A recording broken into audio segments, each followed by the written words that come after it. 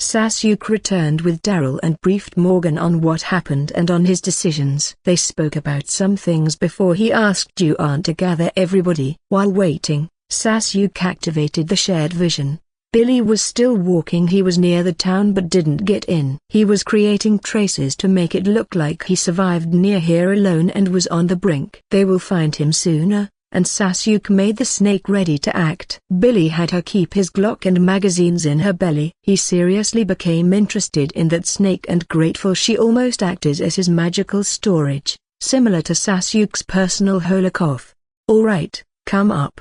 Look, I know we survived more than 2 months in this fallen world already, and maybe someone won't like what I'm going to say next, but know that it's important and non-negotiable." Sasuke spoke first thing, seeing all adults here. Siri and Sophia, those two were still asleep. It was 9 a.m. anyway, and they had nothing to do. "We will try not to argue," Carol shrugged her shoulders, joking. "I'm leaving, alone." He shook his head at Daryl and Katniss, who were about to say they'll come along. "I need to retrieve things, and it needs to be done fast. That's why, I can move better if I am alone." "Sorry for that." He didn't want to sound like he was boasting. "It's a fact," Daryl shrugged. "So, I don't want this place to turn bad due to disorder or something. That's why everyone here needs to work by a set of rules." Dale nodded, agreeing. Sasuke may be young, but he came to see he had what it takes to lead. First, only Daryl, Katniss, Morgan,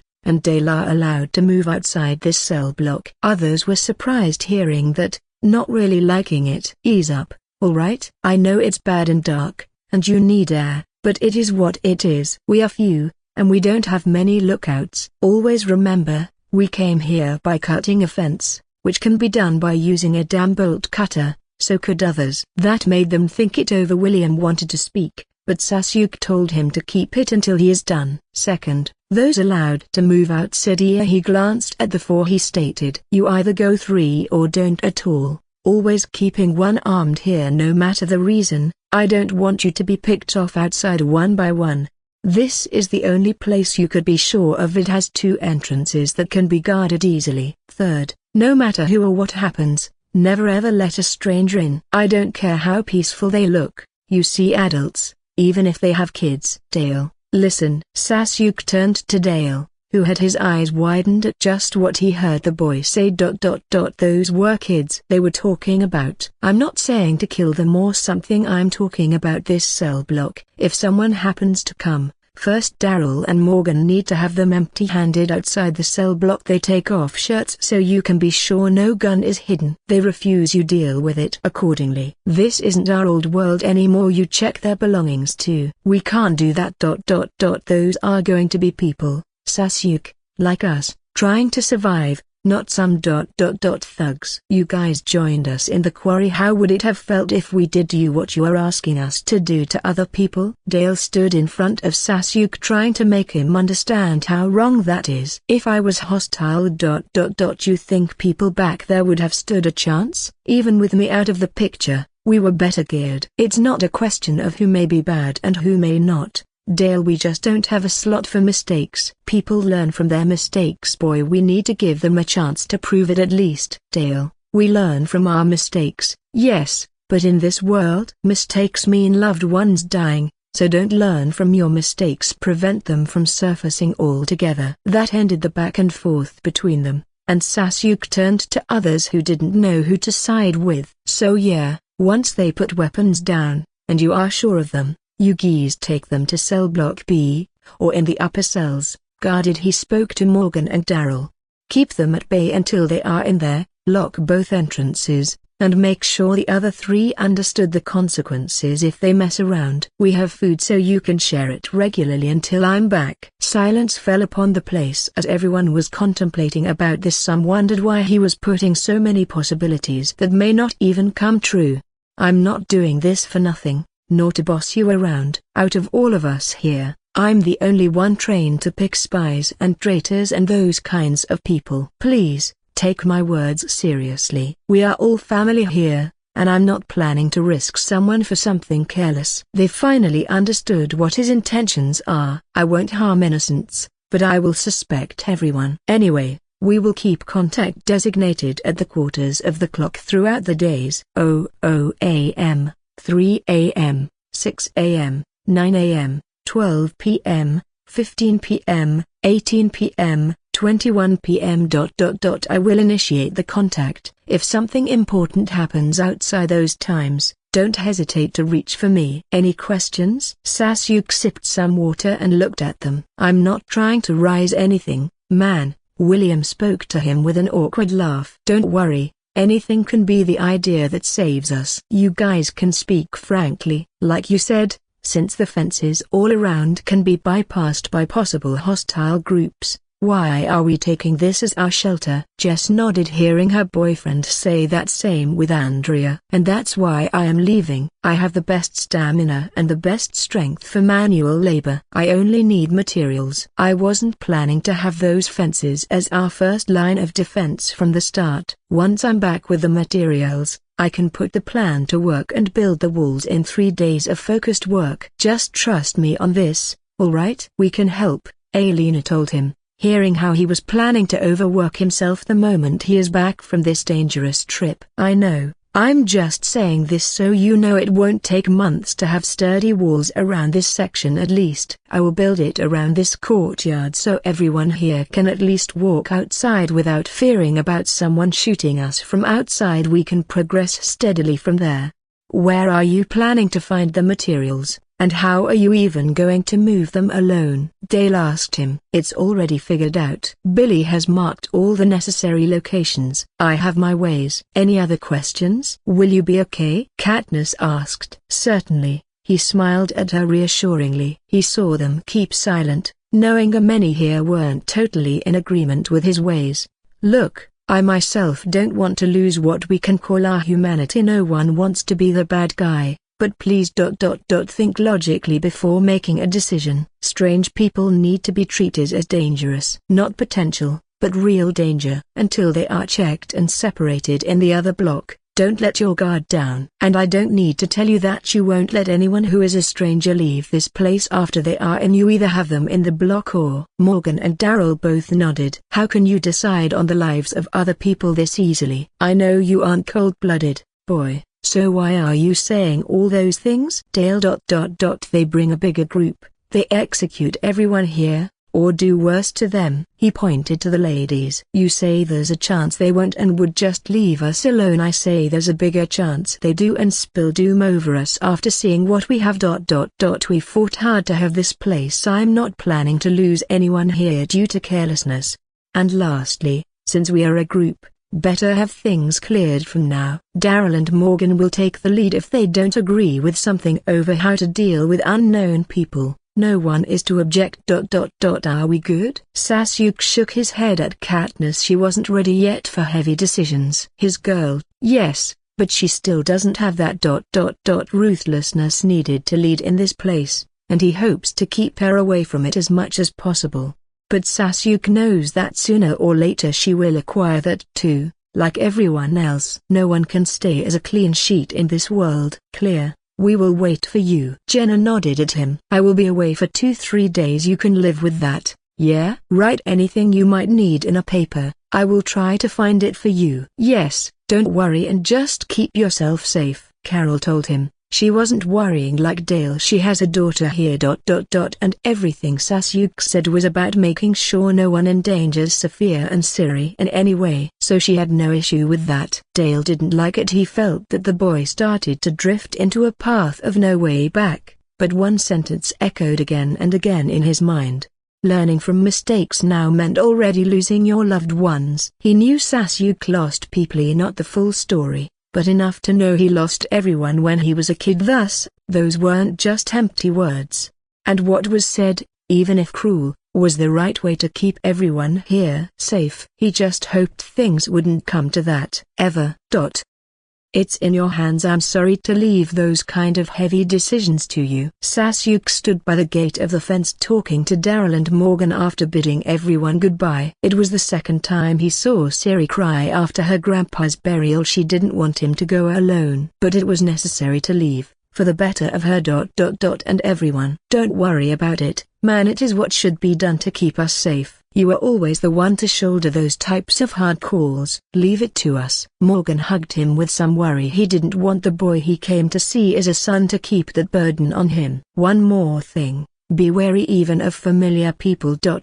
Just in case, alright? If someone showed up alone, be extremely vigilant. Treat them well, yeah, but trust your instincts. When it feels wrong, it probably is, and you act accordingly. I kept gas masks, some handmade in the upper last cell, in case whoever can throw a gas bomb or create smoke that to force you outside, and those are bombs. He passed each of them a stack of papers with weird markings on them, making Daryl wonder if he heard right. Bombs? Those papers? If things become wary, place them wherever you want, to ignite it just like the flammable wire tied to them here. It can stretch for a maximum of 10 meters. Daryl and Morgan inspected the papers, finding nothing special about them. They detonate with a force akin to a real grenade each, so be careful. And Daryl, don't test them, and just trust me when I say those are bombs. No need to make a loud sound. Daryl chuckled, as that was on his mind. Morgan walked back to the prison after telling him he will deal with the issue concerning the expected coming trade and seeing him step through the other side of the gate.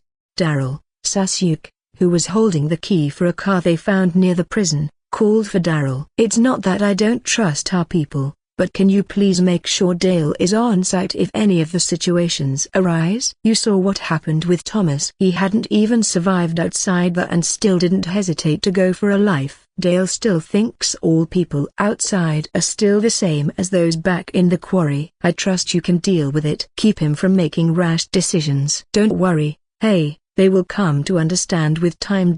Until then, I will keep it steady. Go for it. He held a fist for Sasuke. Lucky to have you guys with me, see ya. Bumping it from the other side, Sasuke turned and got into his car. The goal? Looting on a large scale. Okay, now let's decide the order of the transition points. So to the east, there's Peachtree City. I can leave it for the return trip. What awaits me ahead is Union City, where Billy spotted the shopping mall and 2 police stations. Currently, College Park is a question mark. None of us know what to expect there. And finally, East Point is before entering Atlanta. 7 shops, 3 for clothing, and others are diverse. 4 bars, a university and a high school, 2 pharmacies, 3 police stations and 1 large hospital, 2 warehouses, and it has been confirmed that one of them is for farming tools and other materials and seeds. The second one is closed, and its contents are completely unknown. Public market, 3 car shops, truck parking lot, public parking lots, shooting range, training center, 4 gyms and a zoo. I hope to finish all of this as soon as possible. There is still the construction center on the other side. Animals. The hawk. Sasuke suddenly remembered his second summoning. Gridder. If the snake could be summoned, so could the hawk. It didn't matter if it wasn't as massive as he remembered. Sasuke bit his thumb to draw blood and did a few hand signs to see if he could summon the second animal he used to have, the eagle. Yet exactly like the first time he tried the storage ceiling jutsu, foreign thoughts and info flooded his mind, making him halt the process. Carrot. Do it yourself. Carrot. He summarized all the information in that one sentence. You need a summoning animal. Find one, make it your contracted summon, and feed it your chakra to have it become bigger and stronger. He didn't know whether to be grateful or annoyed. Now he needed that summon now, soon, but he was given the fucking formula to train his own summoning animals, to choose them and make them evolve himself into whatever he wanted. That was even better. Sasuke looked around him. How the fuck am I supposed to find one now? Just making a contract would usurp 10 threads permanently, let alone the chakra it would need to grow larger and stronger. He seriously was grateful his snake only needs time to grow, not his already pitiful chakra.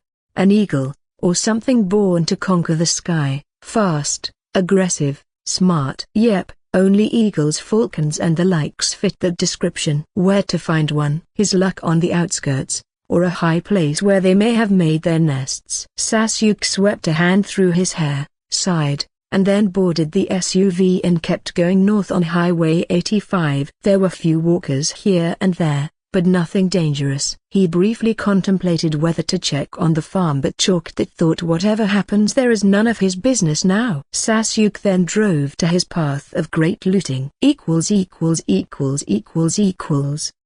While Sasuke started his journey to become rich and find an aerial partner, Billy's own journey came to an end, and he was preparing to make the move today. He already finished creating traces, investigating the perimeters with the snake, and even indirectly rescuing a surviving dozen whose empty camp was raided by that shitty governor and a bunch of his men the next day. Which also proves the integrity of the info he wasn't a man to let alive, and this close to the prison. Awareness, intelligence, usefulness. Those were things Billy got to discover about the white snake. She wasn't a mere hole, a space hole. She was way more helpful, knowing which path is empty, which one has humans, and which one has walkers. She drew a freaking X with her tail whenever the path ahead was dangerous. If he is ever in danger, the snake would announce its presence to divert attention, and Billy would have to find cover, as there would be a kaboom, either dropped by the snake or herself as the price. Welp, Billy promised himself to not mess things up. No way he is going to have her explode. She's 10 times more useful than those cunts in the farm. Thus, Billy started treating her like a fucking VIP in their shabby shelter they found. He left a trace nearby, one that can be picked up by whoever has good awareness, and as expected, they were on the move the next morning. This governor lacked the number of fighters, and Billy decided to use that. Impress, prove your value, gain their trust, and help Sasuke unleash doom the next moment everything is clear. Billy signaled for the snake that it's starting with the hand sign Sasuke showed him, grabbed his now bloodied mace which head was nailed, and walked, following 2 walkers.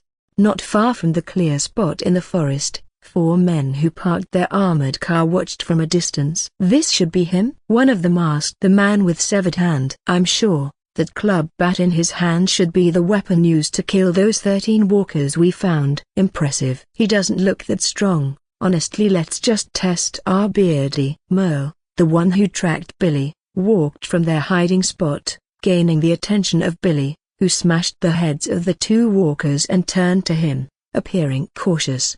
Well, we got a dirty old man here. Lost your way? Merle waved the arm with a long blade where his hand used to be, sneering at the disheveled man with a beard. Old man? Billy swatted the blood from the spiked mace before pointing it at Merle and looking at the emerging figures behind him. Only my little brother had the right to call me old man. You? Try calling me that one more time, and I will have that redneck of yours snapped the right way to give you a peer at your ugly red ass. See that, Governor? Loudmouth with no essence, he is but a frail senile man, not the warriors we are, and we need to have. Merle swaggered forward, putting his good hand on Billy's shoulder, and spoke to the clean white man who seemed to be the leader, the governor. Billy, who was half a head taller, gave him a menacing side glare and tapped the mace at Merle's thigh. Get that hand off before I shove this up your throat. And Merle, now annoyed, turned to face him and tried to punch Billy in the gut, who sidestepped away and kneed his side. Leaning back, he let the blade tied to Merle's severed arm pass his head before headbutting him. Blood splattered from Merle's nose as Billy followed with a kick to the chest, dropping him to the ground. He put the spiked mace near and forced a knee atop Merle's chest to keep him in place. Billy then punched Merle's face. He swatted the punch thrown at him and grabbed the bladed hand, keeping it in place with his other knee before punching Merle's face again, blood splattering over his knuckles.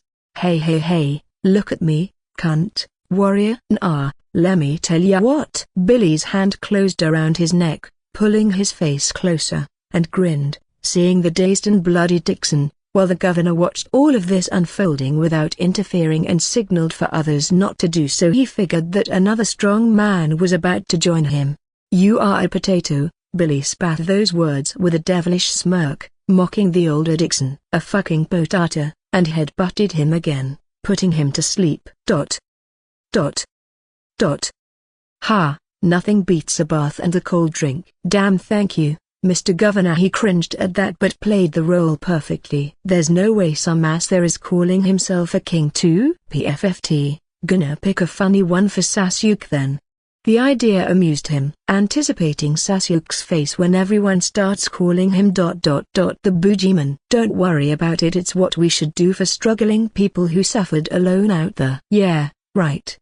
Billy's expression showed nothing but ease as he drank to his heart's content. I know nothing is free, as ironic as that is, especially since now the world itself is for everyone to grab. But for all this, I am willing to work. You just say the word. I was never the type to sit back anyway. Glad to have someone as enlightened as you, Mr. Jack, but for now have a rest, enjoy our little welcome gift, and take a look around the town. We got sweet people here, kids and all who need our protection. They are lucky to have someone fight for them, protecting them from the bloody meat grinder outside there. Well, we do what we can for a better future. Indeed. For a better future.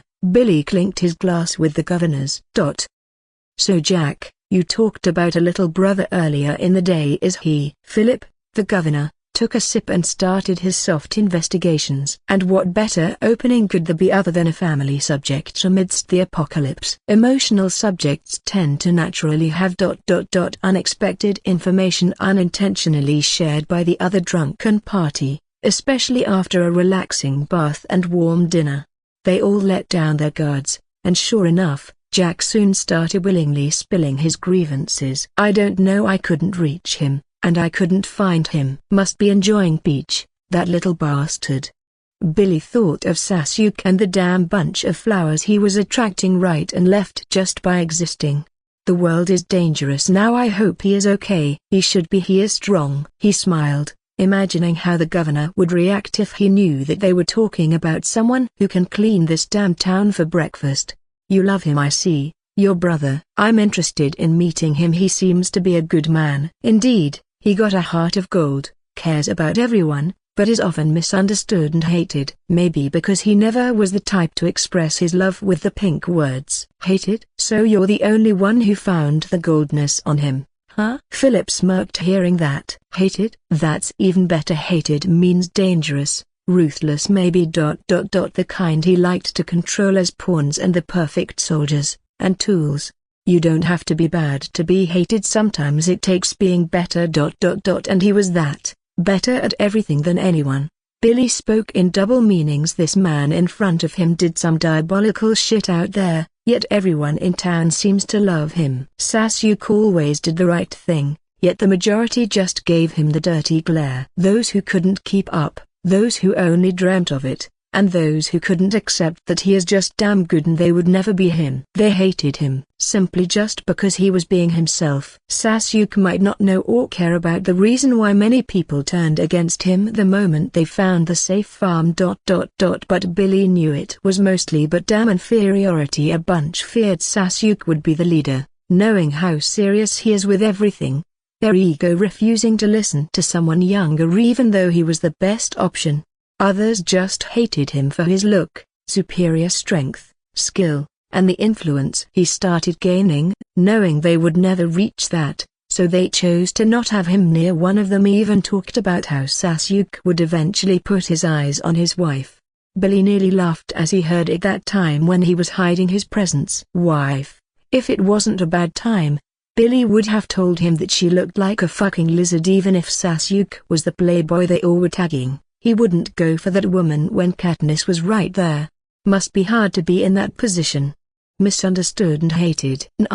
He never cared what unimportant extras thought about him. Were you good to him? He would make sure you are cared for like a family. If you messed with him, though. Billy grinned, looking at the governor. Let's just say that he was the type to pay that debt 100 times worse. Welp, bad for walkers. They did just that, and relaxed, taking a sip from the expensive whiskey that somehow tasted worse than the cheap one he used to drink when he was with others.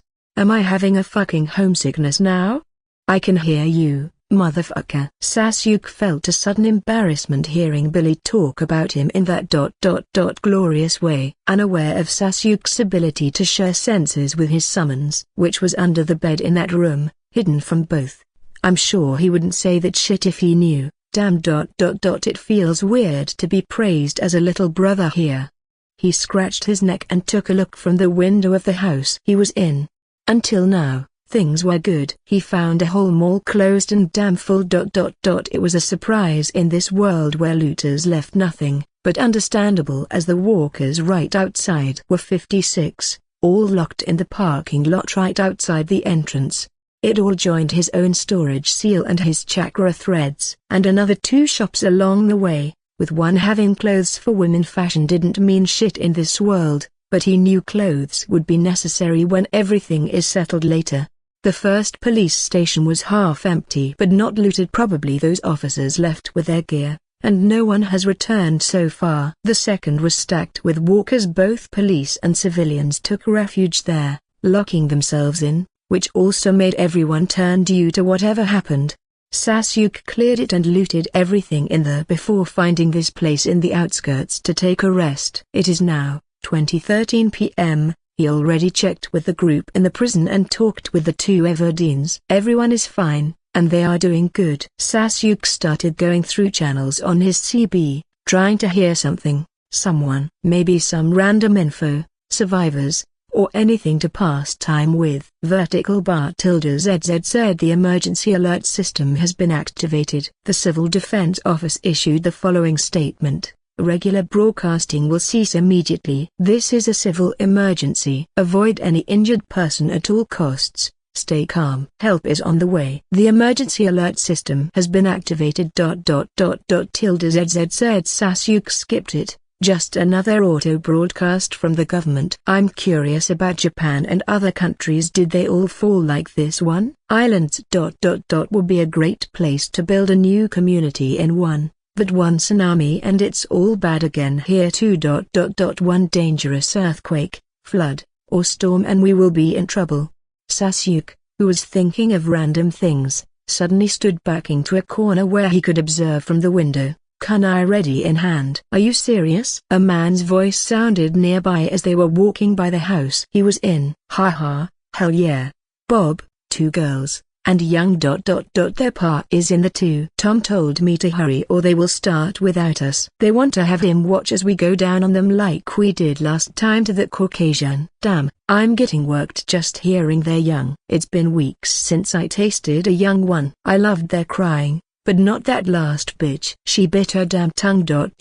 What are we doing, man? Let's run there. Hey, easy. There might be roamers around. I won't be killed before eating their little pusa. And his head rolled from his shoulder, finishing the words in choked gibberish. Read, what did you say?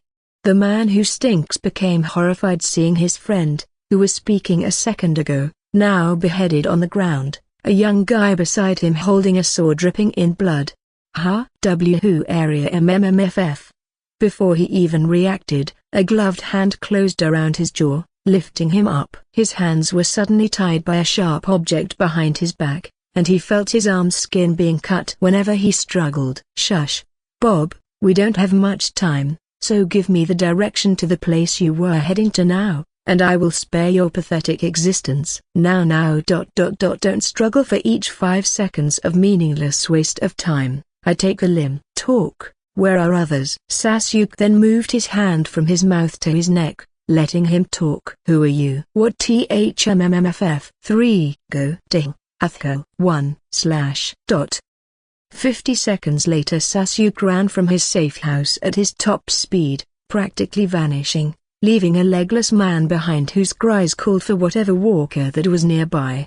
Rape, of course it has to be fucking rape. There are very few people surviving this damn world now, and even then, the females are way less than the men. For those fuckers who shed their morals and became merely a husk led by instincts, not much different than walkers. They don't think of saving people, civilization, repopulation, or anything to them. All things get down to taking whatever you want. Beating the weak, enslaving men, or killing them and doing that act to every female. As in the end, weakness has become the major sin here. No. Why this? Is there no sane man here? We did nothing wrong, we were just surviving. I even wanted to help him, so why does it always have to be me losing things, being the one on the receiving end of the cruelty? I lost my wife already, isn't that enough? I can't even speak to beg them to let go of my daughters. I hate this pathetic life. this pathetic me. Even Romans weren't that cruel. Haha, are you crying now? Hey, don't be. We are sorry, you know we don't want to do this either. But who told you to be an awesome host and have two damn beautiful daughters? The world is ending, man. Didn't receive the memo. You should be grateful to us. I promise we're going to take good damn care of them. One fat man slapped my face and laughed, and turned to my little girls, who were already shivering in fear and cold as they started. Only clothes, Damus. Dave is the first, those are rules. I don't want to have my head bashed because I got too damn horny and stopped thinking with my head. And who cares? Stop being a pussy. He will take at least an hour to come here. We can put him to sleep on Noir. Say that again. Say that again. The other man strangled him, pointing a shotgun at his head and shouted, sorry, I didn't know what happened to me. Alright, I won't do it. We wait for Dave. I wish for Romas to come here and tear us all apart here. It's better than seeing this. Having my daughters cry, hearing what those men are going to do, what they did to those before them, and looking at me for help, and all I can do is shed tears and wish for miracles. Please, God, anything. I will pay with my life, Romas, even if it is them to tear me piece by piece here. Just not my little girls. I couldn't even close my eyes as they used tape to force me to see all this. I hate myself and this world. Whoosh, I didn't care, like everyone here hearing that sound. Just the wind, until the first candle in the empty warehouse I was using as shelter died. Whoosh whoosh. Two more of that sound, and two candles had their fire extinguished. I looked around, like everyone here, who started asking what is happening. And I saw it, something was on the roof, eyes looking straight at mine, and a voice reached me, us fucking reptiles. The shadow on the roof moved, and the last candle got extinguished. The fat man fired up at the roof. The slight flash was enough for me to only witness one of the 5 men getting tossed at a wall, then a loud crack and his pained scream. Then those wishes again, many, each time resulting in a thud and a cry. Please don't kill us, don't hurt Dad. Save us. Lily screamed, which is what I wanted to do myself, to beg this thing to spare my daughters. But I was gagged. It didn't talk. The gunfire stopped, and only moans of the men sounded. Don't worry, I'm not here to hurt you. That cold voice sounded again right beside me, making me flinch in fear. MMPPH. I won't harm you and your daughters here. Drink slowly. I squinted my eyes as the person who did all this, who saved us, lit a torch, pointing it up, and I felt my hands free. Papa, Dad, Lily and Maria ran to my side, and the man, our savior, stepped away a little after giving me a bottle of water. Why did you let them live? Lily cried to the person whose only silhouette was faintly visible in this dark place. I hastily covered her mouth, afraid she might have angered him. Because I would have wanted to be the one to do it if I were your father. Do you? Or I finish my job, and we need to leave. Walkers are attracted to sound. I squinted again, rubbing my wrists and pulling my little girls behind me. His hand pulled a gun, and his other pointed the light at the 5 men, still alive, all on the ground, knives piercing their hands and ankles, crying in pain or crawling, trying to get away.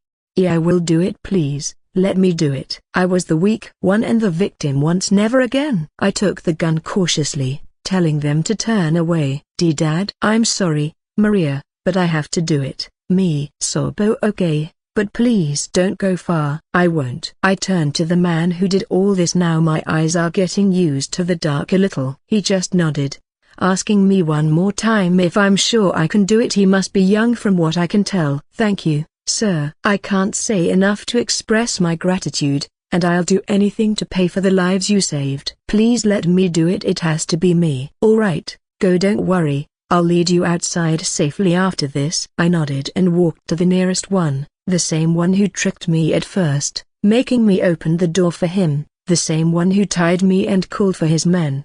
Please, I'm sorry, don't do it, please, I beg you, I didn't mean to. I pulled the trigger. The sound wasn't too loud. This gun has a silencer, but his scream was. I fired at his chest 2 times more and turned to the other 4, who started crying and crawling faster. Why? We were just ... We have a big group. They are near. They won't let this be, and fired at the leg of the man who started speaking. The other leg, then his back ... until he stopped moving. I'm sorry, I didn't mean to waste your bullets. It suddenly struck me what I was doing, and I hurried to explain to him. Go ahead, I don't lack them. Finish your job and avenge your daughters. I felt tears still running down my cheeks, part of me saying this is a hallucination, and I will wake up to death, or worse ... but nothing of that came.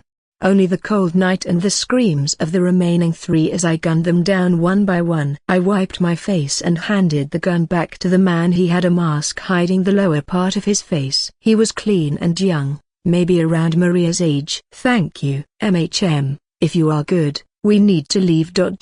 here. I saw him take off his jacket and give it to me for Lily, who was shivering, hugging me with her sister. Why yes, we have nothing here. He nodded, helped us find clothes, and packed everything before we followed him out. I don't know what is awaiting me and my daughters out there, but I will never be the one on the weak side. I promise that. For them, for me ...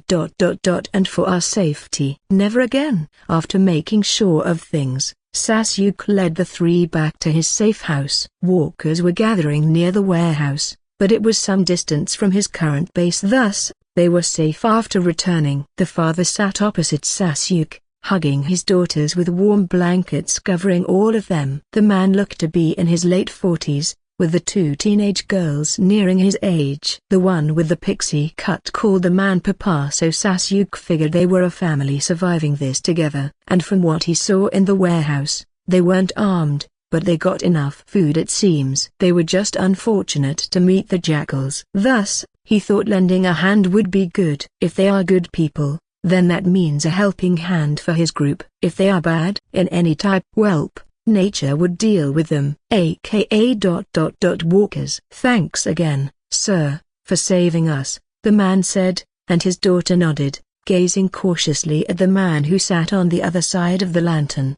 Sasuke, my name is Yukihu Sasuke. Sasuke nodded. Adam Lancaster, those are my daughters, Lily and Maria. He patted the heads of the one with the pixie cut and then the one with long dark hair, respectively. Thank you, Lily, the younger one, said to him, while the other girl stared at him without doing anything, eyes red from crying. I did what is right, so Adam, I will try to make it short, as you guys need to rest. Adam nodded his head, curious about what this is about. I have a group, survivors like you, good people with their families, the few who survived. We secured a place, and they are there now, safe. We have food and clothes, and I can promise you that they are good people who won't harm you. I am currently on a personal objective. I will go back to them in 2 or 3 days, so if you want, I can promise you guys a safe place. If that is not what you want, I can give you supplies and a gun to keep yourselves safe. For a while, he thought, as one gun would just prolong the inevitable for a short time. And if the man is smart, he should know it. Why should we believe you? Maybe you are just like he. The girl with long hair suddenly asked in an almost hostile tone and got reprimanded immediately by the anxious father.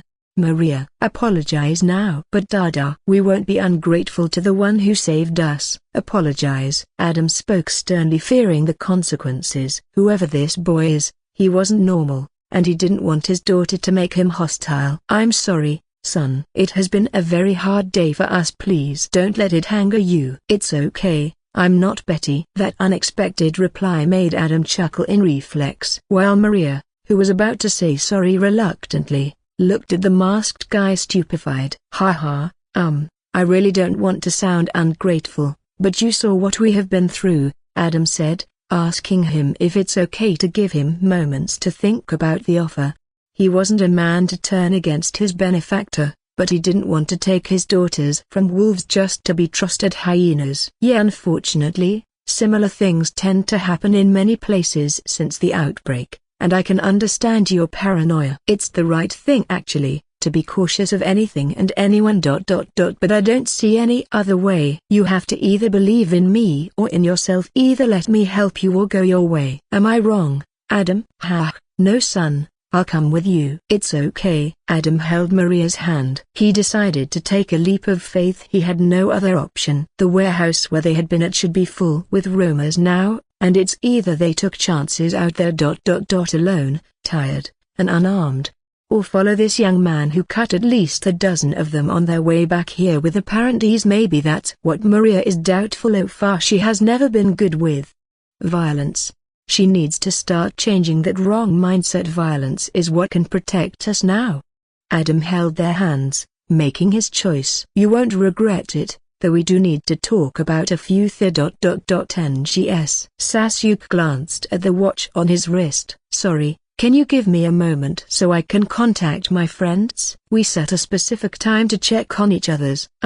Sure, go ahead. Adam tensed at that, but he knew nothing could be done other than sitting there. At least Sasuke stayed in front of them to let them hear the talk. Otherwise, Adam would have made a run for it with his daughters. Sasuke, unaware of that thought, took his CB and contacted whoever should be on watch now. ZZ said. Sasuke hears ZZ. Few moments and a reply sounded from his CB, a man's voice. ZZ. Morgan here, good to hear from you, boy. Is everything good on your side? ZZ. Stable. Yeah, I found survivors, a family of 3. And they are with me now. How is the situation with you guys? ZZ said. Sasuke hinted for Morgan not to share anything vital, and the man understood. ZZ it's rare to hear about survivors those days. I know they must be safe since they are near you. Do they need help? And it's peaceful here since you left. Any progress on your end? ZZ said they are fine. Yeah, my side looks good so far. If nothing changes, I must be back in 2 days. I offered them a place in our shelter, and at this point, going back all the way. ZZ means wasting worthwhile time. Don't worry, I can take off first thing in the morning to meet with you and bring them back safely. Do you need me to bring something with me? ZZ. This time it was Daryl who replied. I fully understand that it isn't the best thing you want. Sasuke spoke to Adam, seeing his anxious look. Strange people you know nothing about, but unfortunately that's the best thing I can offer. Daryl will be risking his life alone just to come all the way here. If you don't trust me, trust that action. He is a man I can trust with my life. So, should I tell him to come, or you are changing your mind? He knows very well that it isn't the best thing to trust strangers, but he has no other way. He needs to keep going for his original plan. We will go. Adam thought about it and resigned the matter to his fate. ZZ said. Alright Daryl, I'll meet you halfway at I-85 from the you take them back and I keep north to my original path. ZZ noted. I'll take off at 5:30. See ya tomorrow, stay safe. ZZ said. You too, good night. ZZ. Sasuke put the CP aside and decided to give them a picture of what to expect. So, in brief, we cleared a prison, and we are using it as a shelter currently. I know it doesn't sound perfect, but it's ours, and safe. It has fences, and the inside is clean.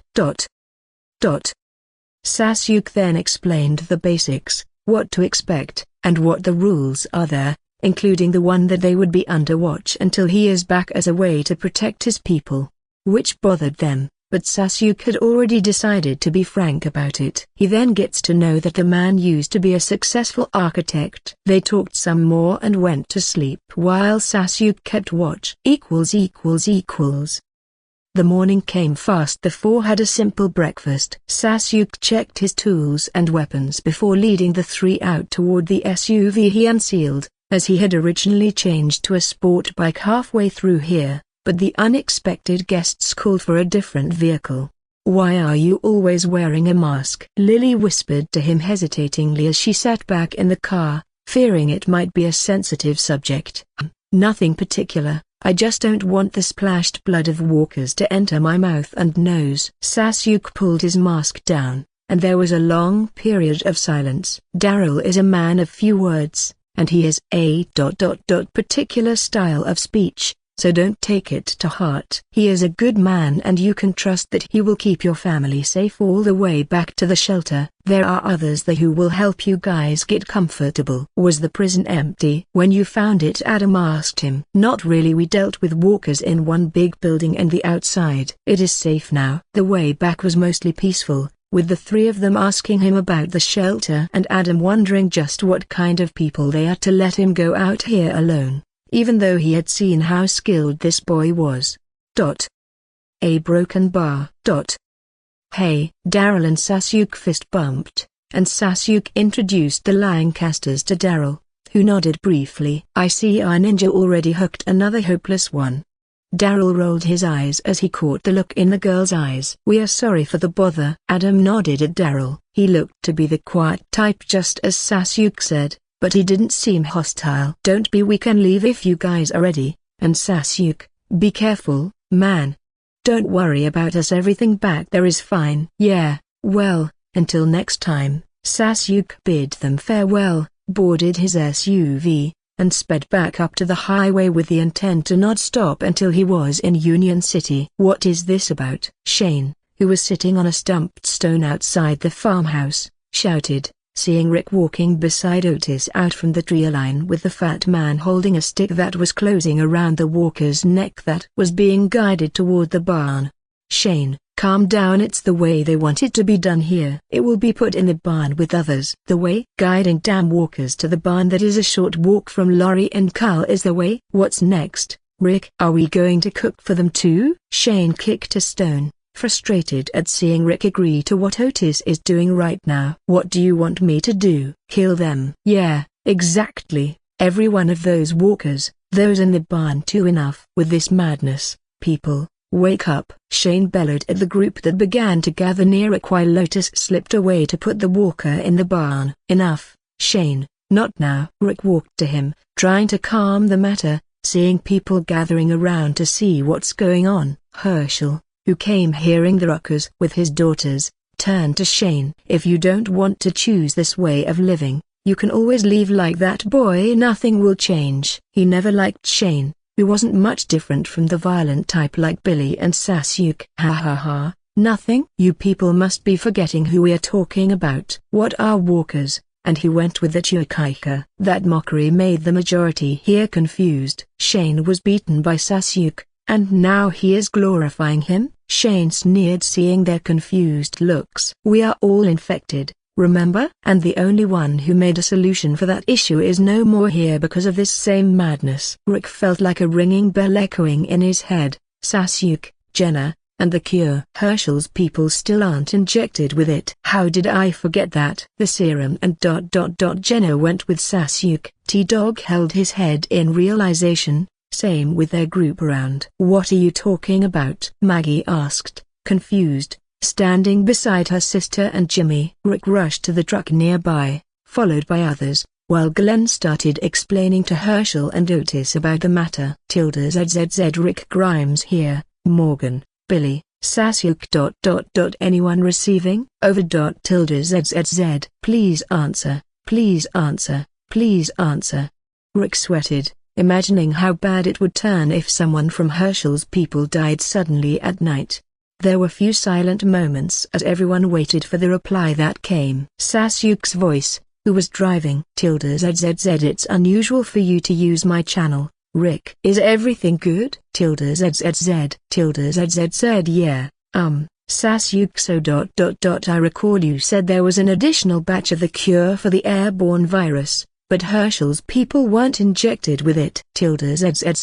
ZZZ. And ZZZ.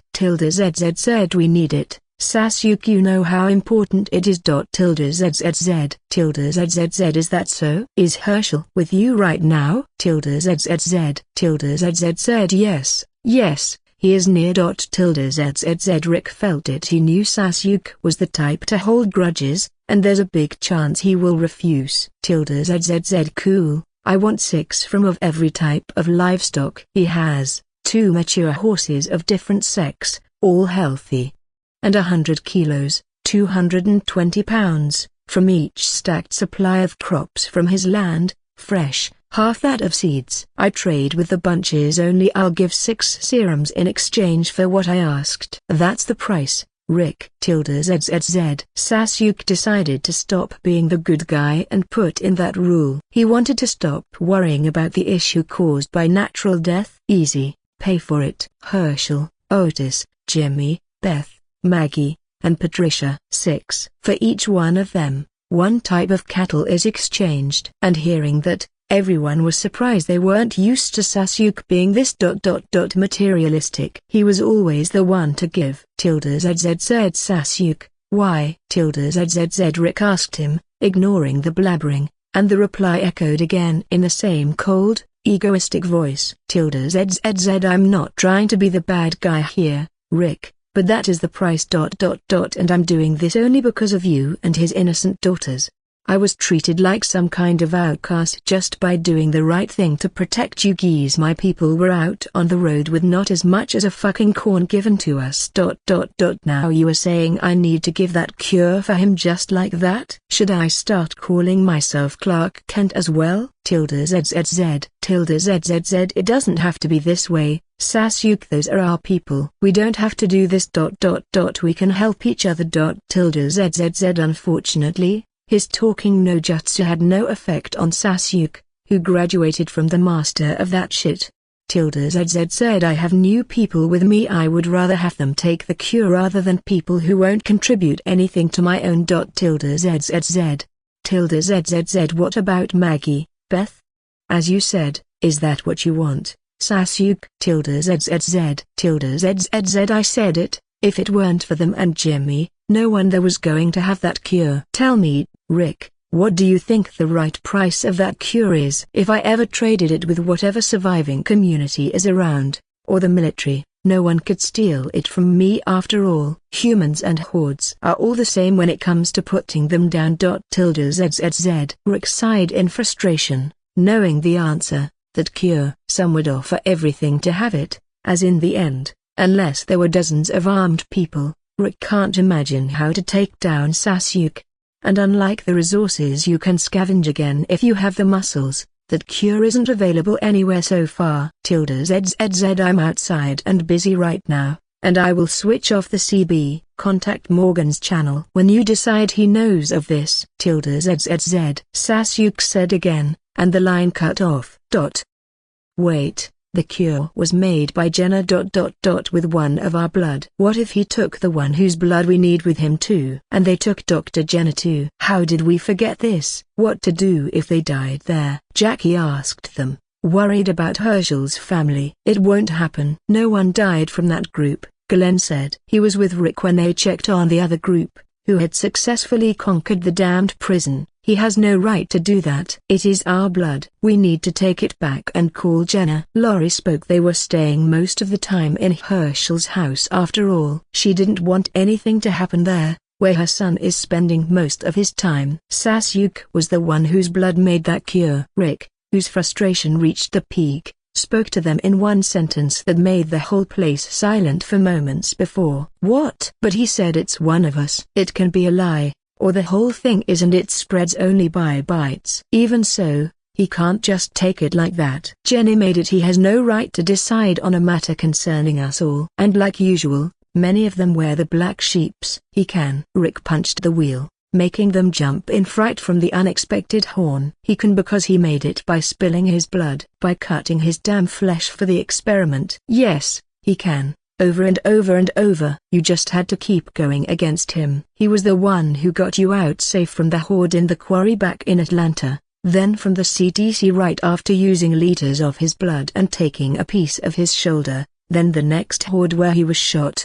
But tell me, who here had gone to say a fucking thank you? Who here has done that? Rick got out of the car and shouted at the large group of people who were cursing Sasuke and even Jenna. Herschel stood by the side, still horrified from what he heard. He finally understood why one of the old neighbors he found was turned without a visible bite.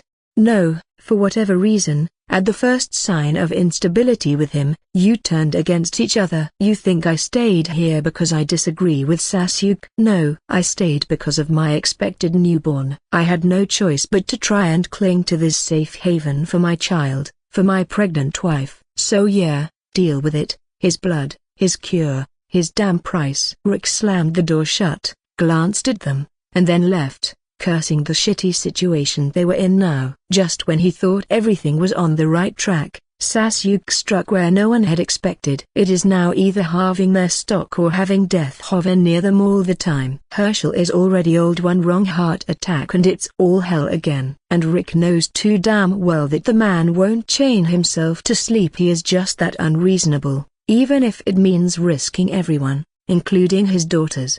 I need to speak with Morgan, maybe he can help out with this, but deep down he knows, at this point, between them and Sasuke, Morgan would always choose Sasuke. Sasuke, who exited the warehouse he had just emptied after clearing a horde right around it, looked at the figures aiming their guns right at his face, sneering like they were looking at a rabbit about to be slaughtered. There was nothing in there, just a waste of my time and effort. You can check it. Sasuke spoke and turned to leave. Don't move, pretty boy. Put down that sword and the bike's keys that you parked on the other side. I liked it, one of them laughed, aiming a shotgun at him in a threatening gesture. Are you sure you want to do it this way? Sasuke spoke again, uncaring about the guns aimed at his face. All right, big boy. Now you have to strip too. We got no woman, and the unfortunate bastard received a kunai straight to the skull. The other four were surprised to see their friend drop with a knife to the head, even though the boy had never moved. And they instinctively rained Sasuke in bullets, just to be perplexed by what happened next. His body exploded in a cloud of smoke. The real Sasuke, who was watching all this unfolding from the roof, turned, did a hand seal, and left, hearing the deafening boom caused by the explosion. Tag tied to the kunai buried at the head of the one he killed. Well, a clone and basic sound genjutsu are still as useful. Let's see what's next. The college. He checked the map, deciding on the route for his next trip, got in the BMW S1000RR, revved the engine, and drove away. The scene behind him was a mess of blood and gore. And while all the chaos was happening on both sides of Rick and Sasuke, the Lancasters had finally settled in their new peaceful shelter and were meeting new people, surprised by what they saw and more by what they heard about the merciful guy known as Uchiha Sasuke. ZZ said they settled all right. Dale and Adam seemed to know each other, not close but familiar. So Sasuke, what do you think about what I told you? Daryl's voice sounded from the CB while Sasuke was reading a medical scroll. ZZ said, for now I've got two options for us, both have their pros and cons. ZZZ go on. ZZZ said you guys did an amazing job at clearing the side building. That saved us time, and thanks for having her stay back. ZZZ don't worry about it, man. She too knows that you wouldn't have liked it hearing how we progressed with her.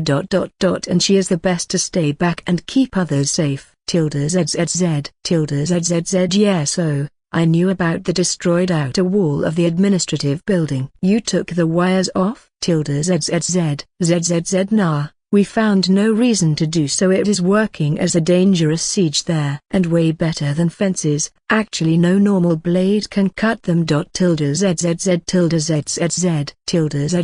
good. The prison has many entries and many blind spots to guard with only so few people we've got, but it also has the space, like the gyms and all. We can use all those. The issue of the wall and surroundings can be solved with some work. But a prison will be a prison no matter how clean it gets. Those cages and all. The first option is that we work on it, make it better. In short, upgrade that place into a fortified castle, expand into the forest and build real houses and all instead of those cell blocks. We have Adam now, and me. He can plan, and in a month, I can transform that place. ZZZ seems like a lot of work and noise. ZZZ the second option is relocation, but the downside is obvious. Too much moving will make them tired, and the morale will plummet, especially since we are at the doors of winter now. There are better places and lands around Atlanta. I found more and recorded it. With what we have, we can work on them rather than the prison. ZZZ how about this then? First, we make this place safe, for us, for now. After the cold of winter is gone, we move to a better place and truly invest in it. ZZZ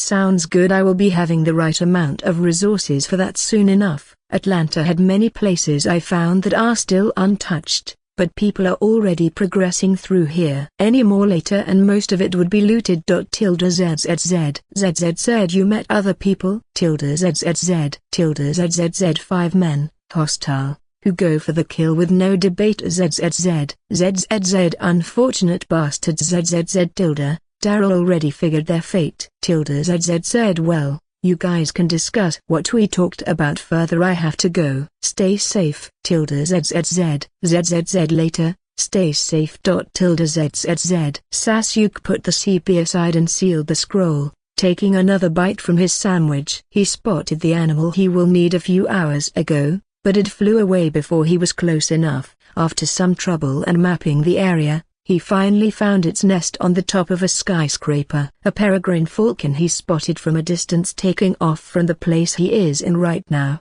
the roof of a hotel named Four Seasons. It wasn't a hawk like his Garuda, but in terms of speed and diving attacks, this type of falcon was a monster, and Sasuke decided to make it his contracted summoning animal. He now has an impressive 72 threads of chakra. Impressive because after the 50 threads, the chakra he started getting became a little thicker with each thread, which made him aware that by the 100th, his first Omo Sharingan should be available to use. As in the end, it wasn't about the chakra like he first thought, but the milestone whatever was blocking his jutsu and techniques was unlocked totally after he acquired them back.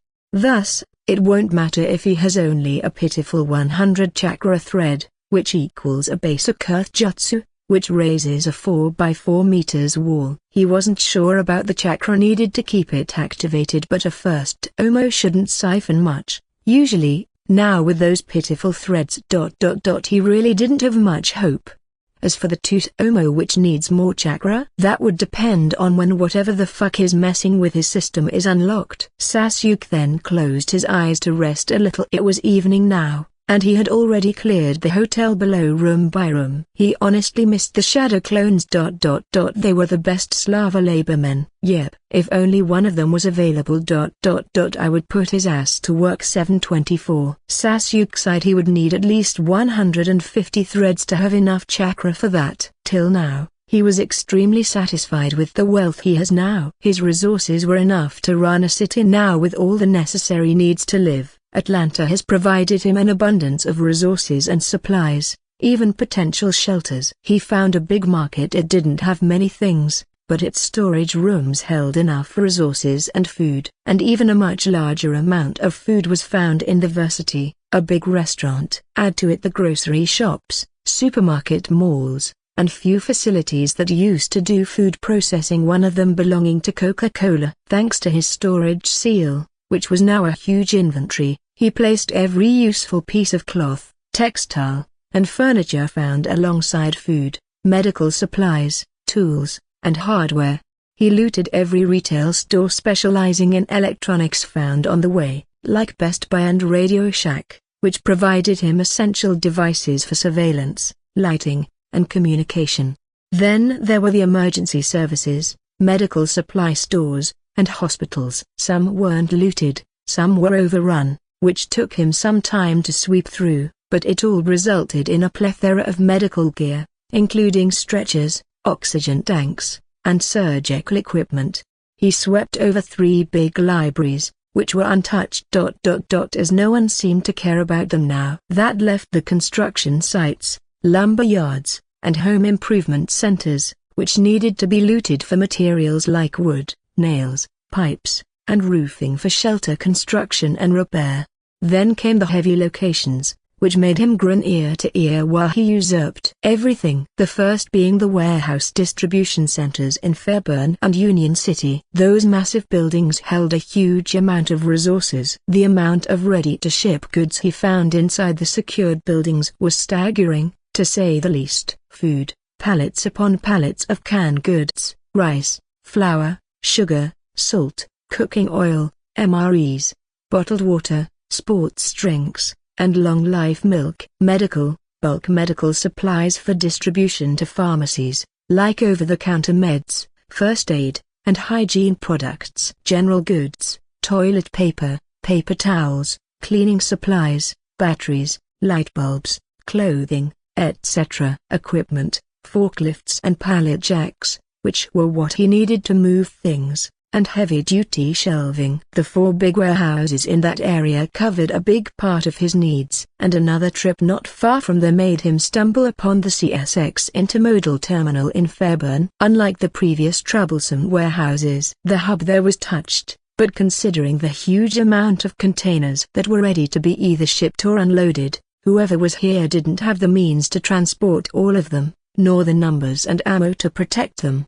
As like every other place, it was overrun. Most workers here were walkers when he came, and Sasuke took his time checking the containers before sealing them in his storage seal. He focused on the ones that held electronics from overseas and raw materials, including metals, plastics, and textiles. Then the new cars, military equipment, foreign foods, machinery, and finally the bulk chemicals. And his last stop before coming to this hotel was obviously the highlight of this trip, Hartsfield-Jackson Atlanta International Airport and its surroundings. That place was the definition of a meat grinder when Sasuke reached the place. Like many places in Atlanta, parts of it were napalmed, which invited a huge horde of walkers. Sasuke couldn't even recall how many times he flashed his sword in that place. It all became crowded, stinky, bloody, and suffocating. But nonetheless, he took what he went there for. As Billy told him, that airport is a self-contained city with unique,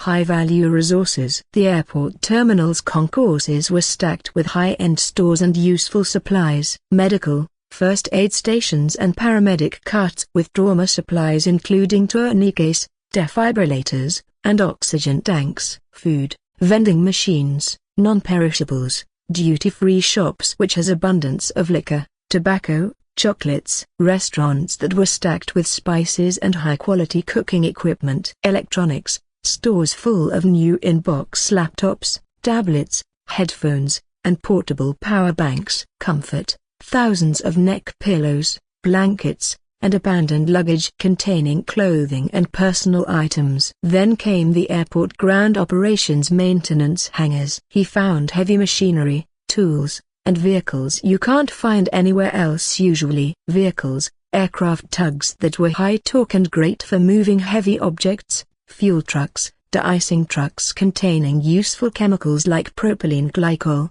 baggage carts, and maintenance vans, tools, aircraft mechanic toolsets of extremely high quality, welders, plasma cutters, and large-scale diagnostic equipment. Power, backup generators powerful enough to run a small town. Materials, scrapped aluminum from planes, high-grade wiring, spare parts. Unfortunately, even with all that kill, which pushed him to the 91 thread, as in 910 walkers.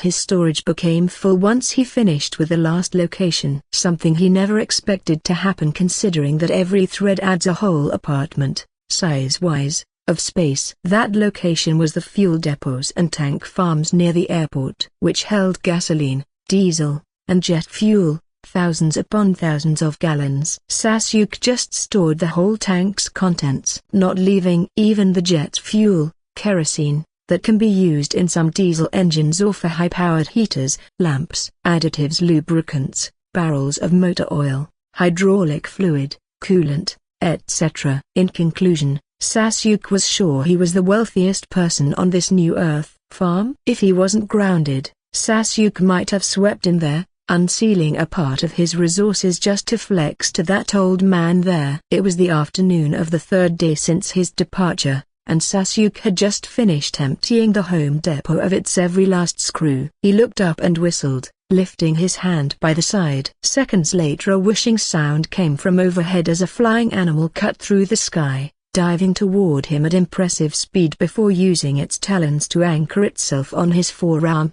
Sasuke had found a good recording device and modified it to be strapped around its midsection the falcon would take to the sky, and the device would keep record of the places. And Sasuke would review them later at his own pace, because he discovered that sharing the vision while out wasn't always the best thing to do. Welcome back. Sasuke caressed the grayish falcon's head, unsealed a piece of raw meat, and tossed it up, assisting the falcon with a powerful arm swing to take off again with its prize for helping him find this place. Its next destination is the prison, to watch over Daryl's current mission. If time permits it, Sasuke figured he had to forge long, sharp claws from steel to work as weapons instead of its natural talons, at least until the falcon is strong enough to not need them. Now finally, after 3 days of work straight without even a full 5 hours of accumulated sleep, Sasuke reached his goal to loot the necessary equipment to build a shelter and have enough resources to last them a very long time. Though that amount would be unknown by most others. He feared them becoming lazy and reckless if they knew the real stock. For now, he will share the necessary amount to keep them steady and comfortable in this world. Without indulgence. 101. He sighed at finally regaining his bloodline limit. The Sharingan. It felt as if a part of him was missing until this point. The contract did siphon 10 threads permanently, plummeting his 92 threads back to 82 last night after he caught the falcon. But with all the mess he went through, it finally broke through the 100 milestone now, improving its quality and unlocking his Sharingan. Sasuke, whose clothes were smeared and who was standing amidst an empty field littered with parts of bodies and dead walkers, swept a hand through his hair pushing it back. His eyes' irises, which were black since he came to this world, suddenly changed into glowing red, with one black shape like an additional pupil swirling through it, rotating lazily around the center pupil. The world around Sasuke shifted. It became much clearer, time seemed to slow around him. The leaves danced in slow motion whenever he wanted them to, his range of vision improved 4 times more than usual, and most importantly, there was an aura. Something akin to black miasma seeping out from the bodies around. It looked evil. It's faint and disappearing already. Is it because I had just recently killed them? Would it work on humans? The infected? He analyzed the aura closely, even trying to feel it. But it burned, literally to nothingness when it came into contact with his skin. As if a flock of snow were meeting searing fire. Sharingan consumes chakra. But why is mine still unchanged? That matter confused him even more. 100 threads sounds impressive, but in reality, it would be just the amount of chakra a civilian shinobi still in his last years of academy had. Pitiful. Enough for 3D rank jutsu, maybe the lowest tier of C rank if he pushed it all. No way can that amount sustain his Sharingan, which has been activated for 2 minutes by now, and not even a drain of 1 thread has happened. To make sure he wasn't wrong, Sasuke chose a jutsu that required a close amount of chakra that the Sharingan needed to be sustained for 10 minutes. His hands flashed through his seals, puffing his cheeks. He thought of the jutsu name, trying to activate it. Fire style, Great Fireball Jutsu. A flame tongue of almost 2 meters long escaped his lips, burning the air in front for 2 seconds, and then nothing. It just dispersed as he felt the whole 101 threads being consumed, his Sharingan deactivating along with it automatically. The only use of what he did just now would be to light a damn fire pit or cause some heavy burns to someone close. Otherwise an incomplete jutsu. Was I correct on my hypothesis? Is it because it's a part of me? A Kekai Genkai, bloodline limit. Is it kept activated by the original amount of chakra that is blocked? There was one way to confirm it. Practice. He waited around a minute to replenish his used chakra and activated his Sharingan again, glancing at a broken piece of a mirror on the ground and seeing the menacing view of his red eyes. Sasuke thought for a second and retrieved black glasses, donning them to hide the unnatural glowness in his eyes, then walked to the road, unsealed his sports bike, and got into it, then drove in the way leading to Noonan County. Back in the Green family's farm, Daryl finished loading the last sack of crop with William and Jim's help. The people around glared at him as if trying to burn him by sheer hatred. It's not even theirs, fucking sick parasites. Daryl scoffed, seeing the looks. The place here was 10 times messier than when they left. From what he got yesterday, Herschel had left for the town alone to drown himself in liquor after Sasuke forced him to play the game on his terms.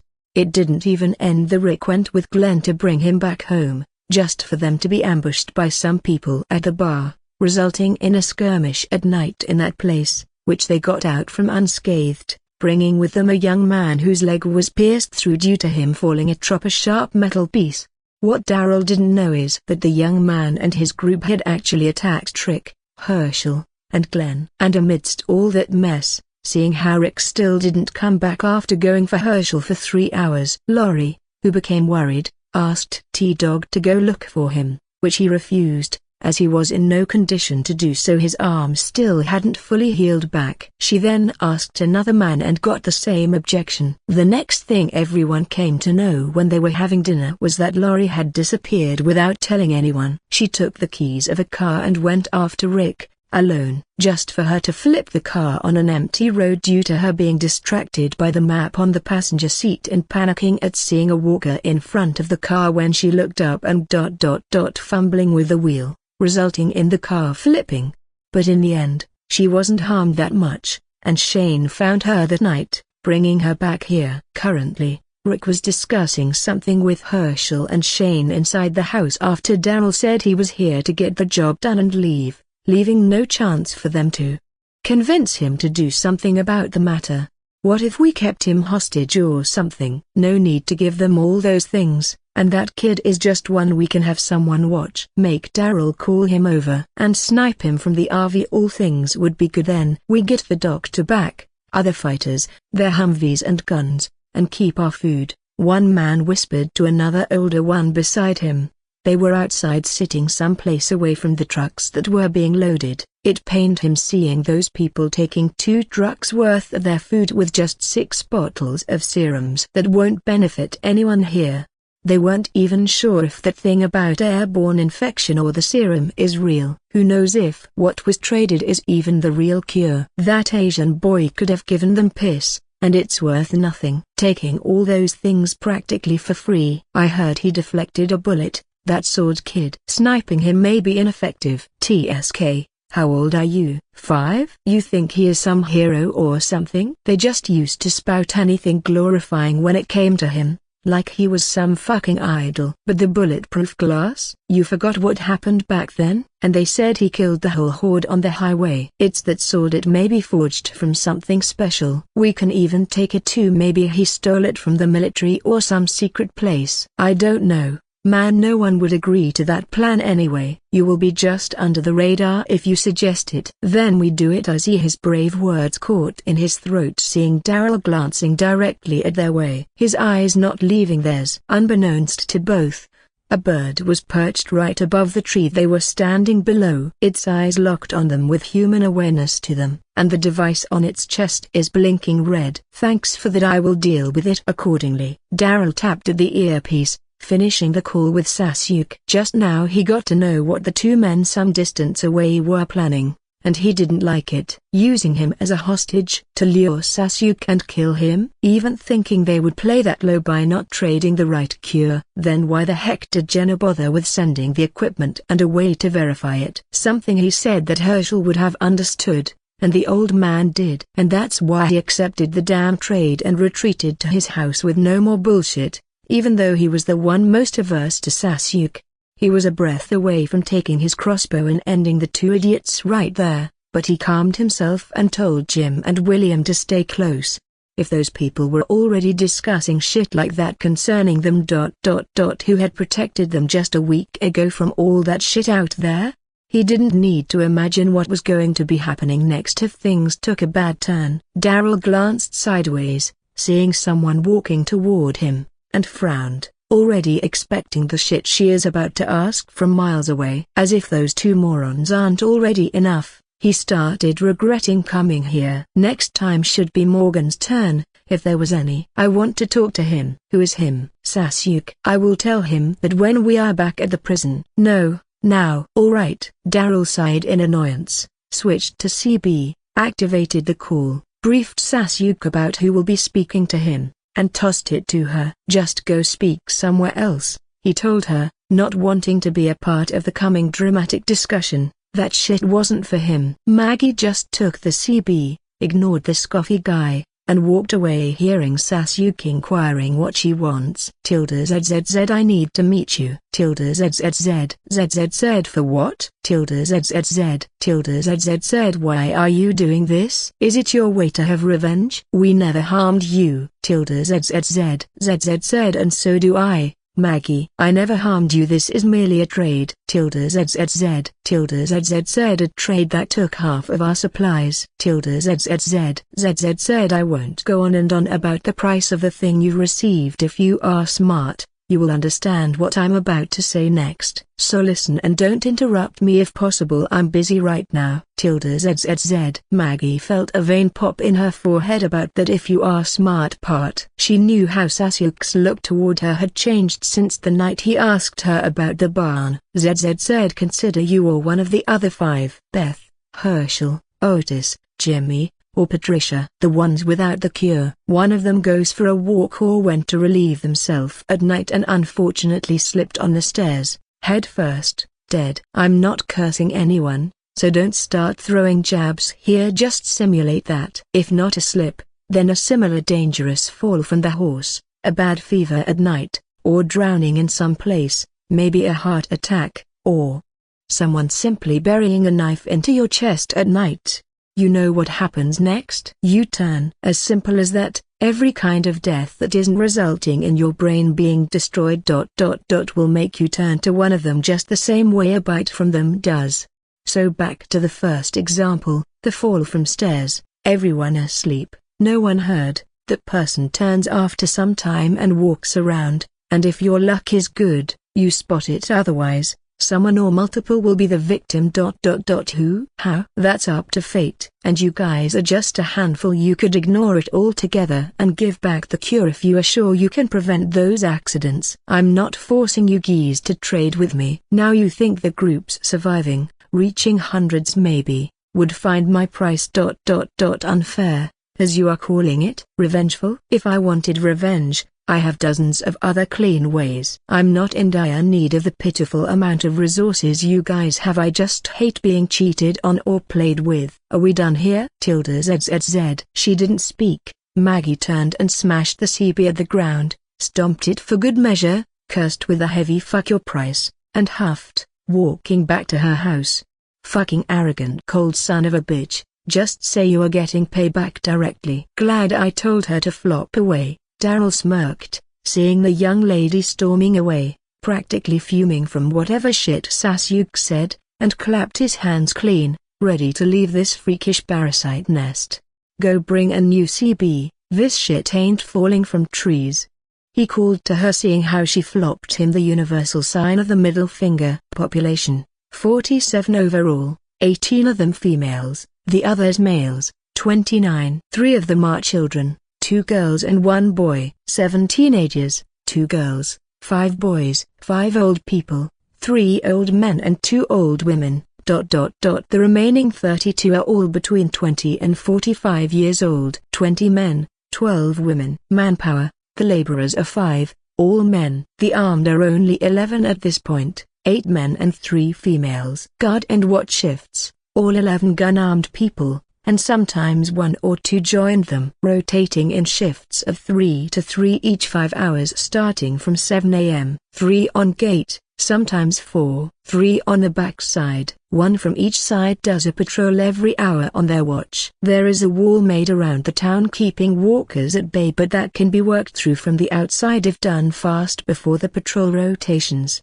The situation in the town, conditions inside are fairly good. People are fed and clothed but ignorant. A bunch of sheep being guided to the unknown. If I had to say, their damn concern is watering the fucking plants on the sidewalks. All they know is that walkers bite you and you turn. They have no other deep knowledge or training on how to deal with them, and they aren't looking for that either. They don't do any scavenging or cultivate the ground, but food keeps coming, and no one questions the source. Everyone thinks that since humanity is practically done for, the food is lying all around waiting just for this town. But the right thing for them to do, in my opinion. Otherwise, whoever may question that won't live long. In those 2 days, The armed team went outside once and came back with a car full of supplies. I wasn't allowed to tag along but was tasked with a gate watch this morning. So be careful with your little stars if you decide to rain them on us, boy. There's a curfew strictly put in place after 7 p.m. Only the armed are allowed to wander after that. Most people are ignorant of the dangers outside and are kept that way for unknown reasons. There were cold drinks sometimes, so there may be generators somewhere around. Electricity works here too. The place is not self-sufficient, which only means that their source of food is scavenging or taking from others. Armory, guns equipped, 4 revolvers, 7 shotguns, 2 rifles, 1 crossbow, machetes, and cold weapons on every armed man. Guns in store, place unknown, numbers unknown. Vehicles, 1 armored jeep, 4 others normal, and 1 truck. General layout, weak entry points, the southeast of the front gate. There's a turn behind the second to last building that is often ignored by scouts considering how secured it was with 2 tall buildings backing it and a high wall there. After 8 p.m., nothing can stop you from taking actions silently. My location, 3rd building to the left side after the front gate, being watched regularly by 2 men. One of them may be outside the apartment I'm in irregular periods. Leader, name, Philip Blake. But everyone here calls him the governor. Description: Governor State, confirmed as hostile. The prison was one of his targets, but Mole himself told him it isn't suitable and is overrun both inside and outside. I was actually asked if I went that way, and I denied it, saying this is the farthest point of my travel. But that was Mole's honest opinion, as he knows nothing about me and the current situation of the prison too. Confirmed actions: attempted a takeover on the survivors' camp, saw a man being brought back stealthily and kept in whatever place he was since then, and possibly dealt with for information. Something is off about the governor. He seems overprotective of his place, and I can't risk breaking into there at this time. To this point I don't know the criteria of the chosen people to join this place or be handled. 2 women joined after me, but a man disappeared. And I'm sure I'm not in any way as charming and rod-hardening as those 2 women, so possibly allowed in if confirmed you are alone and useful. Secondary leaders, I don't know if that is a thing here, but the governor had 2 trusted people. A fighter man named Martinez. Description: and a scientist guy who goes by the name Milton. Description: a nerd who looked silly. I don't know, considering I met only 2 of their types after the apocalypse, but he is nothing like Jenna. Too snoopy, but may held valuable info and can be of use. Important note: there's a mole person here, even nicknamed a Dixon, with the same description as Daryl's brother. Even having one of his hands chopped off, so it's him 99%. Personality: awful, aggressive, rude, hit then think type, loyal dog, a clown that do to please and gain recognition but also follows his interest only, won't hesitate to stab in the back. Dangers: scummy, can't be trusted, can't be allowed near the untrained, nothing like Daryl, and may even use that brotherly relationship against us. Skills: tracker and hunter, same as his brother, ruthless and decisive when necessary, smart, sometimes has sharp eyes, so in CQC but skilled with firearms. The above are in comparison to mine. The general states are yours to decide. May turn obedient after a good beatdown, may turn into a snake waiting to strike. I still need time to know which one it is. Overall, ready when you are.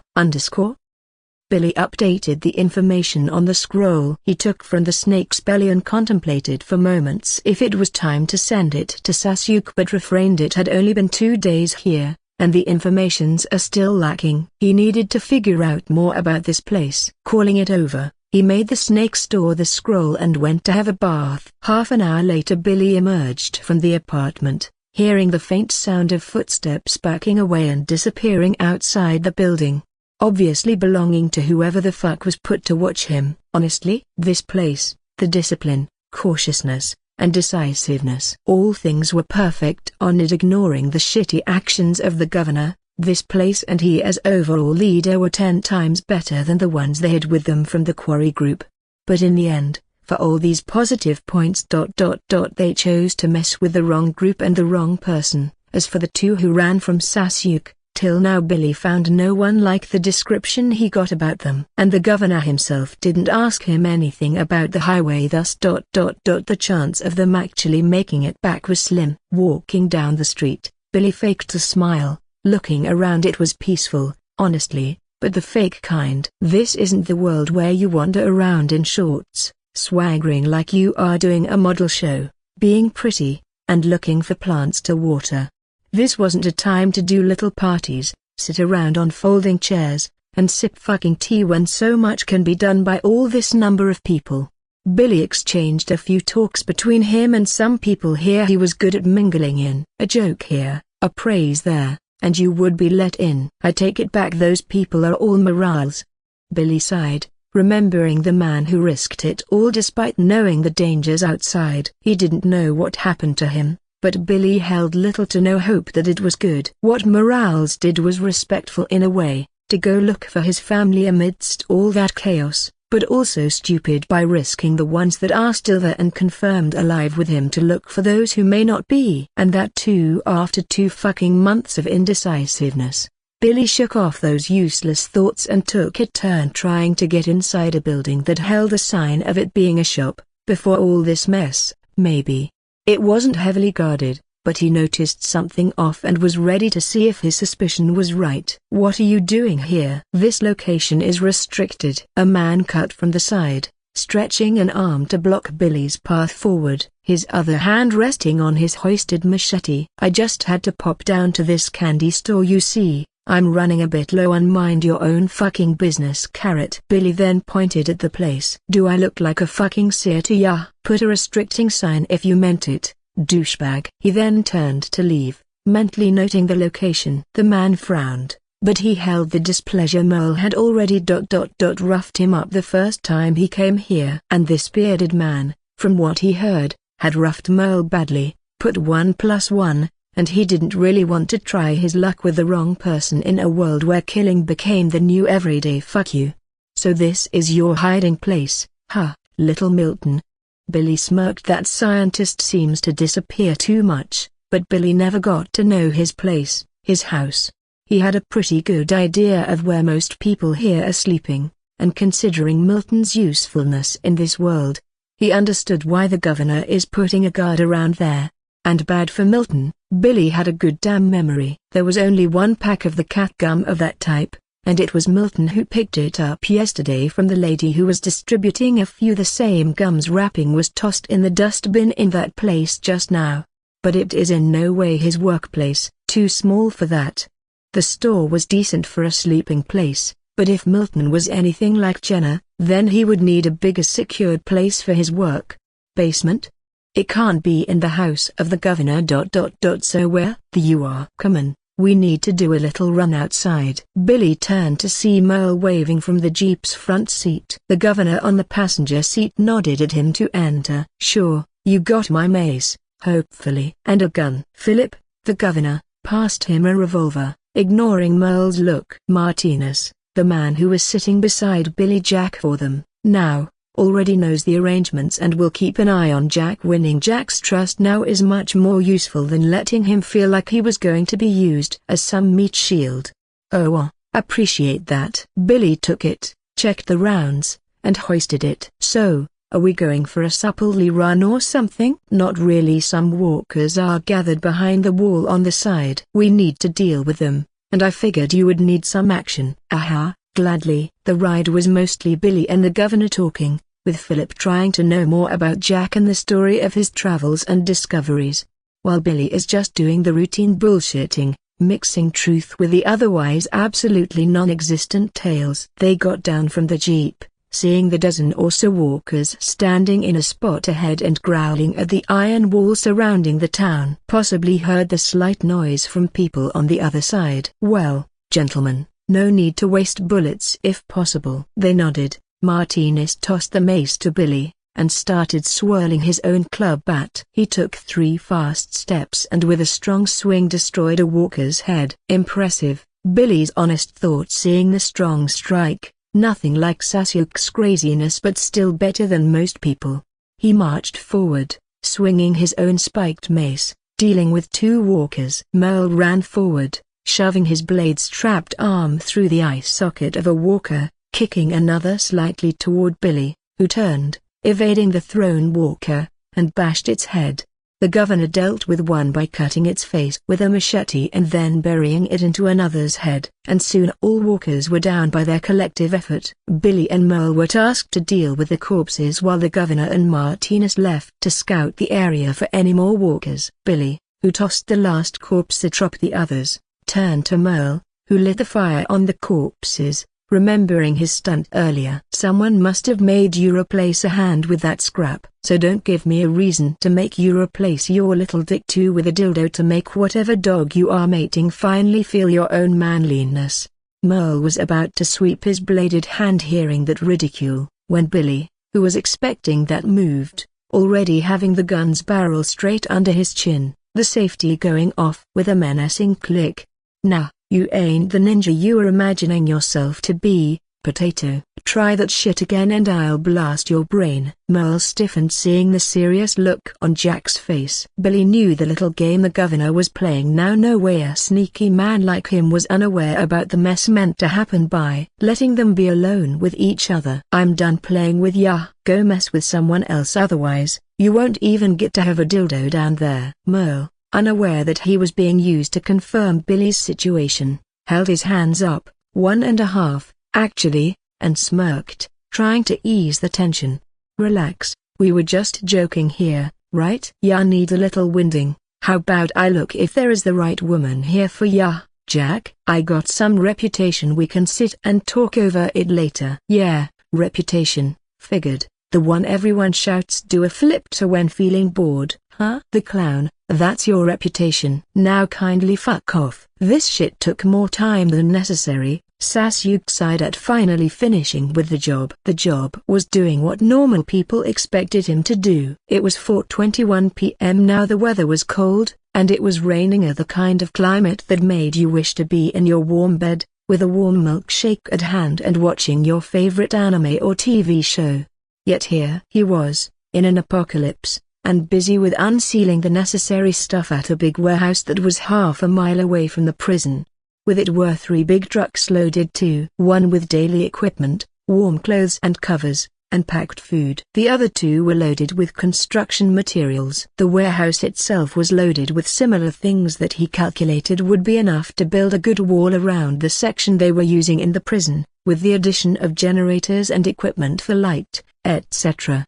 He sighed once again, taking a chocolate bar and eating it. On his way back, he killed 18 people. Alive people. Those fuckers didn't even talk or threaten him or anything. They straight out laughed as he was driving closer and rained him in bullets.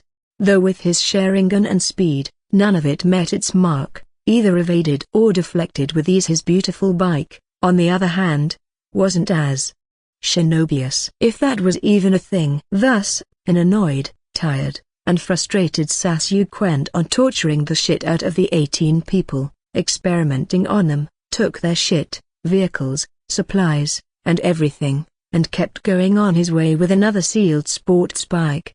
His chakra reached 120 threads on a beautiful rainy afternoon. Those 18 themselves giving him 9 threads. So far, basic clone, transformation jutsu, and Sharingan were the unlocked jutsu. Unfortunately, unlike the Sharingan, which siphoned chakra from his original amount as he figured, considering how it has not deactivated once since he used it till now.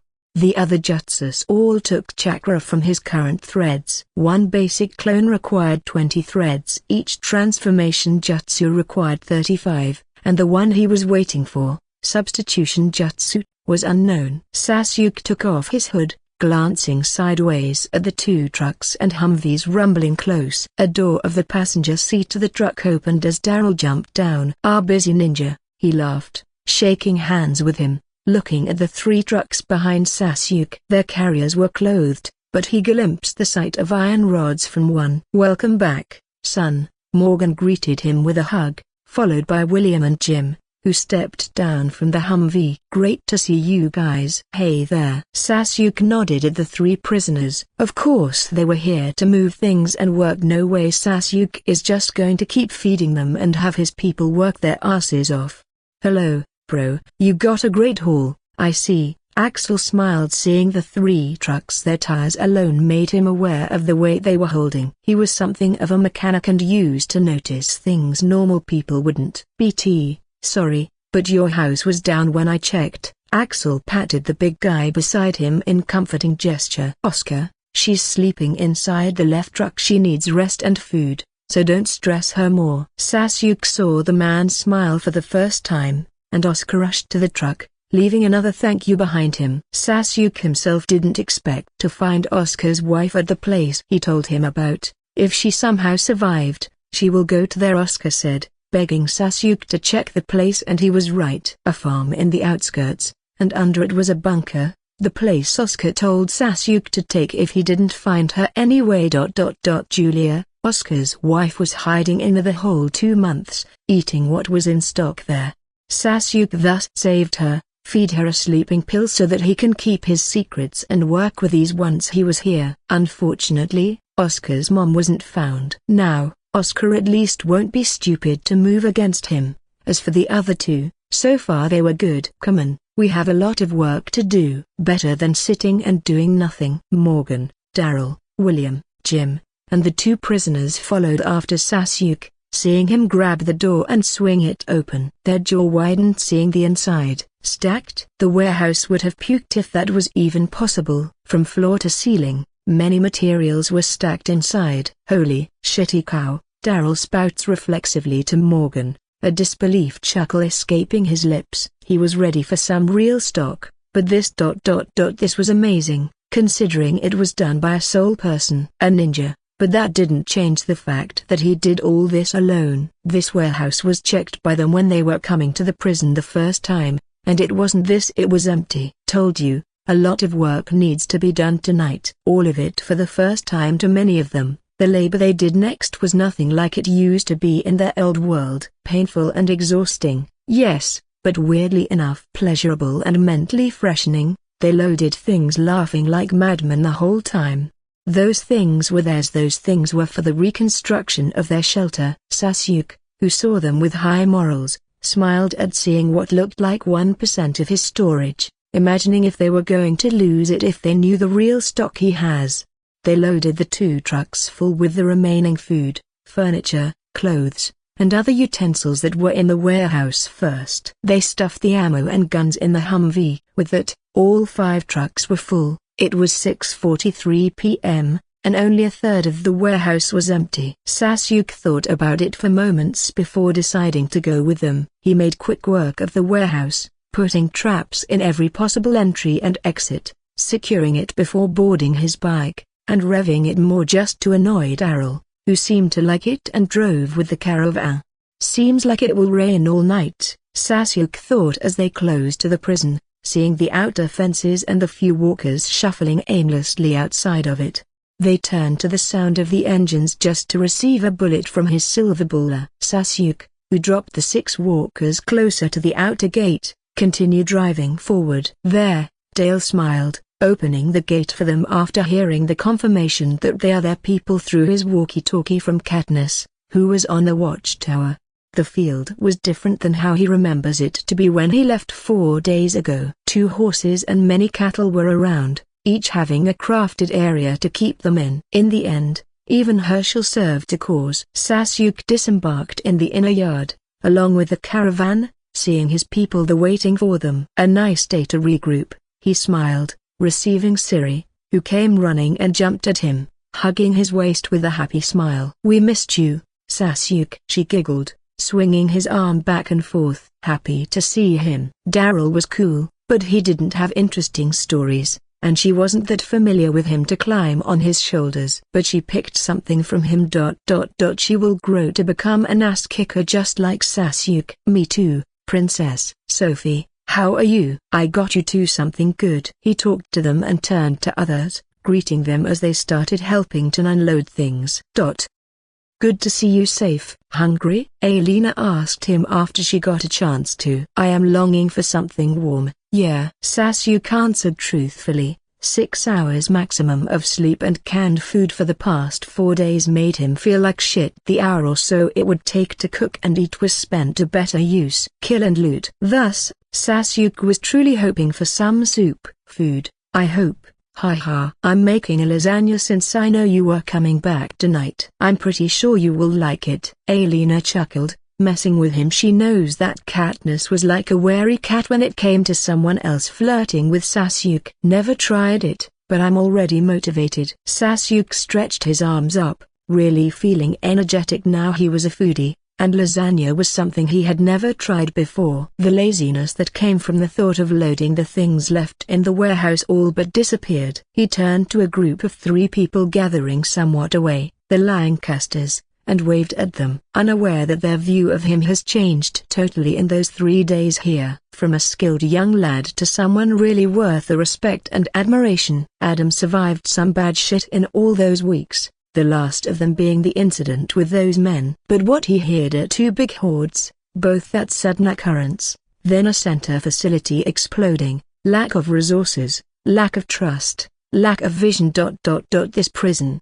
Sasuke played a big role in solving each and every one of those problems. No one here ever said or acted like the talk about Sasuke's feats was false or they were against it to them. Sasuke was really the embodiment of the perfect leader anyone would wish for. Strong, smart, and compassionate. He had flaws, but the fact stood that without him many here would have died in a gruesome way.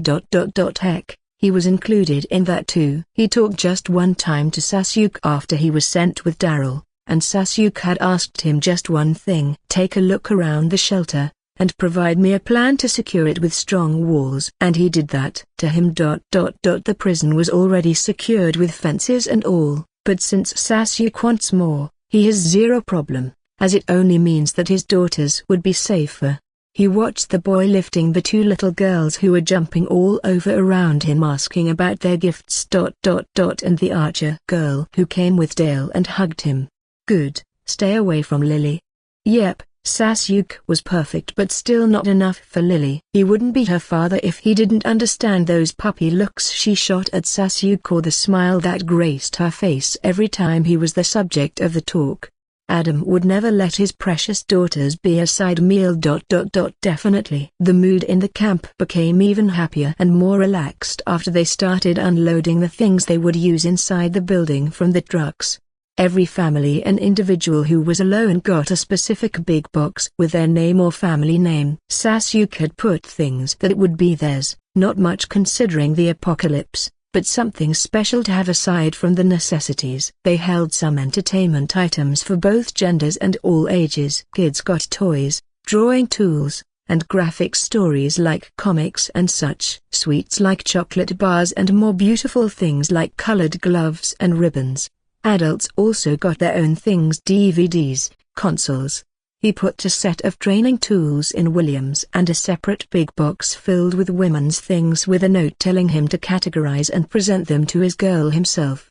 Basically, all of them got something special for them beside the basic necessities such as clothes and all. They helped move things just inside the entrance. The distribution was left for the people who will stay there while Sasuke was busy unloading the 2 trucks full of construction materials in the yard outside. Half an hour later he got back with Daryl, Jim, and the 3 prisoners to take the remaining things from the warehouse. A broken bar. Man, I'm beat, William said, but didn't stop from wolfing his plate. If anything. All that work made him only the more hungry. I'll give you a massage later, Jess smiled, patting his shoulder as they sat with others. Receiving a nod from him. I don't even have to ask, you didn't sleep much, right? Katniss, who was eating beside Sasuke, spoke. He didn't look much different outwardly, but the slight redness in the whites of his eyes suggested that. Kinda. Did anything happen while I was away? Not really. Daryl and Morgan cleared a side of the separated building in the back. We did our morning exercises here and covered some places from the cold wind. What can be done? Jim and Dale helped planking the doors of the cells. We also made some places for the animals outside that you traded with Herschel. Smart move, ninja, Andrea answered him, smirking as she thought about what the old man felt like. She wasn't bad, but you will feel petty when you are being told to leave a good place in a fucking apocalypse. Shane started a killing spree. Daryl thanked Carol, who put one more big piece of lasagna on his plate, and told Sasuke.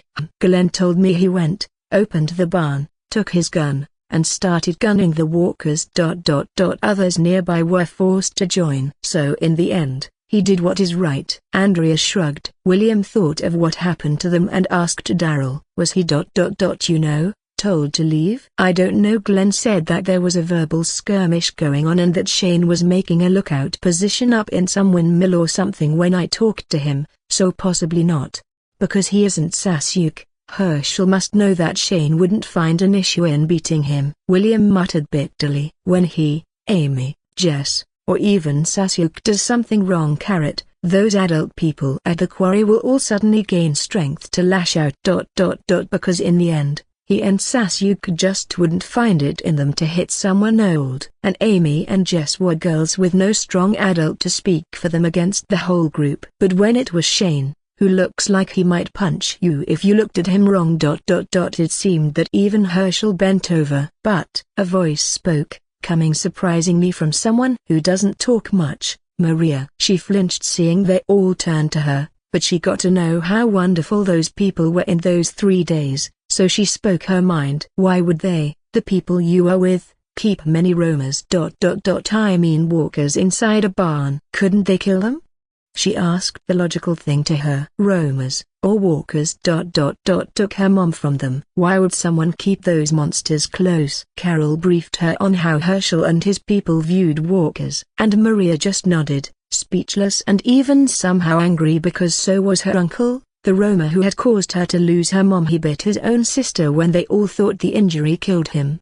Sasuke, seeing the mood swing, decided to speak about something else. Yeah, I see you, Juan, itching for a spar, huh? Sasuke smirked at Juan, who had the look isn't it visible. I'd improved all over his smirking face. The boy twirled that stick expertly for what looked like the 5th time since Sasuke came back. Juan's calloused palms only suggested how much work he put in swinging that stick those few days. Yep, you told me you will finally put me to the test in combat. I will, after I'm done with putting walls to their owners. Sasuke opened his eyes, seeing the faint dark gray sky visible from the plastic-covered window. The action of moving his neck made him aware of the sticky feeling that was on his nape, and the guilty party for that was the girl lying by his side, hugging his arm like it was her stuffed toy.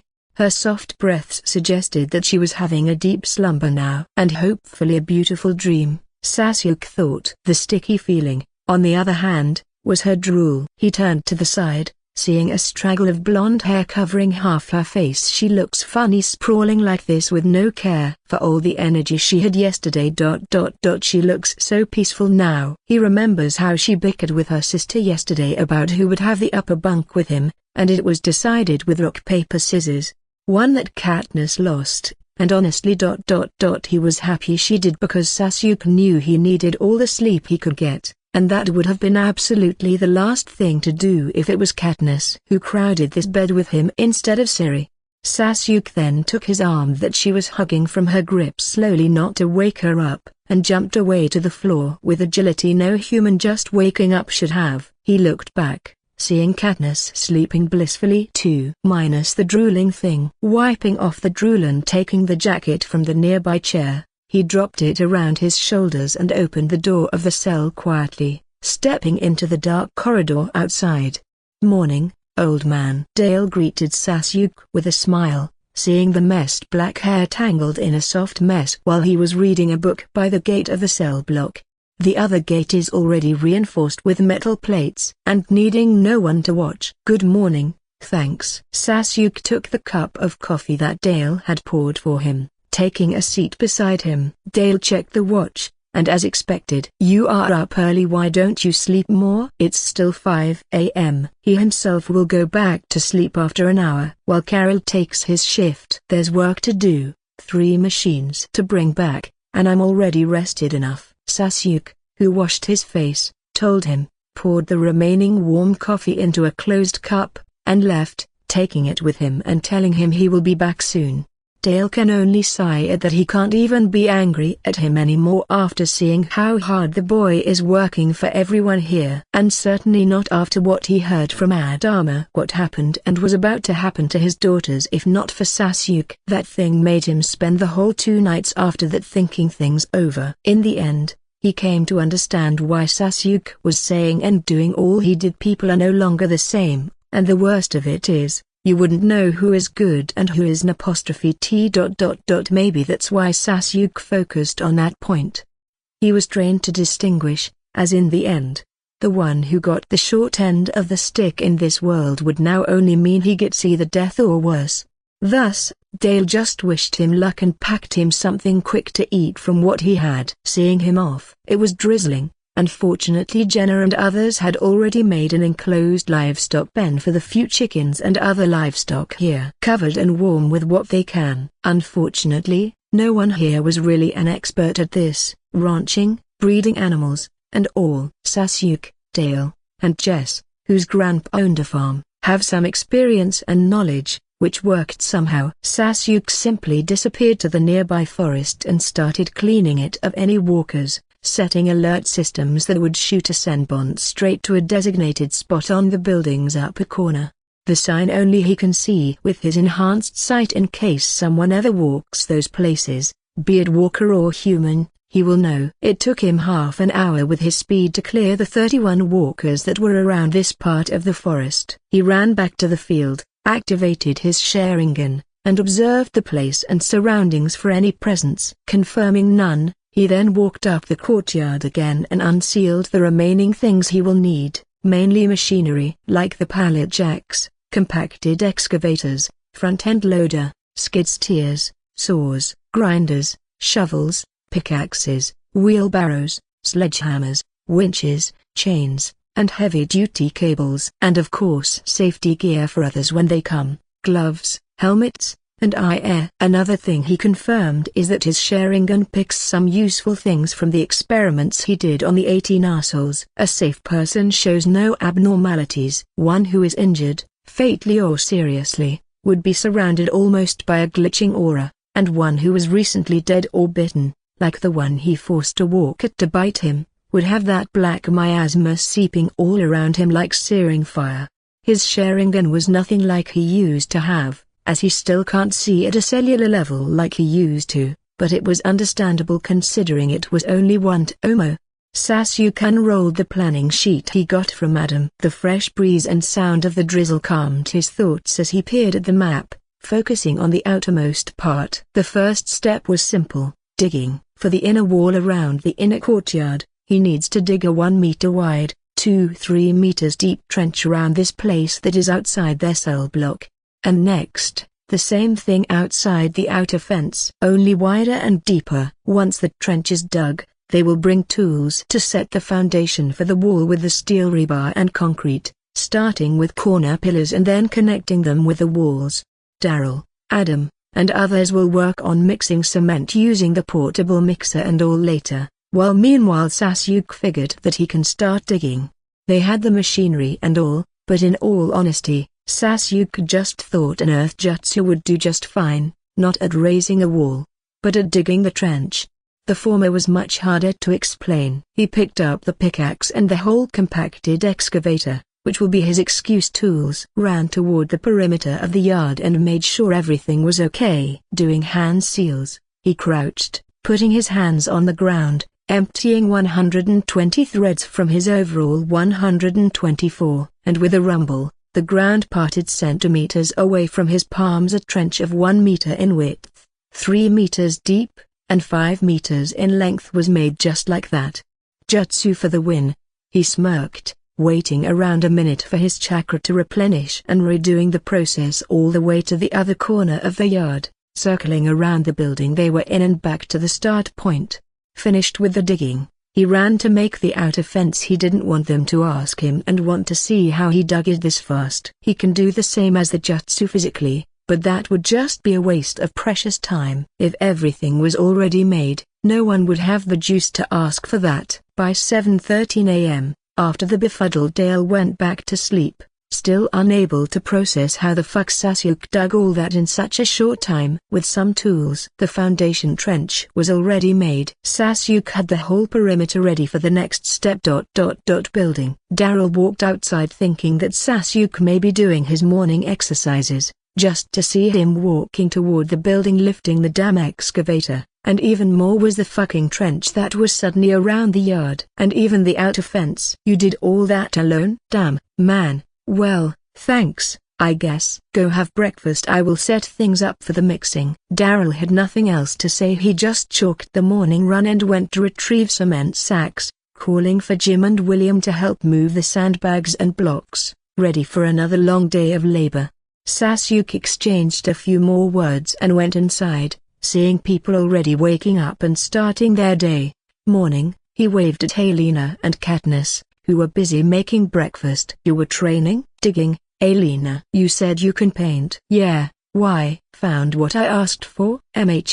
We will spend at least the next 5 months here, and I'm sure no one wants to have those grey peeling walls as our interior view. We will deal with wires and electricity first before leaving the paint to you guys. It should be fun. Of course. Light blue, beige, white. Those are the colors I think are good. Got any? Others are fine too. Yeah, a whole set. Shouldn't you rest today? You geese can work on the wall tomorrow, and we can help. Nah, I'm good, Adam. Maria and Dale will help with seeing to the heaters inside the cells. I already refilled the generators, and they will later deal with the doors. You girls also need to help each other to count our food, medicine, and other stocks. Record it and help with measurements. I, Daryl, Jim, Jenna, William, and Juan will deal with the wall. I don't know why, but that sounds like a lot of fun. Katniss chuckled, anticipating the work and exhaustion. Just don't force yourself. We will work at an easy pace. There's still the gun exercises later at noon. Combat is and will stay the focus. He took a seat beside Katniss after washing her hands. The breakfast was brief,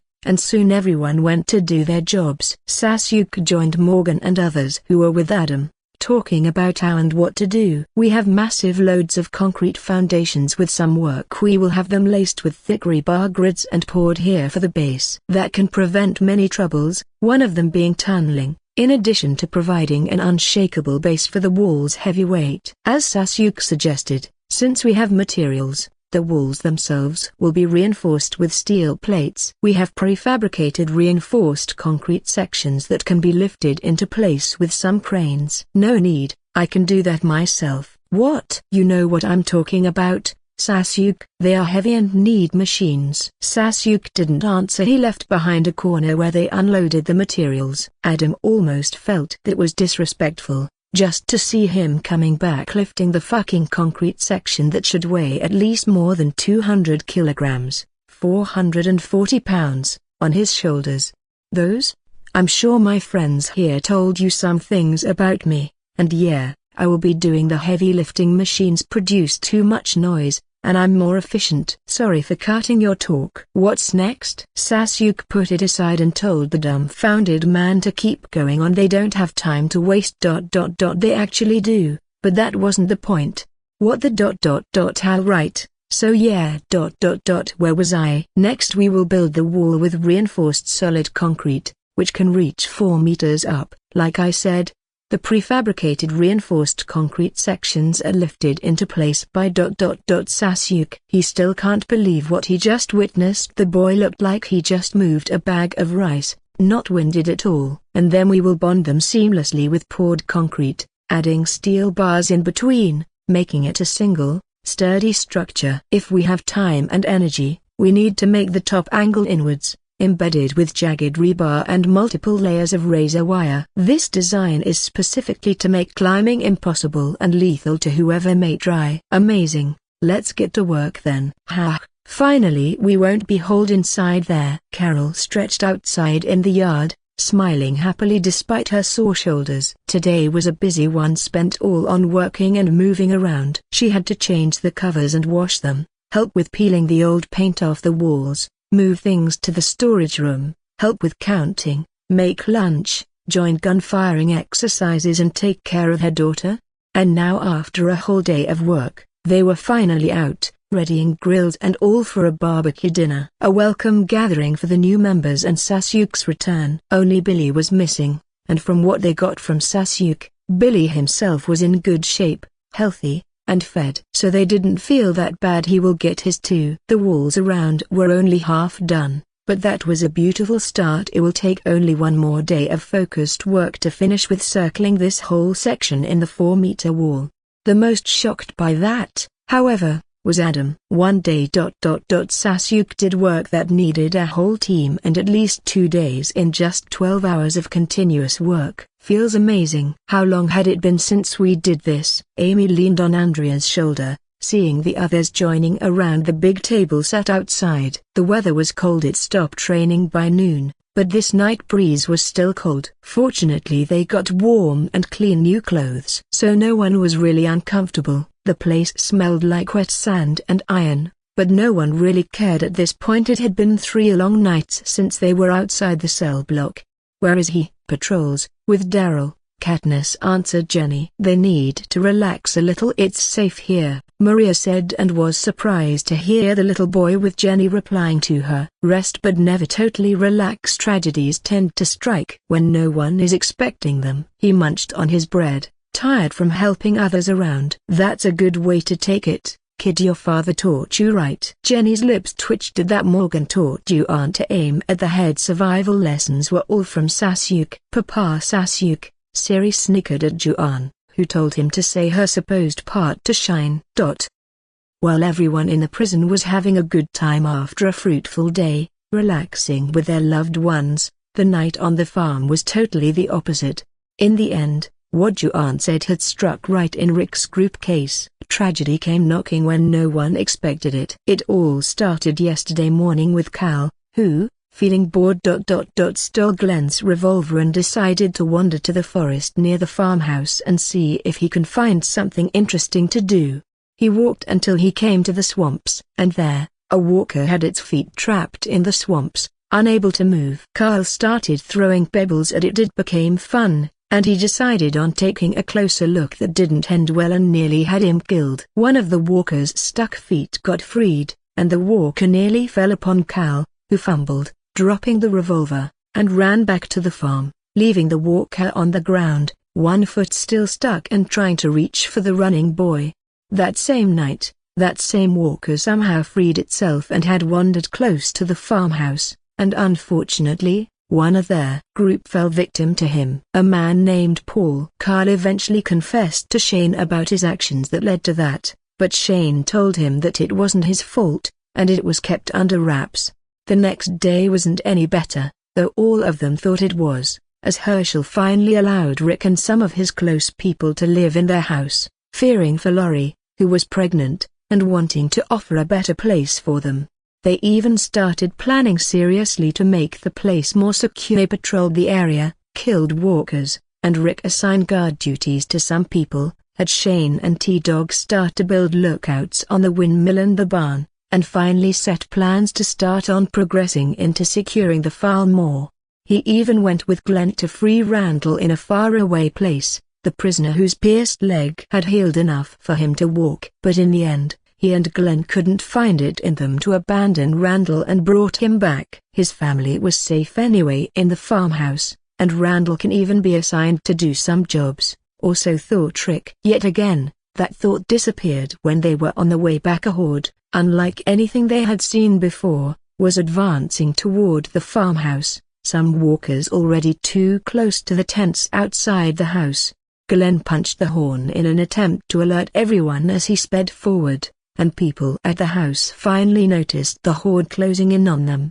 But some unfortunate people emerged from their tents only to be welcomed with hungry walkers, jaws biting at whatever alive thing was in front. Screams echoed. Shane, who was checking the barn, became alerted by the horn and gunshots and ran outside just to see walkers coming for him. With no way forward, he closed the doors, trying to see a way out from upstairs. Only one thought echoed in his head, Lori and Carl. Eventually, he shouted for Jimmy, who was driving the RV, to come close so he could jump on it, lighting a fire in the barn behind him, and hearing Jimmy's painful screams as walkers somehow found their way inside the RV. which had its door unlocked. Seeing walkers distracted by Jimmy, Shane jumped down and ran toward the farmhouse. He saw Herschel, Laurie holding Carl's hand, Jackie, Otis holding his wife's hand, Maggie and Beth, and 3 others all retreating. But one walker was sneaking close to Laurie, who didn't notice him. He shot at one, another, and his revolver clicked, signaling its last bullet. Rick was running toward them from the other side, but neither would reach in time to deal with the walker nearing Laurie. With no other option, Shane, who was still some feet away, shoved a man toward the walker, causing him to drop behind Cal, and the walker got distracted by its flesh, as did the nearby walkers, finally giving their group a chance to retreat to the cars. T-Dog's pickup screeched to a halt, and he opened the door, letting Maggie and her sister in. Otis helped his wife get in the back, while he killed a walker and followed her up. Rick took the SUV with Herschel, his wife and son, and another man and woman. While Shane went to the car, Glenn was driving with a girl, the old man, and his wife. Randall was still blindfolded and bound in the trunk, unaware of the chaos outside and his unclear fate. They didn't look back. Walkers were coming from everywhere in great numbers, leaving no room for overthinking. Everyone just hit the gas and drove away from the farm. But every single one of them had the same thing, the same regret. If only Sasuke, Daryl, and others were here. They could have worked together and prevented this. Like the previous times, walkers had ripped through half of them already, the remaining having an unknown fate. As in the end, they had abandoned the only one who was working on changing their fate, and with him gone, so came the butterfly effect. How did this happen? Why suddenly? Didn't we discuss putting lookouts? Glenn gritted his teeth, ramming through a walker with fury. That plan was supposed to be put to work tomorrow. How could we know that shit would hit the fan this fucking quick? Shane spat back, his words filled with frustration. He was still coming to terms with the fact that he had just killed a man, indirectly, but the result was still the same. A man died because of him. But Laurie and Cal, they would have been the ones to go down if I didn't do it. I saved 3 lives in exchange for 1. He breathed hard. There were still walkers in the road ahead. Where are we even going to go? Glenn's palms were sweating, thankfully. His girlfriend was alive with him in the car. He was there in time to save her. Her brother, on the other hand, went down unfortunately as he ran away, abandoning her just to be caught first. The highway. Oh, it's the only point close to us that we all are familiar with. Rick will surely go there to regroup. Drive to there, Shane told him, gathering himself up. This wasn't time for that. He still isn't sure about what happened to Laurie and Carl and others and his unborn child in Laurie's womb. He refused to believe it was Rick's, no matter how much Laurie said otherwise. She was his, and that child would be too.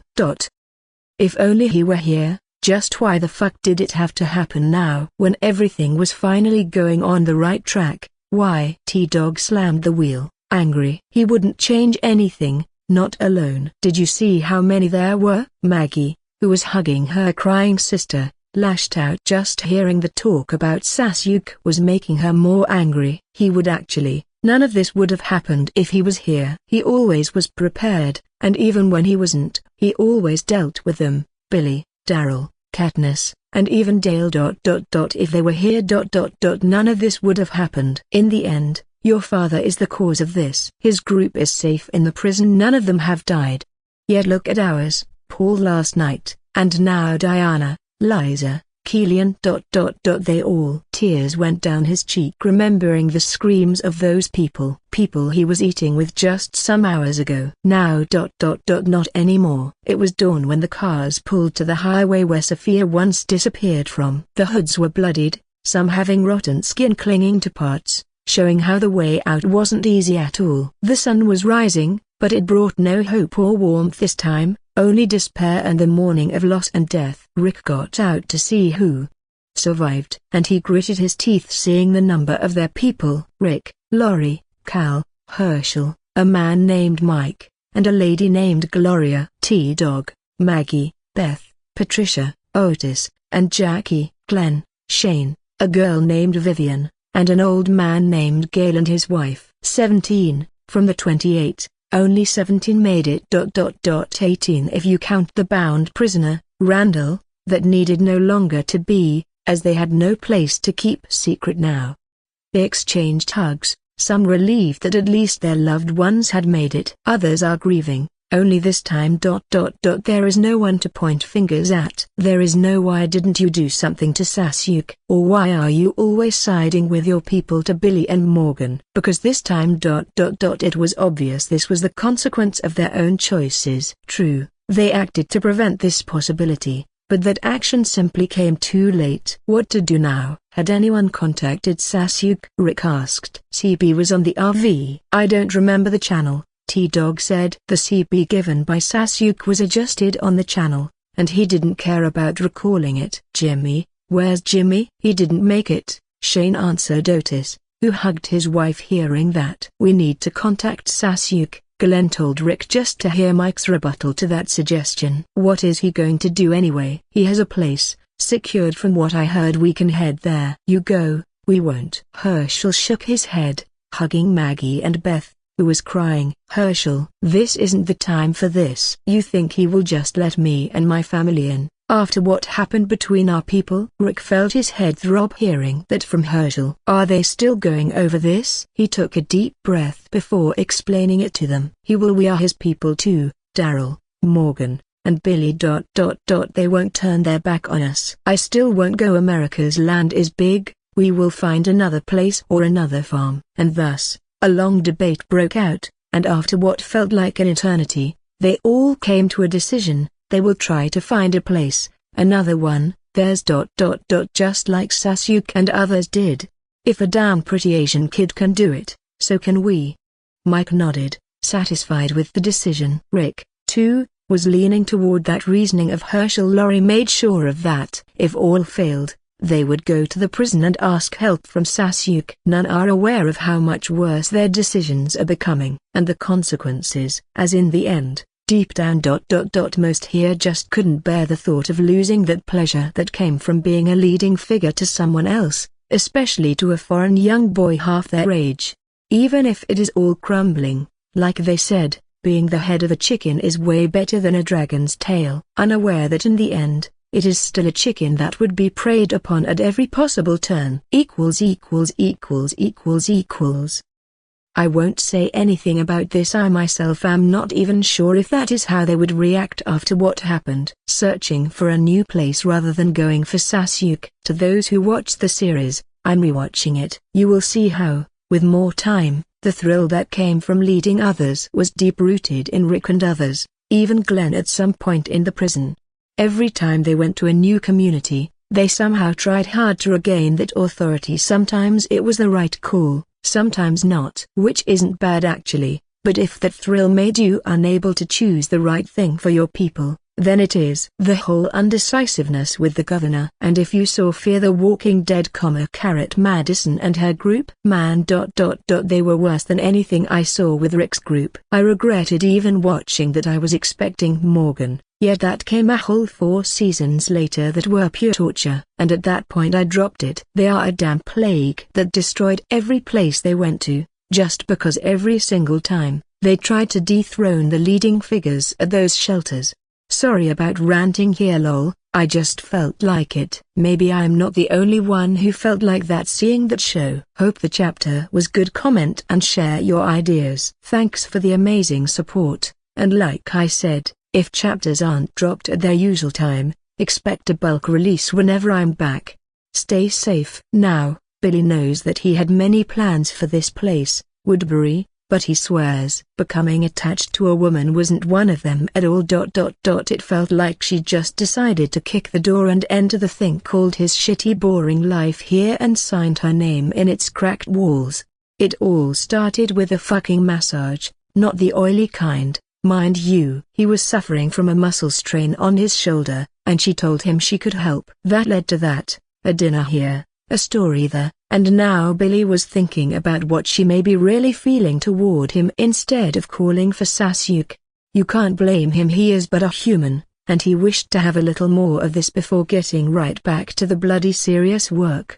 Martha has grown on him, yeah, but that didn't change who he is and what he was doing. He just felt complicated and hoped she would come to trust and believe him. instead of that shitty governor. Why the long face? Martha peeked from the kitchen, seeing him leaning back on the sofa and looking up at the ceiling. Nothing, just thinking ... But you know, there was no need for this. There is, otherwise you would be eating that cold junk and cleaning your piece. She smiled, putting a plate on the table, and Billy stood up, deciding to help. Will Mia be okay with this? I don't think she likes my presence here, Billy said, asking her about her daughter while setting the last plate. The girl did nothing disrespectful, but he just felt that he shouldn't be here right now. You are overthinking it. She let you in and went to her room without slapping you. That means she approved of you. I can bet on my 3 damn legs that she didn't. The girl's glare and Katniss's when she first saw him were identical. That wasn't approval in his book. Huh? You got only 2. And Billy smirked at that. Darling, you just haven't seen the 3rd yet. Oh, so when are you planning to introduce me to it? She winked at him. He laughed, feeling at ease, but his mind as usual, threw at him the worst possible scenario to mess with his mood. He tried not to think about it, but in the end, he couldn't stop it. I'll be frank, is this all a play from the governor? Billy just couldn't believe that she fell from the fucking sky, deciding to take care of little ol' him so suddenly. He wasn't some baby-faced ninja. Martha put the cup she was holding down with more force than necessary, and she looked at him, her smile gone. I thought you were smarter. Do you think I would be doing this in my house, where my daughter sleeps? If it was some ... what evil conspiracy to trap your highness. And you think I would touch someone that way just because I was told? Like a damnable prostitute? Out. There's no food for you tonight. I expect an apology tomorrow and a gift. Billy stood there, unable to react. He knows she is some kind of Spartan when she becomes angry. That much was clear from what he heard around here, but this still caught him off guard. As it was the first time, her beautiful face held no smile. I know, I fucked up her language, Billy. Martha cut him with a sigh and signaled him to sit. I get it, you aren't fond of this place. You even faked your name. I don't know your reasons, but you don't like Philip. That much is clear to me. Last time I spoke well about him, that hand nearly shattered your bottle of whiskey. She paused, seeing his surprised face. Women are naturally perceptive, especially if it concerns their interests. I'm torn between feeling proud here or feeling down. You should feel hungry, eat, and go to sleep. Tomorrow we will talk. He scratched the awkwardness but looked at her for a second. Why did she point at that door when she said go to sleep part? Don't look at me like that. You are sleeping here. I can join you. Only to sleep, of course, so you won't fear the spy me running at night to tell the governor. I know you wouldn't get a wink of sleep if you left for your apartment. I don't really care about him. I just wanted to know which side you were on. Billy couldn't believe a random woman was able to read him like an open book. There are sides? Well, I'm in mine. Keep your mess away from Mia and we are good. Otherwise, I swear, I'll dig your balls out if you and whatever you are planning endanger her. Billy could only nod at that, taking a bite from his salad. Internally, though, it was another story. And here I was boasting about my spying skills. Carrot giving you their underwear colors. Carrot. My ass. You can't even hide the fact you aren't good with that batshit governor from her. Fucking awesome. Good thing he isn't here. Just imagining the mocking look of some ninja ticked him off. Maybe she is just the better spy. No way I'm that bad. And just like that, Billy got his dinner, his first relieved sleep, hugging a woman in what was a fucking long time, and not thinking about the world ending. The next morning Billy woke up, finding his breakfast ready, did his usual routine and watched duty, his lunch, and made a promise to Martha that his actions and reasons weren't and won't be shameful nor harmful. Then after hours of boring watch duty and a bunch of headbutts with that clown Dixon, Billy went to his apartment, as in the end, Mia was a grown-up, and he didn't want her to feel awkward with him spending too much time in their house. Billy opened the door to his apartment with a sigh, dropping his jacket on the chair only to stiffen, taking out his revolver. Easy, it's me. Damn boy, you scared the shit out of me, Billy whispered, seeing Sasuke emerge from a shadowed corner like he was a part of it. How are you doing, old man? I'm good. You came faster than expected. I thought you wouldn't reach here until the evening. Billy wasn't even sure how the fuck he came all the way here to his apartment without anyone noticing. Others are sending their regards. Here. Sasuke tossed him a bottle of fruit juice. Siri and Sophia made it, so don't you dare complain if it is sour or too sweet. Hey, I will try to not. They doing good? Everything is fine. I don't know when the person keeping an eye on me will be around here. We shouldn't speak, right? Don't you worry, I placed a sound-absorbing seal. Sasuke pointed at a paper stuck to the exit door. Another piece of voodoo shit I see. Practical. Yep, especially when doing naughty things. So how did it go? Billy chuckled at that. Your ninja way of soundproofing is weird, but yeah, it went better than expected. Hostilities confirmed. The issue is how to deal with everything now. People here are innocents. The governor and a bunch of his men were the bad factors. But this shit will test your way of life, boy. Merle, huh? Yeah, he was one of the black sheeps. He probably did some bad shit out there. But he is Daryl's brother. On one hand, I know your way of dealing with those kinds of people, annihilation. But you won't do something to make Daryl hate you, will ya? He is like a brother to us at this point. And if you exclude him from your own rule just because of that you'll be no different than the governor, another hypocritical man. So, Yukaihu Sasuke. Billy took a seat in front of him, looking him in the eye. What's your choice? There was a tense silence before Sasuke spoke in the same calm, undisturbed tone. You seem wrong about something here, Billy. I wasn't and am not a good person. Good persons are those who won't kill, steal, lie, or harm others even if they were harmed instead. I am me, I am free, I do what I want, whenever I want, for whatever I want. I wanted to protect you guys, I did. I want to build a dependent home. I am doing it. If I want Merle alive. No one can stop me from keeping him, the same if I want him otherwise. But yeah, I work by a set of rules, my rules and my way of life. I won't change them because I am afraid of what others think. Billy, I follow them because it's my way, my calling. As simple as that. The governor will be dealt with, and so will his 3 men. Merle is the brother of Daryl, an important part of our community who has contributed since the beginning. Thus, Daryl Dixon will have his own advantages, the same with you, and the same with Morgan.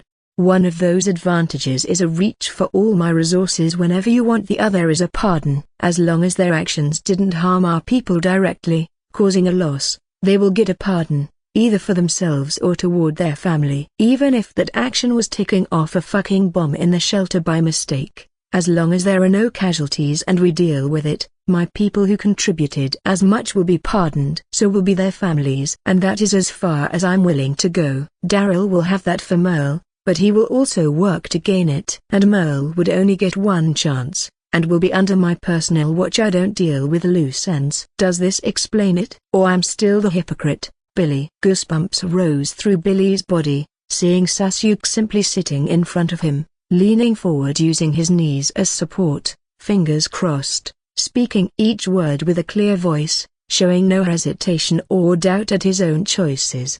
And more importantly, those red eyes. Billy, for the first time since he met Sasuke, felt fear. Instinct that seemed to awaken not from Sasuke, but from the feeling those eyes were giving him. Taking a deep shuddering breath, Billy spoke, regaining his composure. Oi, boy. Stop scaring the shit out of old me. Billy swept a hand over his sweaty forehead. But yeah, I was afraid you would be deciding on going by the book, like the fucking law of the old world. Then eventually, some smart fuckasses would use that against you just like they did in courts. But once again you exceeded my expectations by being the unexpected. No one can use that to trap you. I guess all my planning to give you that hard lesson is no more needed. What a waste of so much fucking effort. It's such a pain to have a sneaky little brother. There's nothing there to teach him.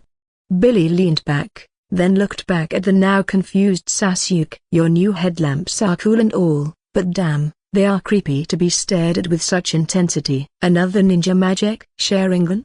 It was until now that it did register for Sasuke that he activated his Sharingan, a damn habit that is still on him even after all this time. Whenever his emotions flared, so would his Sharingan. Yeah, our bloodline limit. I recovered enough to use part of it. Shenanigans? Billy asked, and Sasuke shot him a deadpan face. I'm just messing with ya, but the translation for that, as you told me, is the wheel eye or something. Why? I don't see any wheel pattern. And now, Sasuke used chakra to speed up his perception, which worked as if time were moving in slow motion. And Billy saw the black point in each eye rotating in opposite directions around his pupil.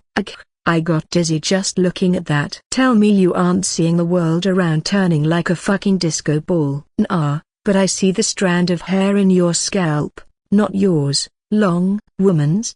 Not exactly youthful. Happy to see you are enjoying life, Butcher. Sasuke smirked, seeing him suddenly stiffen. So you are a damn microscope now. The upgrade. Billy laughed awkwardly at that, not knowing how to discuss Martha's matter with him. Come on, stop fidgeting. This is not like you at all. Spill it. What is it? So boy, yeah, well, I kinda found my own Katniss. I mean, not a Katniss, but you got it. Yeah? A wife? Partner? Though, not yet a wife. Congratulations. So who is the unlucky one? Shazer. Huh?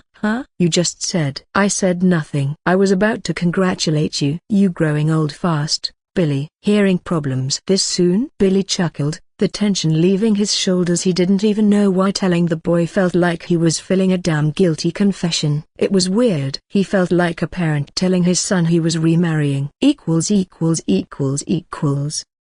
Okay, so first thing, well, I figured I have to give our butcher his own family too, someone to hug and comfort him. So guys, I'll leave Martha's illustration to you. The one getting the most likes will be it. You guys can post the illustrations here. That's also why I didn't put a description of her in the chapter and dropped only the name. Just don't screw Billy with a goblin like Martha. Do it if you want to, even Mia's too. Just know that Martha is around Billy's age, so I don't think Mia will be a little girl. It's up to you. Decide whatever you guys like. Sorry about the age, because I already messed up and decided in the next chapter 1 wrote to be 28 yo. Seriously though, I can still edit it, so you do you. Now, the second important note, I know some of you will find what Sasuke said to be utter bullshit, and I can respect that. But was he, me, wrong? How many people are using the loopholes in the law to get out free from their crimes somehow just because?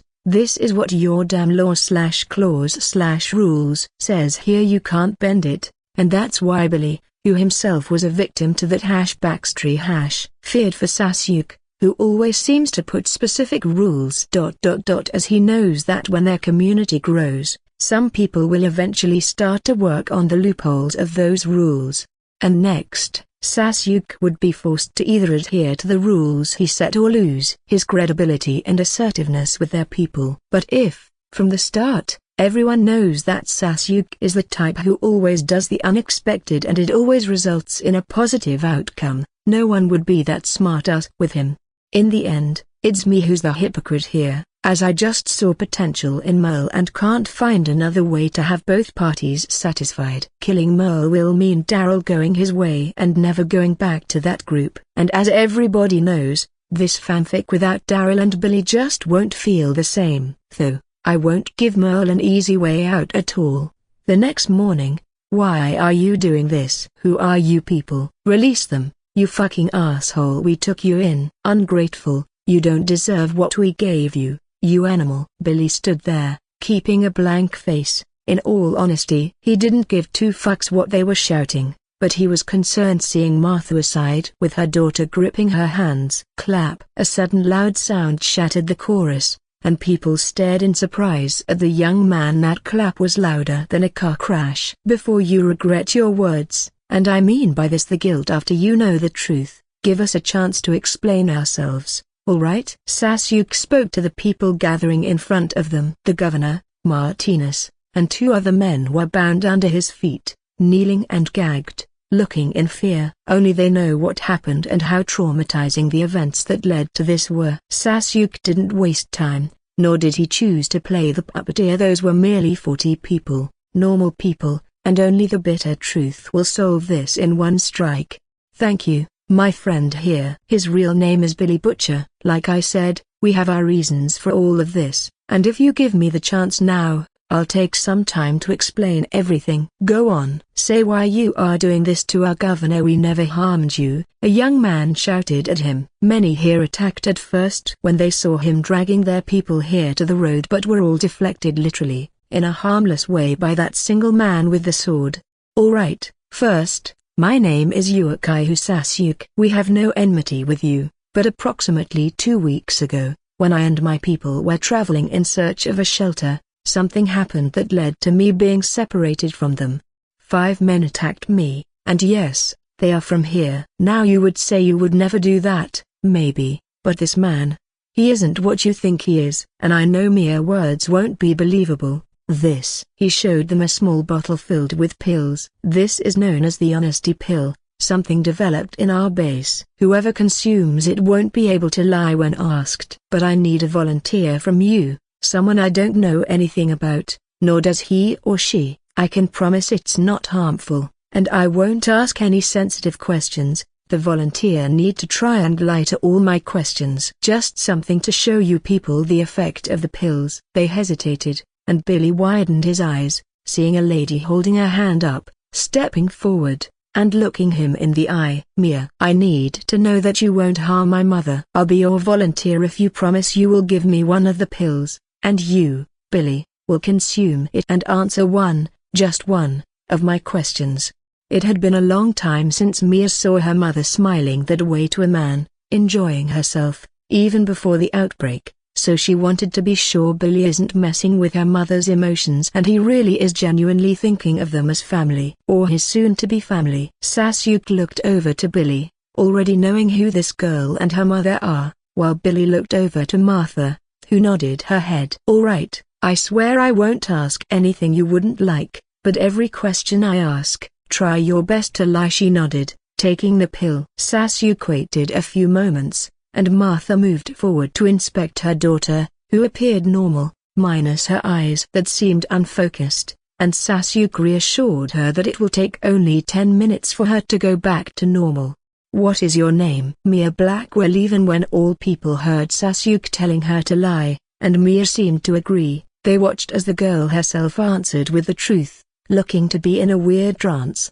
What is your age? 28. What is your favorite place here? The library, she answered again. How many times did you have a nature call today? Billy rubbed his forehead hearing that. Come on, boy. Is that the best you can do? 2. Don't look at me like that. I don't know what may be evident enough that we aren't together in this, and at the same time something that isn't sensitive. Since you seem speechless, go on, you ask her. Sasuke stepped back. He didn't want to be asking those things either. Who is the most lovable person here? Mira. Mia pointed at a little girl held by her mother nearby. Sasuke, seeing that Billy wasn't doing any better, turned to Martha. Mom, would it be okay to ask your daughter something? You may be the only one who knows. Nothing sensitive. You can ask her about the color of her eyes. Many people got confused by that. Sasuke focused on Mia's eyes, and it clicked to him. Mia, what is your eyes' true color? Blue.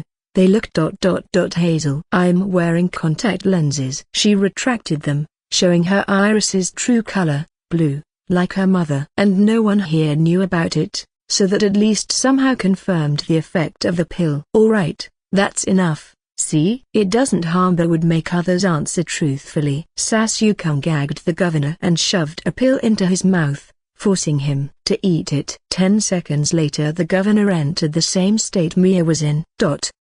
How many people have you killed after the breakout? 14. Detail each case and why you did it. 2 men who were holding up in a police station and refused to let us in. We took over that station and brought the few guns back. 5 who were in the pharmacy. They seemed dangerous to bring back at that time, and we were in need of medicines only. 3. Simon and his brother. Sir, that a woman had her eyes widening, and several others near here too. She couldn't believe it. The governor said that her brothers went down while trying to protect them from a horde, sacrificing themselves to make a way out for them. She even slept with him that night after he comforted her. She charged, but Billy stopped her, telling her she will have her revenge. After all things are over. Keep going, Why? I heard they were discussing taking some guns sneakily and stashing them away. I won't tolerate such intentions, and they weren't of much use anyway. They consumed many times what they worked for. Can't make hard decisions and would have eventually compromised my plans. Go on. The other four. A rich family I found in a small villa near here. They had an armored car and supplies. I didn't like the way the father and mother ordered me to help them, so I put everyone there down, and we had their supplies. Why were you decisive in killing people out there but working hard for those here? You kept those here safe? Why? Even Sasuke was curious about that. Because many here were with me since the beginning, and I discovered after all this that human resources would be necessary, so I started recruiting those I can control and use. The admiration was one thing I liked receiving from them. I found that I can do way more than just surviving. Every great mana. And Sasuke gagged him again, uninterested in his motivational speech. And that's it. Like I said before, what I'm about to do, no one of you can change it, but I wanted you to witness what kind of person you were following. If his men didn't attack me, I wouldn't have known about him, and you can imagine what he will have done as time went by. Is there anyone here who wants to say something? Who are you? May I interpret that as you asking to know more about me and my situation? The man nodded at Sasuke. Till now, all they got was his name. He talked about having a group previously, something many were surprised to hear, as they thought the outside wouldn't be safe for many people to survive. At least that's what they got from the governor.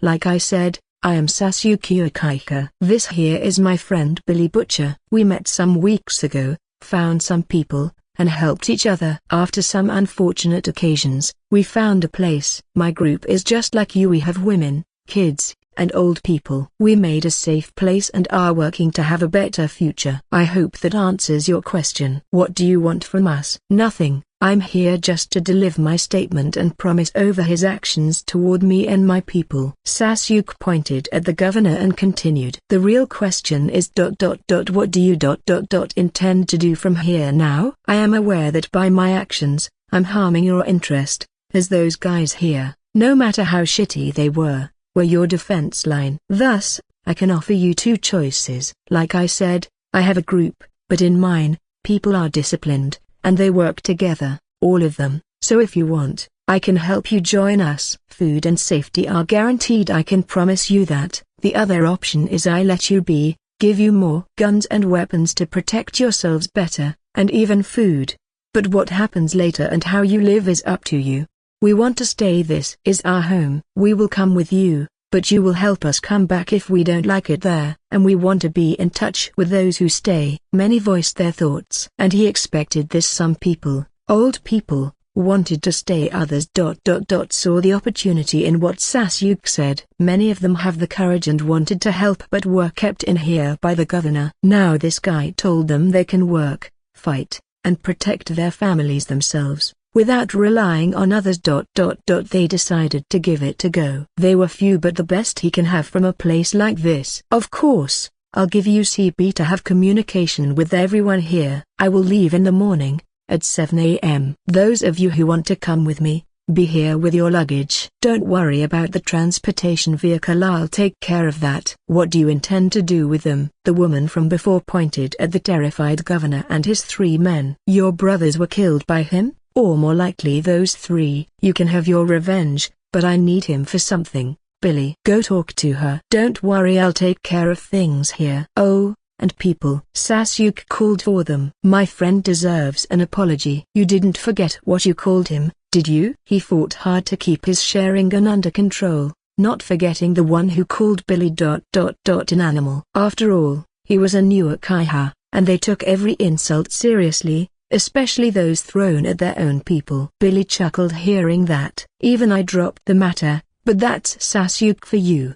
He nodded at the old man who came to offer his apology and shook his hand. Then followed Martha to her house, intending to have her and Mia leave with them in the morning. Sasuke, on the other hand, was lost in thoughts. He could have simply showed them a tape about their place, how safe it is, and the interior and all. But his shinobi mindset made him decide on not doing it. As in the end, that it was info, valuable info, and unneeded for them to know now. He looked down at Merle, or the basic clone posing as Merle, and felt a headache coming. He better wear that thing, or I will make it a part of his face.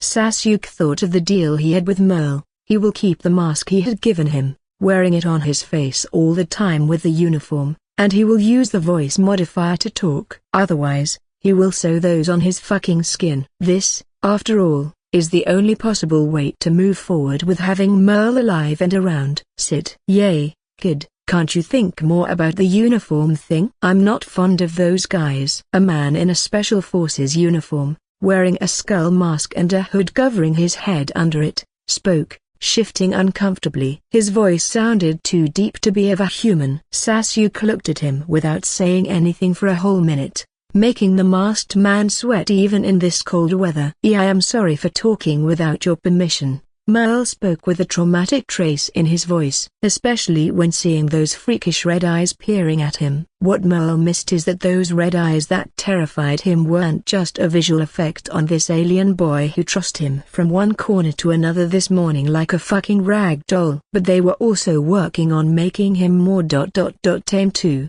with subtle genjutsu. Merle Dixon. Yes, 10 people just saw me killing you and the other 4 just now. So I don't need any more bullshit, otherwise I'll make it real. I mean, are you a fucking dumbass to tell 3 people here that you killed her brothers? You were expecting a clap or something? So from here, you'll have to follow the deal that kept you alive. Our deal states that, from this point on, you will have this outfit and the mask, worn all the time when you aren't in your base. Your code name is Ghost. You will meet Daryl, and only those I choose are permitted to know your real identity. Disclose it to anyone else, and I will rip your tongue and shove it where light doesn't shine. You will work hard to redeem your actions with time. When Woodbury's and our people come to accept you as Ghost and view you as their guardian, you can have your own name back.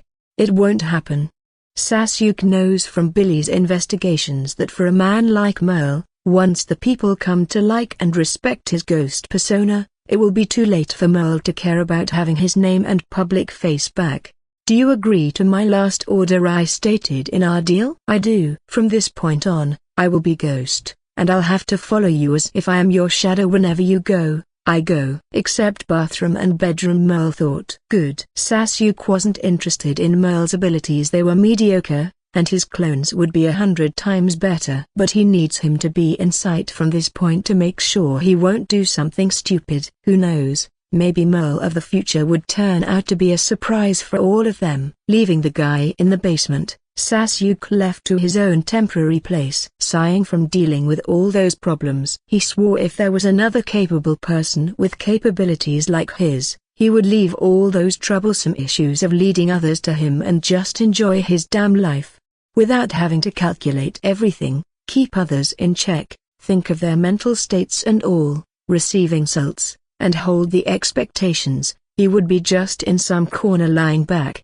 Alas, that won't happen. The crow said, if you want that kind of life you need to fight for it. Sasuke, who was eating a delicious soup delivered by Billy, courtesy of Martha, switched his vision with the falcon. A dilapidated farmhouse came to his view, the one the falcon was watching from a tree some distance away. It was situated in the middle of a clearing, but there was nothing special about it. A few figures were moving inside, looking for food. Was it shame? He didn't know. Rick told him that a horde surprised them, and they were forced to leave, losing people in the process, and that they found a place, but didn't ask for food, protection or anything. He just said that Herschel knows a place and they will try it. Or pride? This isn't like Rick. He is the type to help others and ask for help too. He won't care about pride if his wife needs food. He sighed and let them be. This, after all, had nothing to do with him. Unfortunate. Yes, but he has tons of other things to do. One of them is having the people who will go with him organized. Finishing with the outer wall, cutting the trees and leveling the ground around the prison, make traps and another big trench separating the prison and the outer place so no truck can simply drive forward and slam into the wall. Make more defense systems, loot more places, supervise the training. Unlock his jutsus. Debating with Rick and others now would just make him lose it. He wasn't the type to have a big capacity of patience when it comes to those things after all. In the end, They are the protagonist group. They will survive and come back to him. Why was he so sure? Sasuke looted this part. Was there a suitable place for them? He had already emptied it, and the surviving people he found around were just few and hostile. If Sasuke hadn't dealt with them, Rick might find himself in the unfortunate shit called ... He didn't want to think about what may happen if those beasts caught them. Go back to the prison, he ordered the falcon. The snake will keep watch on Rick's group from this point on. After all ... He didn't find it in him to abandon them. She will drop some weapons and canned food in a visible place near them too, just in case. Sasuke, who finished washing the plates, dropped on his bed when he felt someone walking toward his apartment. Seconds later, a knock sounded. Now what? He stood and walked to the front door, opening it. Hey, Sasuke, right? My name is Rowan Abernathy. First time meeting you. Welcome to Woodbury. A beautiful woman with black hair and blue eyes, appearing to be in her mid-30s, was standing there, smiling as she introduced herself, holding a covered tray. This meal was cooked with simple ingredients. I figured you were alone and didn't have something warm to eat in this cold weather. I did, but he didn't say that and simply accepted it from her, thanking her for the gesture. I will follow you tomorrow, but is it okay if we discuss some things?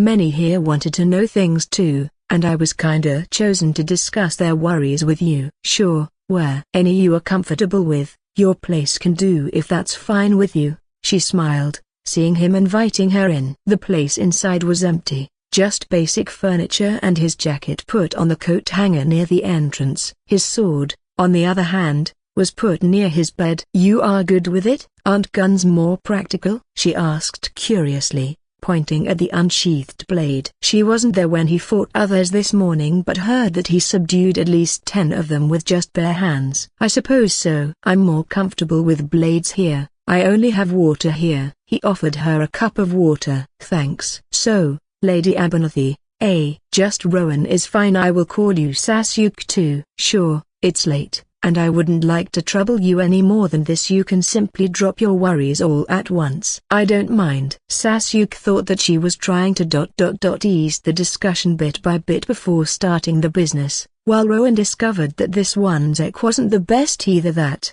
or he is pretending and playing hard.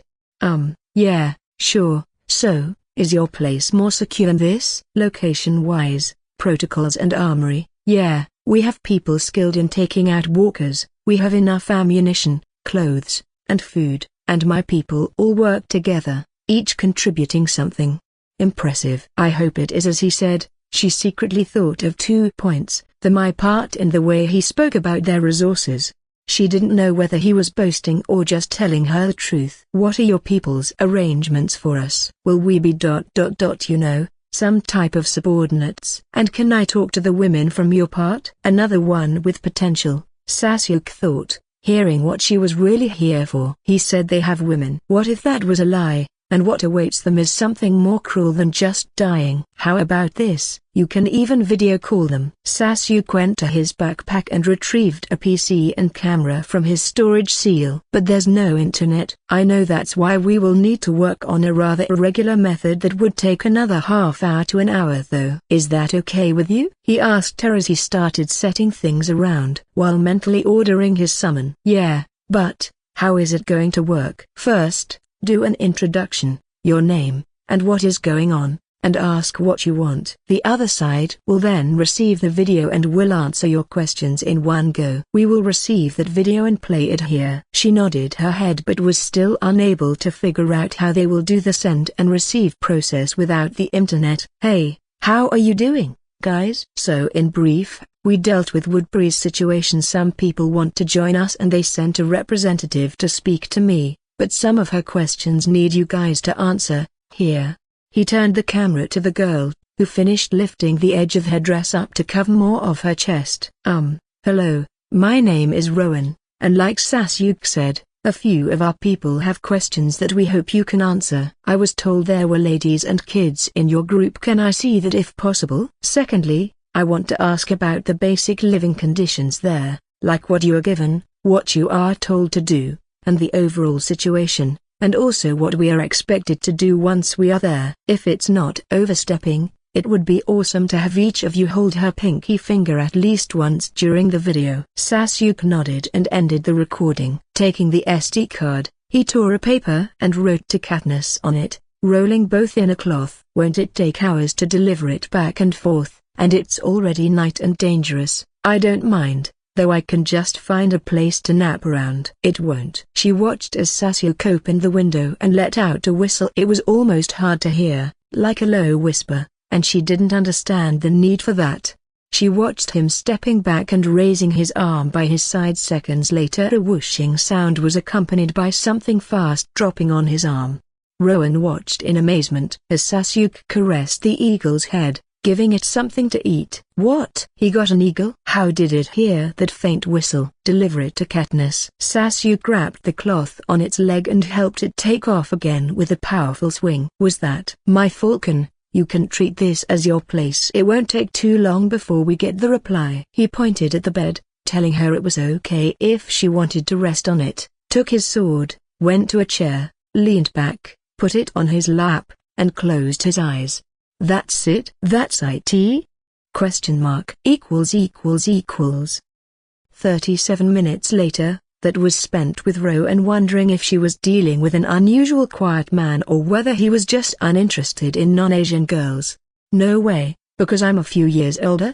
She looked down at her chest. Nope, no way someone would ignore this just for some numbers. Heck, she can't remember how many times she was flirted with on those 4 days she was here. One red-necked guy nearly bled her ears with his unusual lines.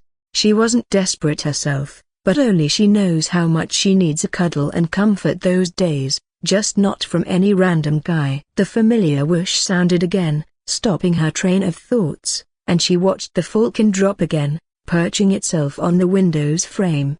Sasuke stood, took the cloth tied to its leg off, and set it free again after some caresses. She herself wondered if she could pat it too. She still didn't believe that he was taming the falcon and how intelligent it was to understand his orders. Sasuke took the SD card, inserted it into the PC, and played the new video on it. I will be answering your questions, and I know that sword idiot is enticing enough for you to wear a low neck in this freezing cold, so you better go back to your place and warm yourself with a cover and mattresses. That includes you, Sasuke. So, my name is Katniss Everdeen. We have 9 females here, with varying ages. They will be shown after seconds. My pinky finger is unfortunately cramped, so I'll be raising you another Ania. Rowan watched stupefied as the beautiful girl sent her the camera a harmless smile and was about to raise her middle finger when another woman, more mature and just as beautiful, was shown putting Katniss's hand down and smiled at the camera. Ahaha, hello there, Rowan. Don't mind Katniss, she loves to joke with new people. My name is Alina. Nice to meet you. Sasuke is the type to stay silent, and he won't speak his needs, so could you please find something warm for him to eat after this? Appreciate that. She moved back, taking Katniss with her, and finally let another woman with short white hair, named Carol, to take the place, who finally started answering all her questions about the conditions and all, introducing her daughter and others too. All the while, Sasuke was just sitting close, cleaning his tools, not concerned with the tempest brewing there. Hello, beautiful sister, my name is Siri. Uncle Daryl told me that sharing is caring, so I'll let you borrow Sasuke for tonight. It's super fun playing with him. Just don't tell Katniss, she hates sharing. Sasuke's sweat dripped at that. R.I.P. Daryl. Sasuke can already imagine the scene of his corpse lying on the ground with many arrows piercing his body. Author here, well, that came to me as a sudden thought. I don't know how to word it, it just came to mind, and I was like, yeah, fuck it. Let's make a GOAT character out of Merle too. Imagine a badass Merle in the future with ghosts COD, characteristics, more silent, more disciplined, and a more dangerous Merle. If Daryl is the best right-handed man in the series, then Merle can be the best bodyguard, executioner figure. I just hope it works. Woodbury, 7:12 a.m. I know about truth serum, but I thought it was just theoretical knowledge at this point. Before the breakout, there were some lie detecting machines, Not really accurate, but those ... pills, they are phenomenal. Imagine what the government would have paid to have them back then. Wait, are they from the government? No, I remember you said someone from your group helped develop them. Can I test them? I mean ... not on myself obviously, but I would love to inspect a few. Would I get to meet the one who made them? Sorry, I tend to get excited with scientific things. Sasuke finally had a moment of silence. He couldn't believe this guy had the energy to spout all of that first thing in the morning. He looked at the walker trotting toward the front gate and swept his hand aside, throwing a senbon, taking him down. Logically, no human can have enough force to throw needles with such force, and needles aren't exactly heavy. They should be affected by the G-force, distance, and the wind. How are you doing it? Milton, right? Yes, Milton Mammoth, to be exact. I'm happy to get to know another man of science. The thing is, in short, physical laws work differently on me than they do for you guys. I'll keep the rest to your imagination. Are you sure about not coming along? Milton had to rack his brain just to process what he heard, which he categorized as ... bullshit. The guy possibly has some sort of advanced technology that helps throw projectiles with such force and he didn't want to share it. No, I'm more comfortable here. I may come as a guest, though, if that is permissible. Sure, just stay safe. Are you the kind who likes the ... tearing? A what? Sasuke blinked at that. The bus should be enough for all of those you are taking with you, including you and your masked bodyguard. But you are making this vehicle ready too for yourself. Separately, Milton pointed at a hammer nearby and flinched as the man in a weird outfit who was beside it looked his way. I see, tearing as insubordinates, and a leader who don't like to be mushed alongside them. Milton was surprised the guy got what he meant even when he worded it with all the awkwardness he could due to the menacing masked guy nearby. Yeah, I don't mean anything disrespectful by that. It's more to know if you are the secluded type of men, like me. Not really, I just have a different destination. Happy talking to you, Milton. Keep safe, and let's have another discussion when time permits it. Sasuke patted him on the shoulder and stepped away, seeing Billy emerging from a nearby building. Billy, a minute, will you? Sure. Billy pocketed the cigarette he was about to light and walked to his side. Those are them? Sasuke asked and Billy looked over to the screen Sasuke showed him and saw a gathering of few people who looked tense and in bad shape. They were familiar faces. Yeah, they are still alive. Good, I will no, I'll go bring them. Martha and Mia need you to be close. The issue is, Guillermo and others know nothing about me, so ... say cheese. He aimed the camera at his face. Billy, not minding, dropped his line. Well, hello there, mate. I see you are still holding on. If this reached you, and it will, just trust me and follow the sword guy here. He will bring you guys to safety. It took some time to reach you fellas, as we were too in some deep shit situations. See ya here. Sasuke took a quick scene of the place and people around before concluding the recording.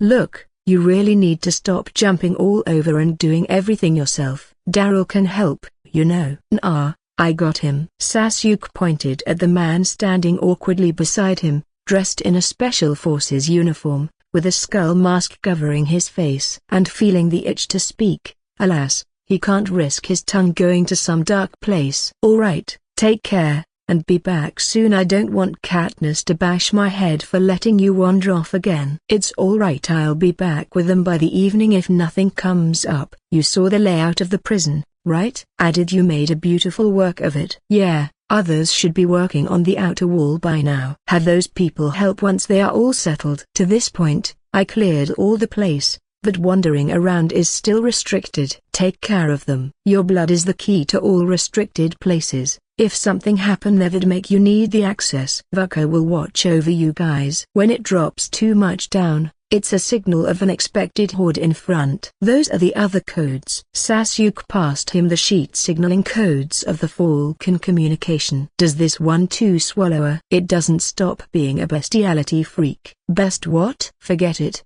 Just get the fuck out of here and keep yourself safe. Ghosty ...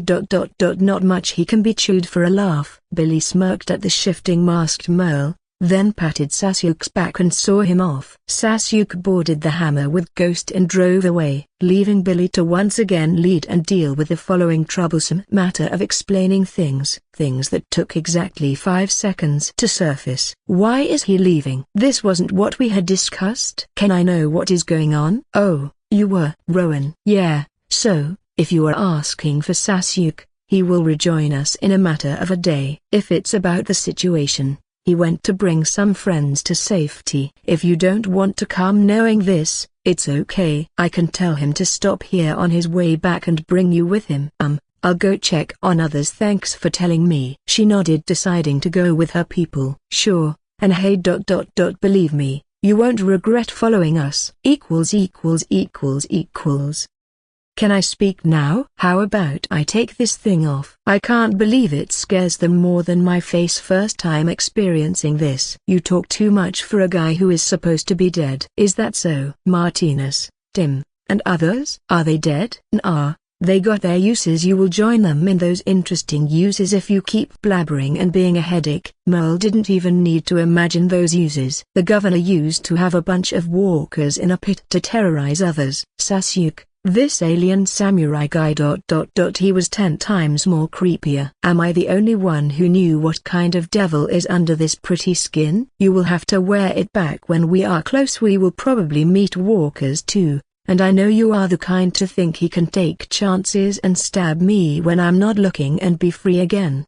Believe me, I'm not. Merle seriously wondered if someone framed him here. Sure, he would do that.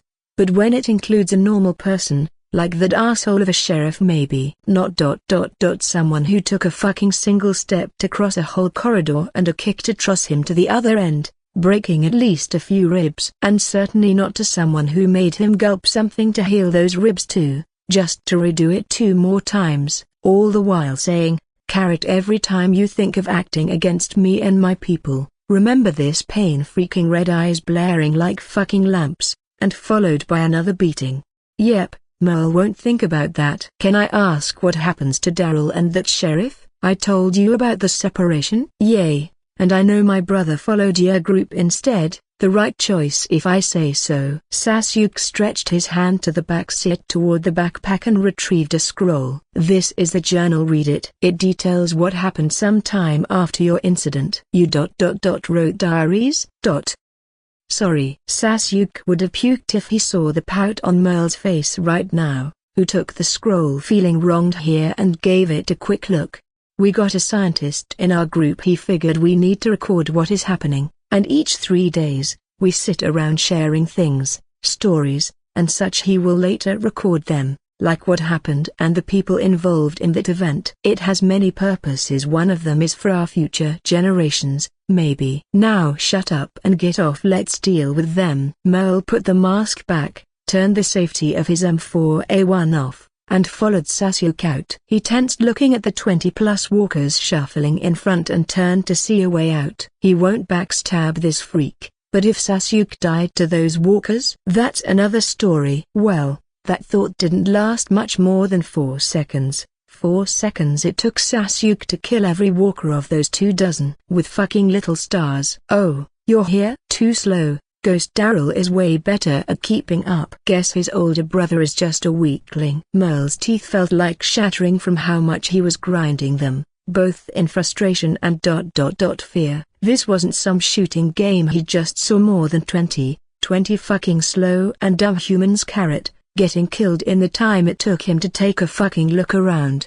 He wanted to lash out, badly, but his instincts screamed for him not to be stupid now. This wasn't a human he was dealing with. Sasuke, meanwhile, was busy retracting his shurikens. The thought of ordering Merle to do it for him crossed his mind, but he wasn't an asshole. There was a line, and a man's pride was something he knew he shouldn't stomp. It won't matter if that man is just a random ass going to be killed by his hands eventually, but there's a big chance that Merle is going to be one of them in the future. Thus, the restrictions are necessary. Getting the weird thoughts out of his head, he turned to look at the area. They were now close to the place Billy had marked and the Falcon recorded, but the number of walkers wasn't really what was expected from Atlanta.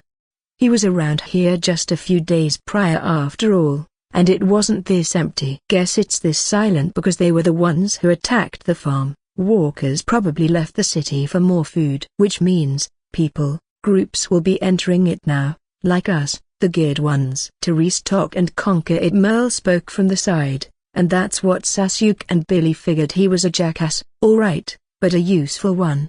He has a futuristic vision when it includes surviving, got good instincts and have deep knowledge about human nature, especially the ruthless ones. Yeah, we will get the Vatos people out and return to the prison. More work is waiting for us, Sasuke told him, and they advanced together. Merle finally got a chance to act, taking down walkers, and witnessed a boy probably half his age killing 5 times his number with ease, using a damn sword.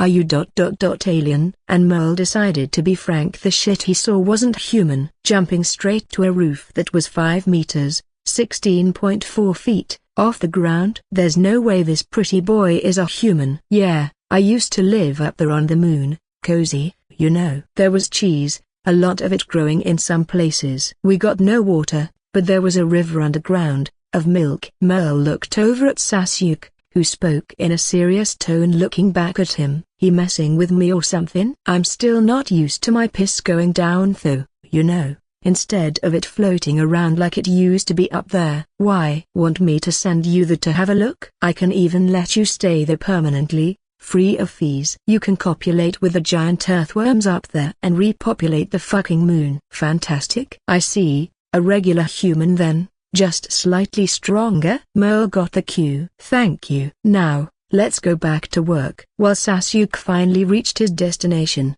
Billy got to the prison with the new additions safely. Rick and his group, too, reached their next stop, a warehouse. Empty, of course, but they huddled in it for the night. Still, one thing made them all conflicted. The trip here was by no means easy. They fought, struggled, took many wrong turns, and felt cold, hungry and desperate. Every place around was lacking in something, either too small for them, too open to the outside, too close to the walkers, or simply unsuitable. Houses held some useful things, but they came too close to losing someone while scavenging, which made Rick shoot his python, and it forced them to run away, leaving many things behind due to the sudden emergence of a small horde. But now, they got something 2 hours ago. In the midst of all that despair, they found food and 3 guns and ammo dropped simply in the middle of the road they were walking through. We can't keep going like this, Rick spoke, looking tired and clearly suffering from the lack of sleep. Like what, Rick? Shane sighed, glancing at Rick, knowing exactly what Rick meant, but he still asked this. Struggling to move an inch forward just to be pushed a damn mile back. We need a solution. And that solution is? I don't know. We had already been in 2 farms you knew of, Herschel. Both are destroyed or have nothing to help us there. The bodies in the police station they were killed in one clean slash. It's clear who had emptied it. Shane leaned back against a wall, tired from doing most of the job. They got an old man and women with them and a guy who is all words but no essence. Sasuke. He must have walked this way. Maybe the prison is closer. It's not this way, 5 or so miles to the east from here, the old man Gale spoke, answering Glenn. Deep down, he was wishing they could just drop this dependence matter and go there. He was too tired of moving, but he knows this isn't like back in the quarry. Here, he is a burden, and he can't risk speaking his mind and getting abandoned. It would have been okay if he was alone, but not now, when his wife was beside him, alive. It's been just 2 days. We still can look around, and maybe we will find something. We got guns now and some food, enough to last 5 days if we consume it cautiously. This must be a sign. Mike and Herschel spoke, not really sure themselves at this point. Or maybe it's poisoned or something. Maggie rolled her eyes at Laurie's input. Why would somebody put poisoned food with guns? It would have been more efficient to poison us all without giving us those guns. Heck. Maybe someone dropped them by mistake. But both Shane and Rick agreed with Laurie. The situation was just too bizarre, and now they were forced to test that theory. It was a small chance, slim in fact, almost 10%, but a chance nonetheless. If not poisoned, then anesthetic. The issue is, Rick can't risk consuming it. He has a wife and boy and an unborn child. Even if that chance of it being poisoned is 1%, he can't risk it. Otis, Herschel and Gail felt the same. Unconsciously, Lori and Mike glanced toward Glenn, a subtle gesture that only Vivian, his girlfriend, seemed to notice. "You can try it yourselves. Stop looking at him." She moved slightly in front of the confused Glenn, who finally caught on. Another debate was about to start when the sound of the cover being torn from the can sounded. They turned, seeing T-Dog, who tossed it away and simply started eating the canned beans. Where was that cautiousness when we needed it? "Now you are thinking about food being poisoned?" T-Dog muttered, "and just enjoyed the food. If it was a deadly meal, so be it. At least he will go with a full stomach, and he has a belief that it wasn't. That's what we are doing. Mistakes made us learn how some things needed to be thought of multiple times." Gloria, another woman who survived, spoke to him. "Oh, you don't tell me. What a magnificent way to develop." "What's the next step?" "Stopping to have walkers in a barn stops kids from wandering around with guns, and arm the adult females instead." Basically, every suggestion from Billy and Sasuke that you guys disapproved of. "Enough, we won't be having that talk all over again." Rick glared at T-Dog. "No one here is in the mood to discuss whose fault it was." Glenn, too, moved forward, taking 2 cans and started eating, nodding at his girlfriend before speaking to Rick. "Actually, we need to look around. We found no place." "For how long do you think we can keep going around like this?" That gesture from Lori made him start rethinking some things that he figured. He was an idiot all along for ignoring. "Why did I follow people who thought of me as the best bait all this time? Why does it matter if I wasn't some best buddy with Sasuke when he and his people had never treated me like that?" "As long as we can," they fought, "so we can." Mike spoke to Glenn, hesitating whether to start eating or waiting more to see the result. "You still don't get it, do you? Why do you think that I and T are saying all of this?" "They don't need to fight, and when they do, they don't fear for casualties, because Sasuke isn't the kid you all think he is. He can kill to what reaches 100 and have all his people safe." "You know what that means?" "That means those people won't be paralyzed by fear, live in paranoia, and fight each other. They move on, plan the next step, and do what matters." Glenn chuckled from sheer frustration looking at them. "Look what we were doing those days, break into a house, make a ton of noise because all of us get in together with kids and no plan to retreat, attract walkers, and escape. And every place we stumbled upon is useless. No one here has any sort of a plan other than a stupid hope. I want to do something meaningful rather than debating about stupid canned food." "Have any of us thought about what we should do next?" "No. Probably just wandering again like a bunch of lost sheep." "You talk a lot for someone who was sitting in a corner when your hero went his way." "And I can aim just as well." Glenn, who didn't want any more of that scornful look from the asshole, aimed his Beretta straight at Shane's temple, surprising them all together. "Why so silent? Go on, speak again." "What are the chances that I'll zap your brain before your hands perform their disarming movie scene?" "You're no ninja." "All right. Lower it down. Let's not do this." Shane, who didn't expect such a thing from Glenn nonetheless, stiffened, trying to calm him. Rick, too, stood abruptly, raising his empty hand, trying to talk Glenn out of it. "You can stay and build your damn empire. We are leaving first thing this morning." "Is it okay, Vivian?" He moved to a corner, shielding his girlfriend and keeping his gun ready. "Until the morning he will treat those people as potential danger." He was grateful his girlfriend trusted him enough, and she backed away with him, even though her heart was beating like drums from anxiety and fear now.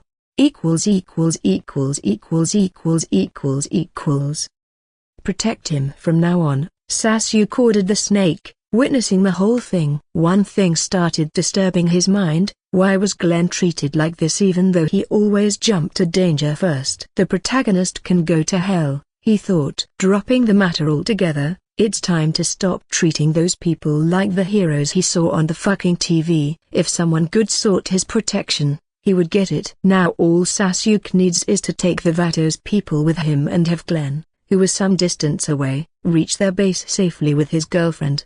"Those are they?" The deep voice beside him made Sasuke focus ahead, seeing 4 men aiming their guns at him. tensed but with eyes telling that they won't hesitate to pull the trigger. Easy, I see you are Guillermo, right? Sasuke held his empty hands up, palms forward, showing that he is here for discussion. Who are you? The man with the buzz cut spoke, still aiming his shotgun at Sasuke's head. A friend, if you lowered that gun of course and let me finish my talk, or, I can beat the shit out of you all, and we will have that talk either way. Billy sent me by the way he came some time ago with a sheriff and dropped you some guns. Butcher. Guillermo and Felipe, a big white man, shared a look of realization hearing Sasuke. Yeah, British accent, tall, black hair and a beard, annoying smirk, a tomahawk. Sasuke detailed Billy shortly, the one they met at that time. And Guillermo lowered his gun but signaled for others to keep theirs aimed, not fully trusting but in fact, only a few were loaded. Most of the ammo was already used by this point. How is he doing? I guess he is alive from what you said. A faint smile marked his tired face. Sasuke just glanced at them undisturbed, while Ghost kept his assault rifle aimed at the other four, making every one of them flinch instinctively with every faint move from him. And kicking, he was busy with something, and I got you a record from him. Here, check it briefly if possible. The full video can wait when we are on the way back. Pack your things first, I want to be home before midnight if possible. Sasuke passed the tablet to Guillermo, who checked it himself, starting the video, surprised that someone is still using electric devices at this point. Soon after Guillermo was sure he was the right guy, he invited Sasuke inside. It was Sasuke's first time in this place. He noticed the signs of bullet holes around. Clearly, things weren't good for those people here. The place was silent inside, even though it was kinda big, which made him ask what happened to the people that were here, the sick people that Billy told him he saw when he first came here. We were attacked. Some armed people out there tried to raid us. I don't know how they figured out our location. There were more of them than us, all armed. During the shootout, 2 of us went down, Raimi and an old man. Someone moved their bodies to the back. We were busy with the attackers and didn't notice. Somehow, the 2 of them turned and attacked the elderly in the back. We were too late when everything settled. Only 5 of us and 2 old people who were in separate rooms survived. Guillermo's eyes moistened as he remembered the scene of his people, and him putting them down later after they turned to walkers. The same people who laughed with him that same morning, thanked him, and encouraged him like they always did.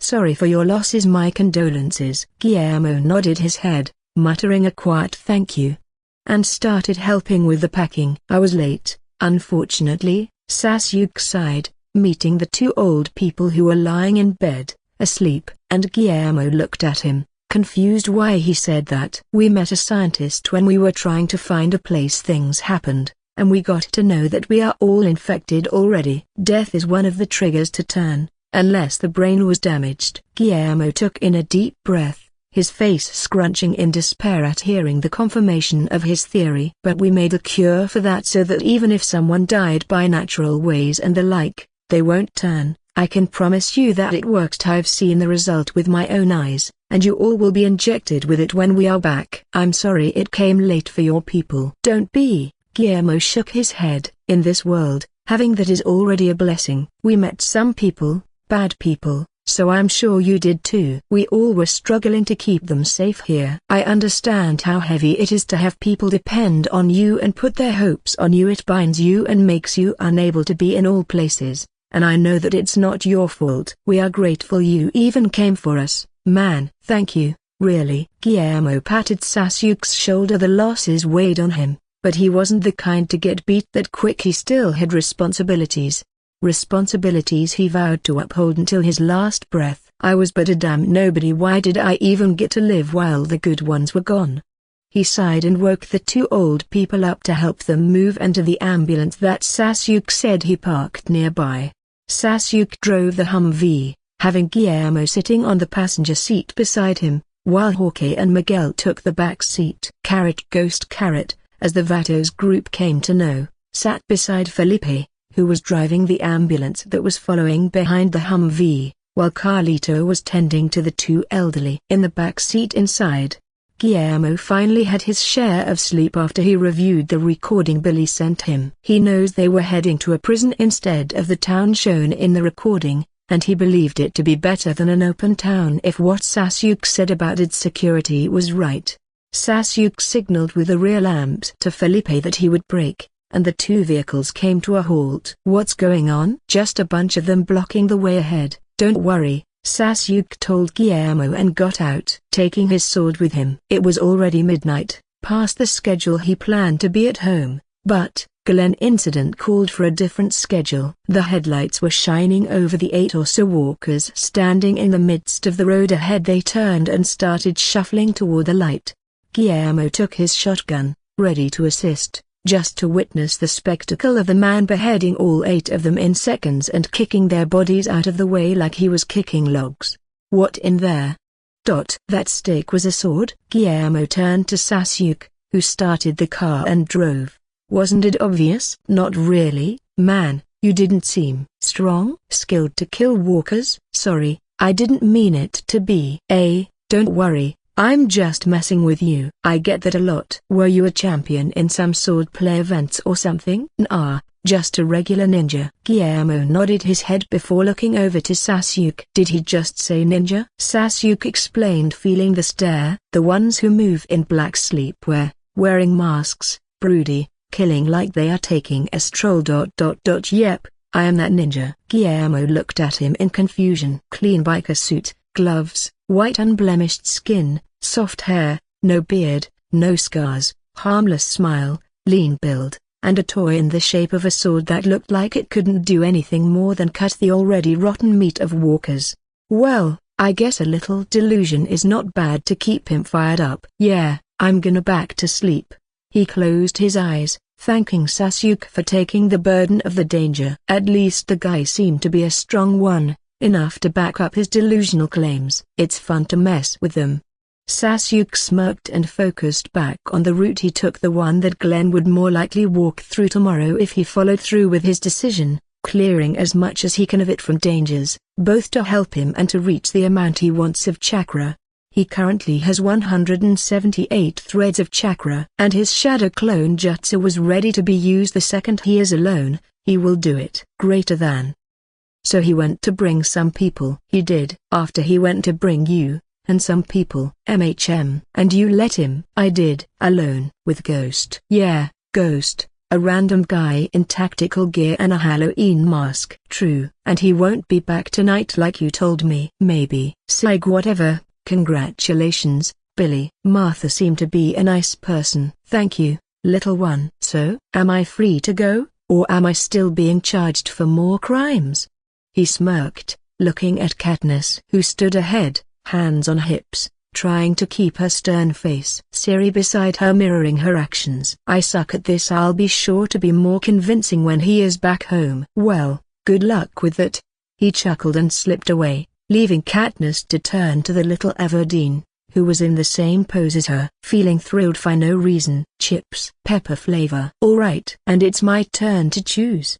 What about Frozen? I like Elsa. Just because Sasuke said you look like her and calls you princess, but sure, let's go. Will Sasuke be here tonight? He can sleep in the middle like usual and watch it with us. No, your lovely brother will sleep in the upper cells when he comes back. For a week. With Rowan, or maybe Amy? Siri smiled slyly at that, just to receive a pinch to the cheek from her sister. Ouch. I'm your sister here, you should be my ally. But Uncle Daryl said Sasuke will get all the pocket tilde copyright moms. Daryl is long dead, his jokes died with him. 5:23 a.m. The Humvee and ambulance towing behind pulled to a stop outside the gate of the outer fence. Billy stood there waiting for them and smiled in relief at seeing Sasuke emerging with others. Welcome back. Morning, Billy, Morgan.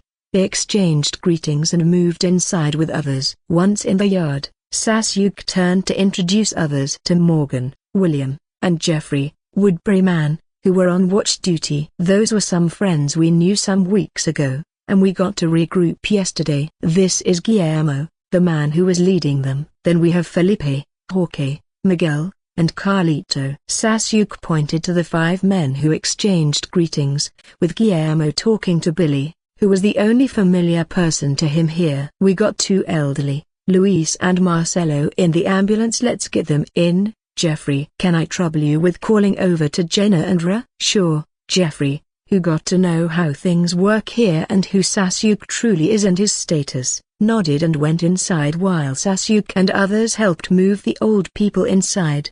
I see they made good progress with the walls, Sasuke remarked, recalling the wall that was taking shape in the outer fence. Indeed, considering we lacked someone who used to speedrun the process of building, Morgan joked with Sasuke. Guillermo and his group moved with them, glancing around. The place was different from what they'd imagined of a prison. There was light, the smell of paint was still fresh, it was warm inside here, the few people they met all seemed nice and friendly, and they were geared.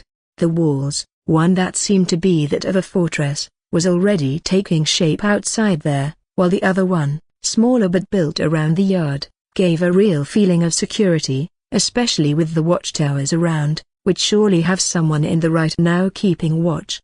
You found a great place. It wasn't any close to this, but everyone worked to make it better, and we are still working to get it to be even more secure and comfortable. Here we are. They reached Block D, which was empty, as the other 2 are already full with the addition of the 11 from Woodbury. They moved the 2 elderly in a cell block and placed them in beds. Thank you for everything. May God bless you.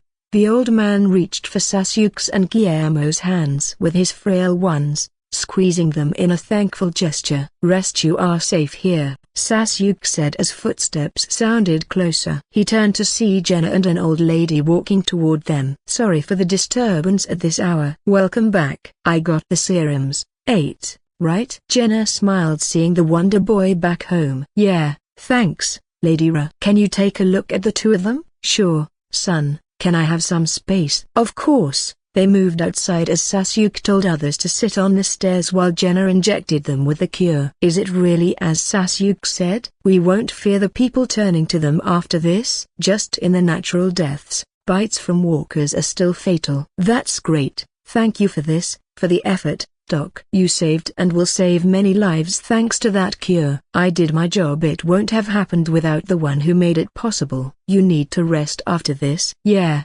Thanks. Jenna stood and tilted his head, looking at a figure wearing tactical gear and a skull mask, covered from head to toe, who hadn't spoken a word since he saw him.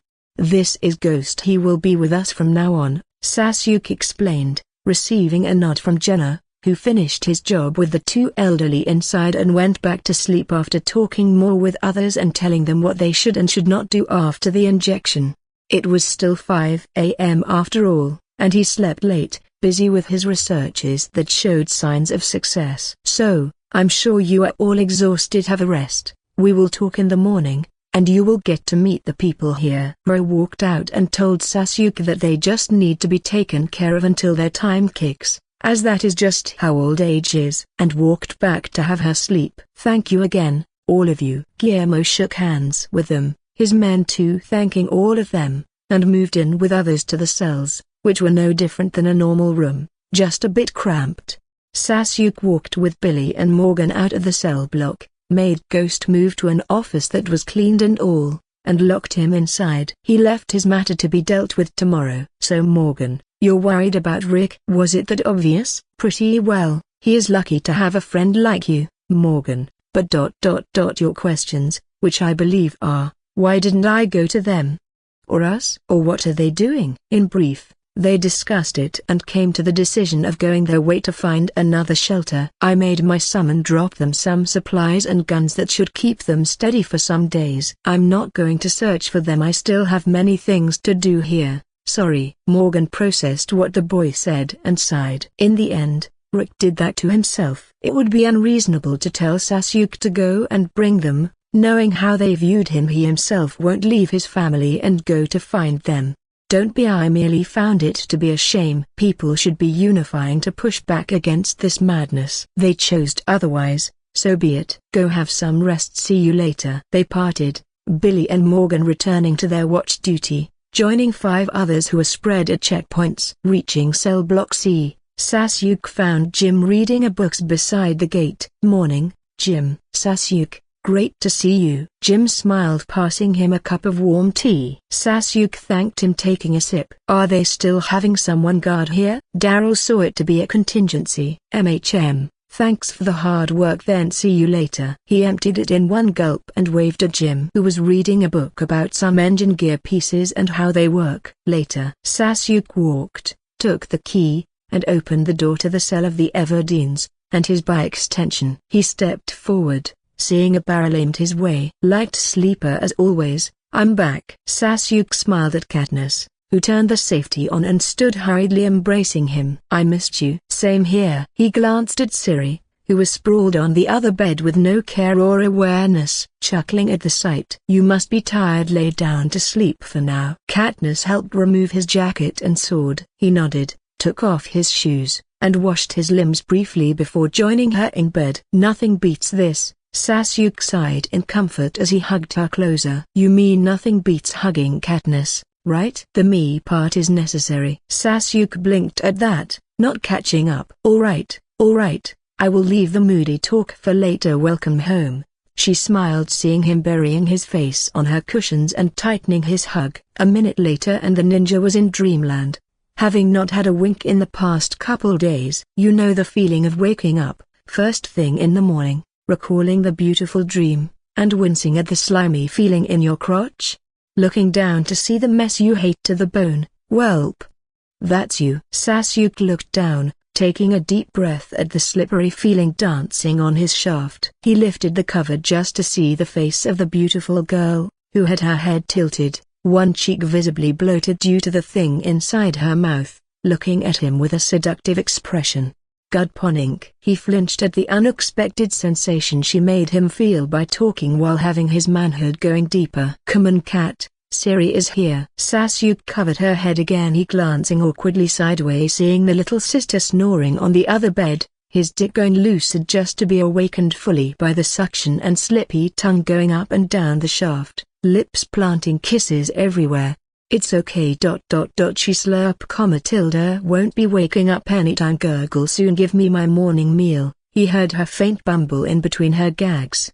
Katniss gulped the thick meat, trying to reach its base, just to choke, feeling it getting harder. At the same time, Siri opened her eyes, turning to see Sasuke, his arm covering his head, the other under the cover keeping Katniss's head in place.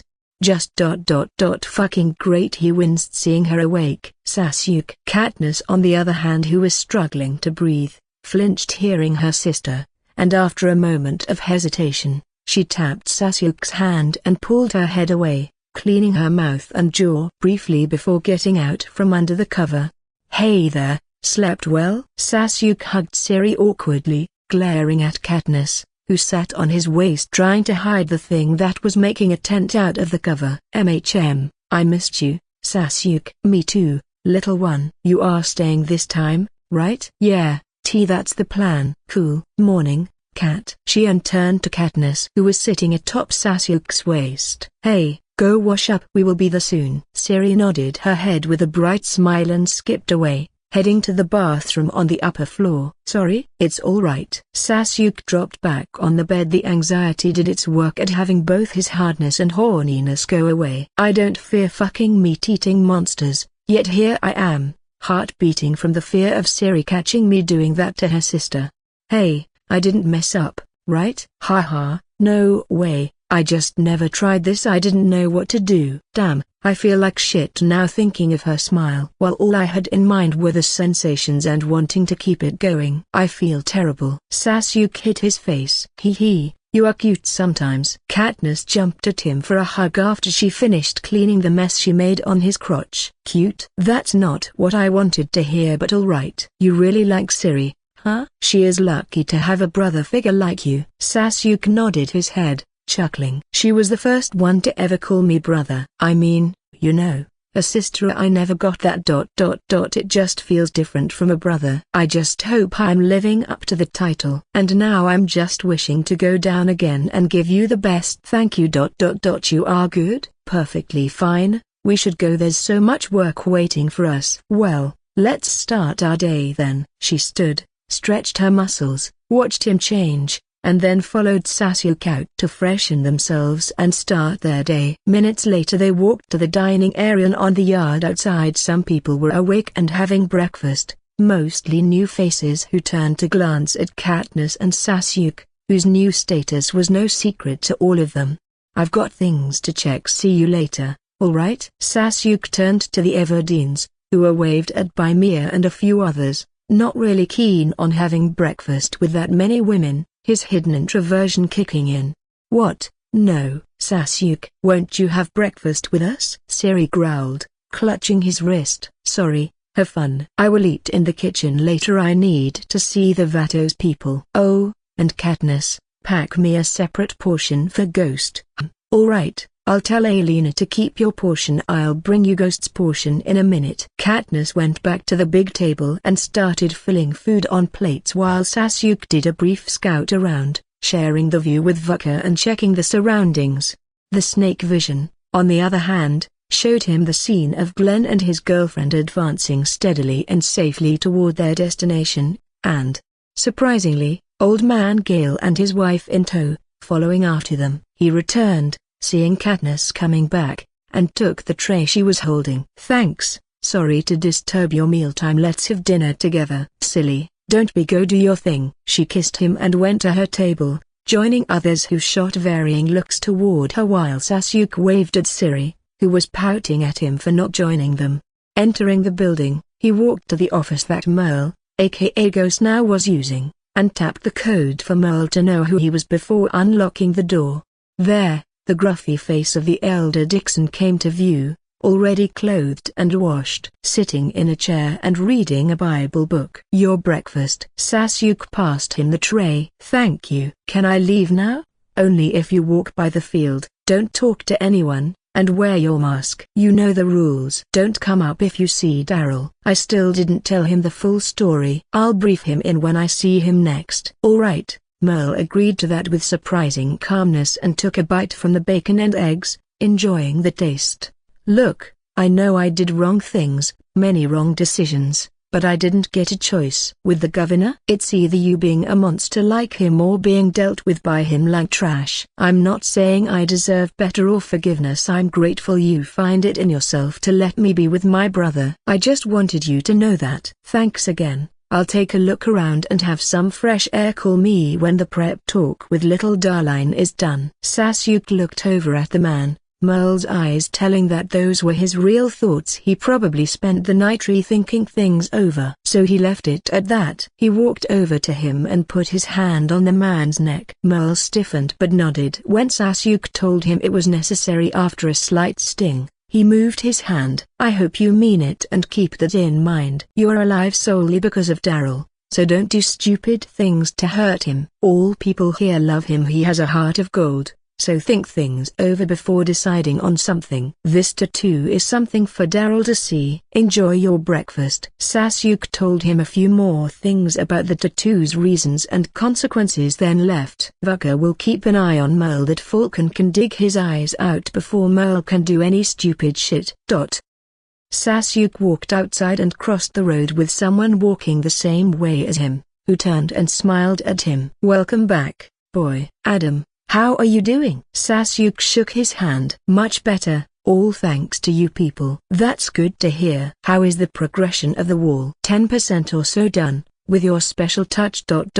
We can have it in 2 weeks. Adam smirked and waved to his daughters, who called to him for breakfast. But yeah, I got things to take care of, so pardon me for today."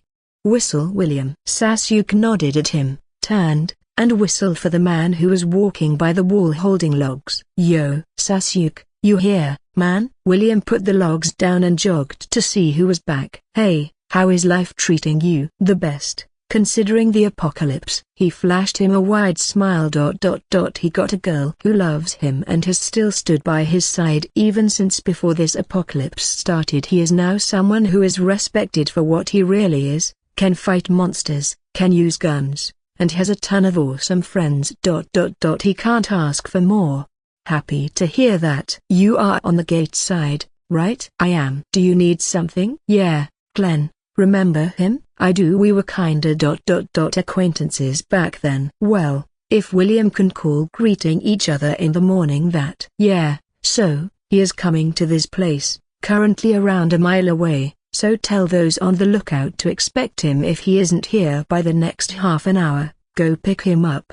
Once he and the other 3 are here, you deal with their addition. Vivian, Gale and his wife are with him too. Show them their lodgings and all. I need to talk with Daryl. He caught the silhouette of Ghost from the corner of his vision, who was taking a stroll by the wall and getting questioning looks from people. Sure, awesome then, go on. But hey, what about others? Won't they come too? William wondered if Shane and others would join too. He honestly just wants to be smug at the fact that they flopped out there right after kicking them out. They seem to be heading to some other shelter. Sasuke shrugged and went his way. From what the snake showed him briefly last time before following Glenn and Vivian to protect them from the shadows, Mike had caught a sign to a new shelter, and the group decided to check it. Sasuke took a look around, greeting both his friends and the new faces, then turned, heading to Block D, where the Vatos people were living now. Halfway there he met Daryl, who bumped his fist and welcomed him back. I heard you made quite the scene back at that town. Sasuke shrugged. The usual, you know. Have you met the Vatos people yet? Only the fat one. Saw him before this when he came to have their portion and told me they are more comfortable eating inside there. Well, the first time in an unfamiliar place, being near your friends is more comfortable. They will open up to others soon. So, I heard you killed Merle, but Billy said you didn't and swore on that. Can you tell me what's going on? I'm surprised you didn't throw a punch first. Sasuke chuckled seeing Daryl's blank look. He was honestly impressed with Daryl keeping calm even when knowing the bad half of what happened.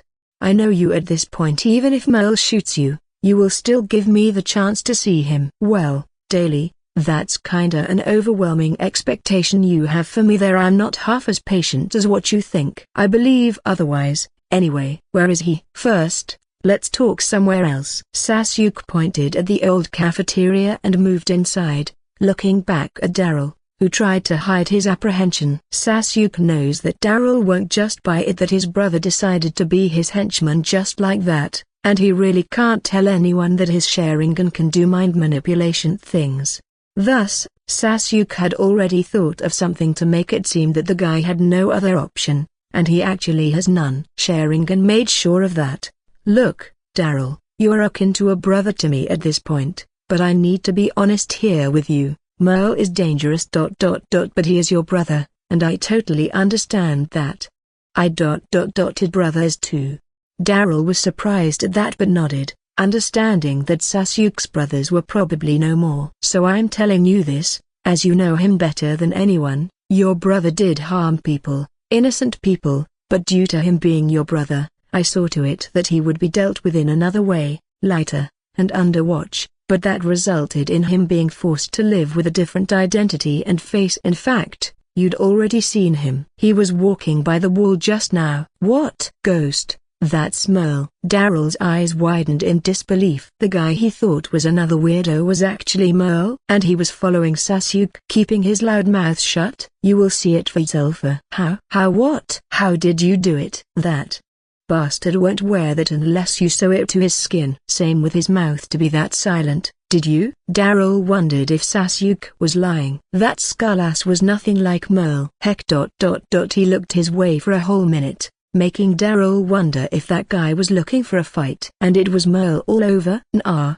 he agreed to my terms. Exactly, how? Sasuke didn't answer. He did some hand seals and placed his palm on the wall, and Daryl saw a mark, written in black ink. When Sasuke removed his palm. What the question mark? How did you do that? Daryl was sure the wall was clean. Yet now there was something written on it. The exact spot that Sasuke put his palm on after doing his own gang signs. We have nanobots, which can't be seen by naked eyes, running in our bloodstream and deployed from our skin's pores when necessary. For multiple purposes, emitting suction and repulsion forces to help us stick to surfaces, and communication is one of those uses. This is a coded writing here. Daryl didn't know about the sticking thing, but the writing here was real. What does it say? Fuck your mama, Sasuke said with all the seriousness he could muster.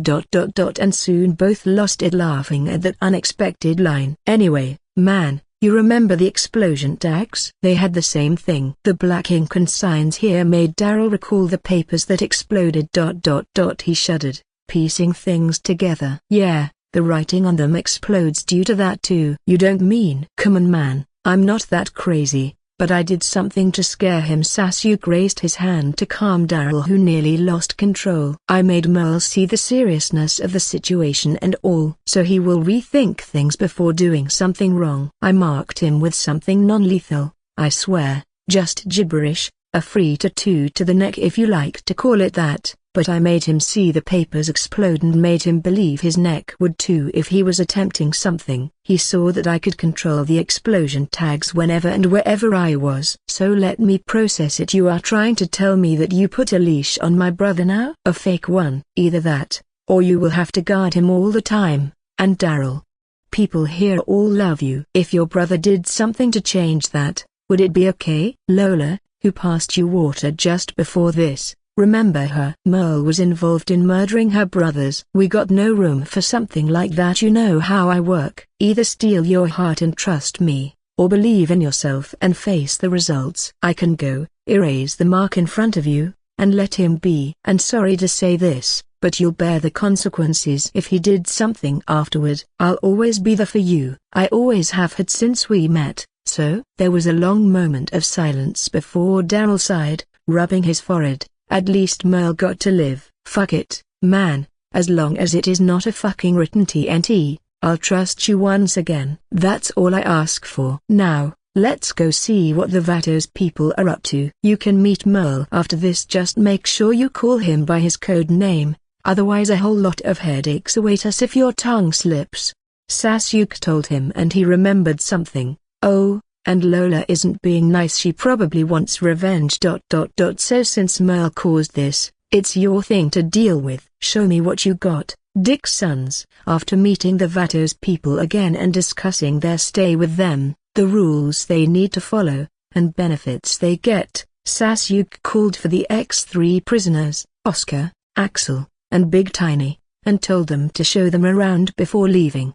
Daryl already left to meet Merle and have a reunion with his brother, and now Sasuke finally got time to fill his stomach. Sasuke. Alina beamed seeing him entering the kitchen, and she surprised him with a hug, tiptoeing to peck his cheek. She clarified, seeing his questioning look. Not fair that Siri gets to be the little sister while I don't get to be the older one. Sasuke laughed at that strange thought and her fake pout. Are you still on that? She had been strangely persistent ever since he told her he never had a sister, or how it feels having one. I'm being the elder sister to a ninja sound like a good deal, don't you think? And I get reprimanded? That's what I heard elder sisters do to their brothers.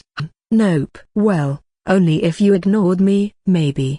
Otherwise, you got to enjoy the best cooking in the camp. Many here agreed that my cuisine ranks second to none even when I'm not trying. She smirked pridefully, looking up at him, who was a head taller. So, imagine if I went all out. Only for you. Tempting, isn't it? She raised her eyebrows repeatedly, and the smell was already doing the rest of the work, convincing him. Well, a week of trials. Sasuke nodded, receiving a light slap to the arm. Stop treating it like a game event, little brother. She winked, finally moving away and setting his plates for him. This was cooked by me and Caroline Joy. And just on cue, Carol came with Sophia, who rushed to jump at Sasuke, thanking him for the new storybooks she got. Siri went to eat with Katniss and others in the front yard. Want to join her there? Sophia nodded at him, excited at the mention of outdoor breakfast. She stood, smiling at her mother, who told her to go and join the Everdeens and then left, waving at them. Ha! Carol, Alina, I missed this. You guys can make a piece of bread taste amazing. Sasuke smiled happily, devouring the last bites from his food. Those two seem to have some kind of spell that makes even simple plates taste better. Seems like Alina didn't trick him after all. Well, we are happy everyone is enjoying our cooking. Carol smiled seeing him enjoy the food. He and Daryl were both men of few words and the serious type, Yet every time they ate the food made by them, she felt good seeing the joy on their faces. "So, anything I need to know?" Sasuke, who finished first, cleaned his plates and asked the two of them, who were in fact quite perceptive, and the two who worked as his insiders. Katniss was known as his girlfriend, which means new faces possibly are wary of her, so those two mostly went around to see if anything on the women's side called for his attention. Whether it be good or bad, they always gave him inputs about things concerning women in their shelter. Dara and her people are good. The Blackwells are really nice people too. Martha is a gynecologist.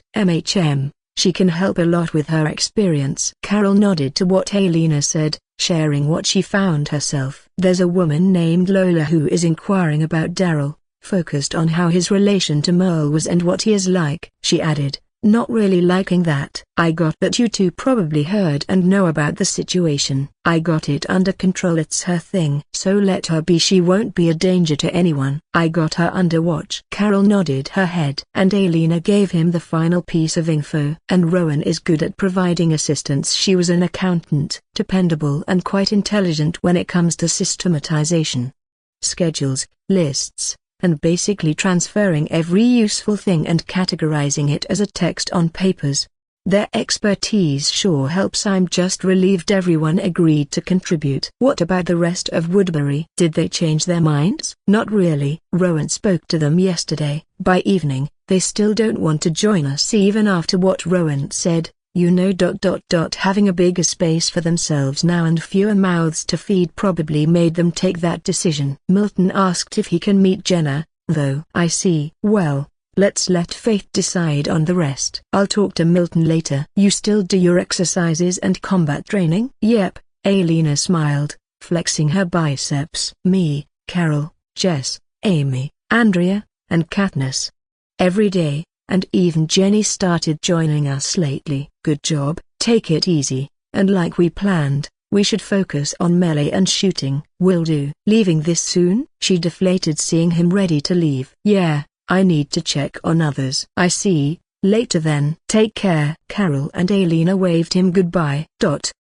Sasuke, who just got out, saw someone standing in his way, doing a blocking gesture. Well, Harrison's, good to see you. Tell me you aren't the patrolman here. Wish so we could be lazing around if we were. Welcome back, Ninja. It's been a long time since we saw you. 3 days, Sasuke smiled at Andrea and patted Amy, who gave him a quick hug. Felt like 10, Amy shrugged. So, I don't think I'm blocked here because you wanted to gift me something for the coming Christmas. Andrea smirked, winking at her sister. Don't you worry. I'll get Amy wrapped tight and good when time comes for that. And receiving an elbow jab from the embarrassed Amy. I can wrap myself just good. Andrea's mouth was agape, not expecting this boldness from her sister. She laughed, seeing Sasuke just as surprised. We want in on your next big adventure. Andrea shrugged, telling him their real reason. She was the type to seek the thrills. While it was safe of course. And who is best at keeping others safe while giving the opportunity to fight? I won't really call it an adventure, but alright, if something calls for an outing, you're in. He shrugged. Their shelter wasn't housing that big of a group, but they have 8 women who are training seriously to become combatants. That's a win for him. Thank you then, I'm going to have my breakfast. Got watch duty after this. Andrea passed by his side, patting his arm, and Amy talked more to him before following her shortly after. Sasuke went out, waved at Juan, who was doing his morning exercises, and at the 2 little girls who were helping with the chores. He walked down to the field, seeing their source of food finally starting to take shape. Dale, I see you guys did a beautiful job out of the land here. Sasuke smiled at the old man, seeing the field here being finally prepared for the step of cultivating crops. Well, see who's back. How are you doing, son? I'm good. Any progress with the saplings? Well, we readied the soil and followed the steps from what the books and videos we have and what they taught us. It's winter time, so for now cold hardy crops. We discussed and found that we can plant garlic. Winter rye. What's that? Winter rye? Sasuke asked curiously, not knowing the thing. It's a hardy annual cereal grass widely cultivated in northern Europe, where its grain is the chief ingredient of black bread. It can even be used for forage and soil improvement. Books really teach you wonderful things. Great then, what else can we cultivate in winter? I'm by no means an expert at this, but we spent a good time reviewing the videos, so we decided on kale, spinach, and cover crops, like clover. Those two can enrich the soil for spring. Cole. Dale pointed to a man who was busy with something some distance away, who came from Woodbury. Also suggested we explore the indoor gardening. You know, microgreens, route cellar storage for winter sustenance. If we can, I suggest we go for aquaponics too, fish farming. We distributed the work between the 9 people who are working on this, like composting, seed saving, food preservation, and all. Awesome, Sasuke grinned, hearing they got the plan forward to this. The report would be ready to be delivered in a day's work. A lot of work is awaiting you, boy. Report? What reports? Sasuke tilted his head, confused. We have many people now. We have different groups working on different subjects, like departments, if I have to call it that. You as a leader, of course it's your job to review all things. This was discussed and planned by 5 people, agreed upon by all. Good luck. Sasuke stood there with a blank look on his face. So I got more work waiting for me. Written reports nonetheless. It comes with being too reliable. Don't press yourself. We all figured that we need to work following one head, and who can be better for that job other than you? Dale smiled, patting Sasuke's shoulder in encouragement, thinking that the boy may feel the pressure from this sudden news. While Sasuke was cursing inwardly. There's no way I'm suffering like that idiot Naruto. This is just another type of Hokage paperwork, isn't it? Ain't leaders supposed to be laid back and enjoy themselves? He smiled stiffly and left, knowing full well where to vent his tantrums and frustration. Sasuke went to the warden's office, which was a room accessed by him and a few other trusted people only. Closing the door, he took a look around with his Sharingan. Finding nothing unusual, he crouched, putting a palm on an unassuming spot on the floor, and pushed down, chakra coursing through his veins. A push with enough force to dent a reinforced thick steel wall in 3 seconds, the designated timeline to succeed on activating the trigger. The ground in front of him parted, revealing stairs going down to a dark path. Sasuke walked down, closed the gap behind him by pushing at another spot, and then kept on going down the stairs. After 100 stairs, he found himself in a big underground place, the space of a football court, the torches on the walls lighting it up. Only he knows how much of a pain it took to make and reinforce this place. Coming here whenever he got free time since they secured the prison, using the pitiful amount of chakra and waiting for its regeneration again and again and again. He sighed in comfort at seeing the place finally put to use. If someone was down here then their life sure isn't to be a good one at all, and so far, 4 people were enjoying their stay here. Sasuke walked over to a wall and again palm pushed, triggering the mechanism that made a sequence of activities that revealed a big room ahead of him. It has nothing to it other than the light and the cushions covering its insides from every place. There, 4 men, looking tired and sad, turned to look at him. Separated from each other and having basic furnitures near them to do their natural calls, those 2, made from soft materials, liked the hospitality. Do you think you are being any different by this? You expect people to call you a hero or what? One of them spat, tied like a mental, his tone a little unusual due to the soft slippery thing covering their teeth, another small thing to prevent suicide by tongue biting. Nah, Governor. Or not, I should start calling you Philip and his 3 idiots. Sasuke looked around and retrieved a chair from a separate room. Hero? I don't give a fuck what they call me, as long as it isn't an insult. Though, for people out there, you guys are as dead as it can be. They saw me putting a bullet through your heads after all. You are no human, are you? What are you? Are you the one who started this all? Philip Blake, previously known as the governor who all thought was dead due to a little genjutsu, spoke. Seething at the idea, recalling all the madness this sword freak did, he taunted him while deflecting bullets with a knife. His eyes glow and have a color no human should. He can make things disappear, and his speed makes him seem like he vanished, and the slaps. No slap could be strong enough to make Martinez fly from place to place yet not have his head busted.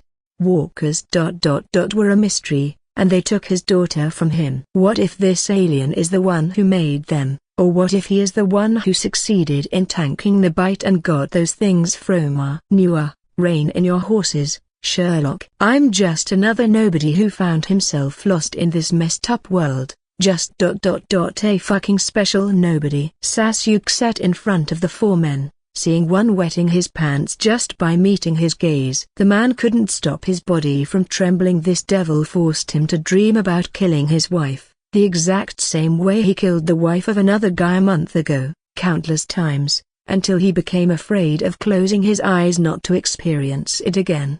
I'm not giving you a new one, and you guys should start asking the $1 million question. Why have you kept us alive? Philip asked him, fear naturally taking root in his heart. Bingo. Sasuke snapped his fingers, chuckling. You see, I really didn't think of having you and those three live. I mean, you aimed for my life, sir. It wasn't us. Martinez screamed, eyes blurry and red from both fear and the sheer hopelessness he was feeling. Shush. I can hear just fine. Don't force me to alter your voice to that of a slutty woman, and you expect me to believe that? Not the attack part. True, it wasn't you, but if you were there. Would you have let me go? Sasuke glanced at him, seeing the tears building in his eyes. No, you know that, right? Alas, you could have never stopped me from leaving anyway. It was just a rhetorical question. He ignored him and turned to the disheveled Philip who was glowering at him. Well, back to the answer. I paid Milton's laboratory a visit, and it was then I remembered. I got a scientist by my side too. Both his and my experiments will need alive subjects, humans. And the type who I won't feel bad doing that to them. Your type of scum. The four of them had their eyes widening from what they heard, even though they expected it when he let them live. They just didn't want it to be true. I mean, we made a solution for the airborne infection, so he is working on finding a cure for the bite issue now, and I need someone to be the human lab rat, or multiple, and that's you. The vacant look of the one who had his pants wet attracted Sasuke's attention. Oh, I have my share of experience in that, torture. I was both the instigator and the one on the receiving end, so I know how to stop subjects from killing themselves. Don't worry, if the cure succeeds on the first try, you'll get to live. Life returned to the eyes of the man hearing that last part, so, in the end he just needed to endure and of course be the subject of other experiments. One of them is called the obedience seal. Something I am trying to figure out. After that, there's the mystic palm, and how far I can push it. There are animals for that, but you guys will be important for the advanced stage. Sasuke shattered all the hope they got about leaving this damn place somehow. They didn't know what those things he talked about were, but they didn't sound good. Especially that seal thing. I know that look, fear, and eyes screaming how I'm no different than you. A monster. Sasuke turned to Tim, who was looking at him like he was seeing an abomination worse than walkers. That's what you chose to believe. I can respect that. I am no good person. There was just nothing around to make me show the real me. But here's the thing, you lot killed families, women, and men and even youngers. Sasuke kicked Philip in the face just by remembering that the man killed a whole family for something stupid. You assholes tortured others to find info about their shelters and raid them and brought hopelessness to innocent people. His Sharingan flared red, making them all tense at seeing this hellish sight again. A literal devil in the skin of a human. That's where we are different. While I'm bad, it's only to those deserving it in my book. I won't be as lowly as stealing things from others who are weak and kill them. I work on keeping balance. Philip finally regained his breath, recovering from the pain on his jaw, just to see those freakish eyes turn to black once more and Sasuke leaning back. All that noble talk, in the end, you are just another me. I kept my people safe, those ungrateful lot. Merle was just as bad as me. Where is he now? Enjoying life with his little brother, and regaining his courage with it. Sasuke chuckled seeing him trying hard to keep his composure. It was impressive honestly. If only he wasn't a total madman, Sasuke could have had a good and capable man by his side.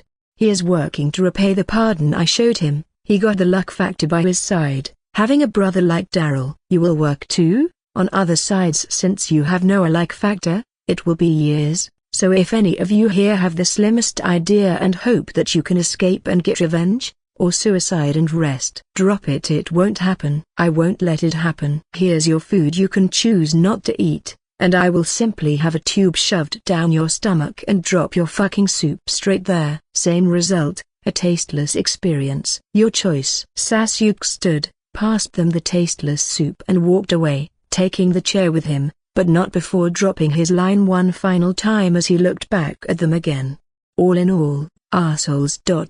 Welcome to Limbo. Let's rest. I'm tired. I turned to Vivian. She was panting by the side of the road, supporting her weight on her knees and unable to walk more. Gale and his wife were some distance behind, not much different than her. I moved back to support her and help her walk more. It's close. We are close. Just a little more. You can do it. Yet the girl hit her limit. She didn't eat well in 3 days, and walking became harder. Fucking assholes, they could have at least given us more food and water. I can't move, Glenn. It's okay, we didn't find many walkers, fortunately. Let's rest. Yeah, someone has killed them. I can say that whoever did it used something sharp and in one slash. Possibly Sasuke. That's his style. So we are on the right track. I turned to the other two, who weren't in a better state, and then at the surroundings. The place looks safe around here. Maybe we can rest a little.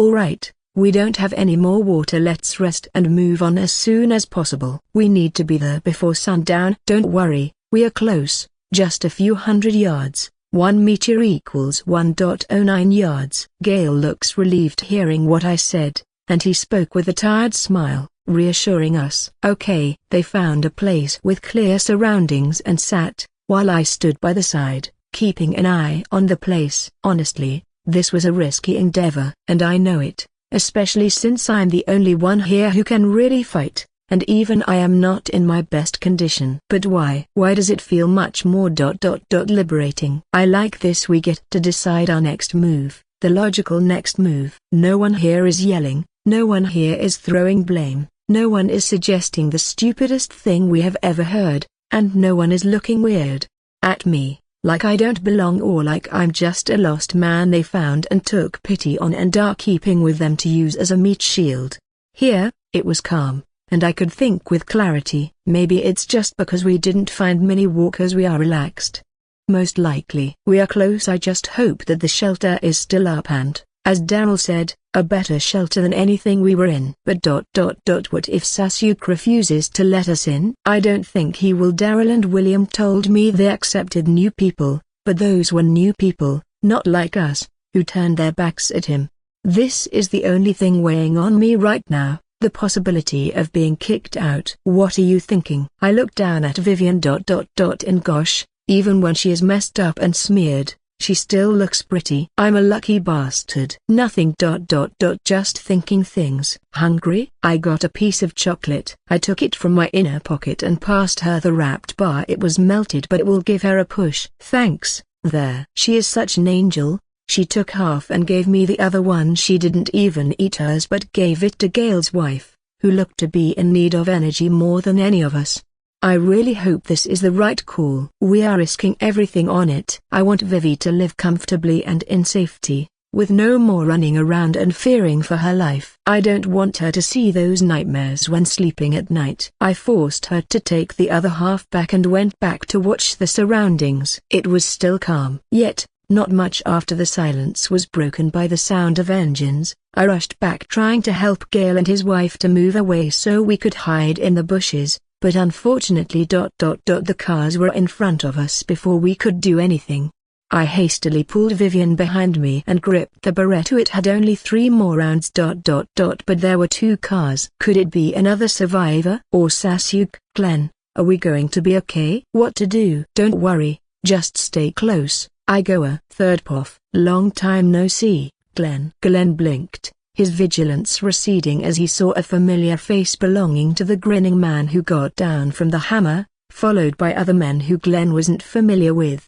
William? In flesh. William laughed and walked to his side, giving him a hug. wincing at seeing the state the man was in. Glenn looked like he rolled through the ground all the way to here from the damn farm. "Hey, but girl, old man and Mrs. Mears, I see you are all fine." William smiled at the other three, not really recalling their first names. "You are the boy from the quarry." Gale sighed in relief, recognizing him, and patted his wife's hand to reassure her. "I am." "Those are Axel, Oscar, and Guillermo. Sasuke sent us to bring you guys." William pointed to the three armed men behind him, who nodded in greeting, and Guillermo moved to help the elderly couple get in the second car with him. "He knew?" Glenn asked once he and Vivian sat on the rear seats. Receiving a nod from William, he knew. The dead walkers, the food, and the guns. It was him. That particular one thing had disturbed his mind since back then. Who would drop food and guns for them? They didn't find anyone on the road,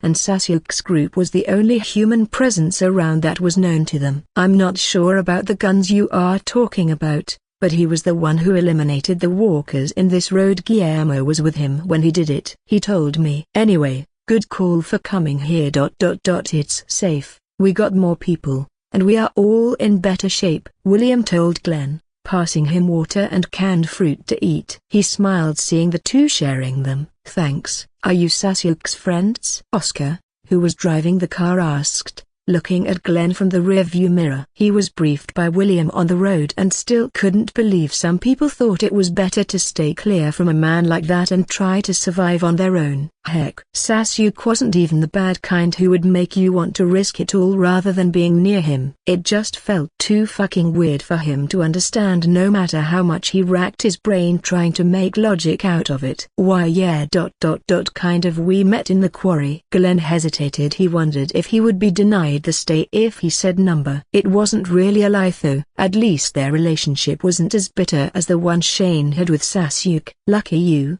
I didn't get to see the outside world that much, but what I'd witnessed was enough to make me not want to be there alone. A good and trusted friend is rare to come by." "You are safe now. We will be there in a few minutes." Glenn nodded, thanking him. His girlfriend looked no more tense. She wasn't forcing a fake smile anymore. She simply leaned on his shoulder and closed her eyes to rest.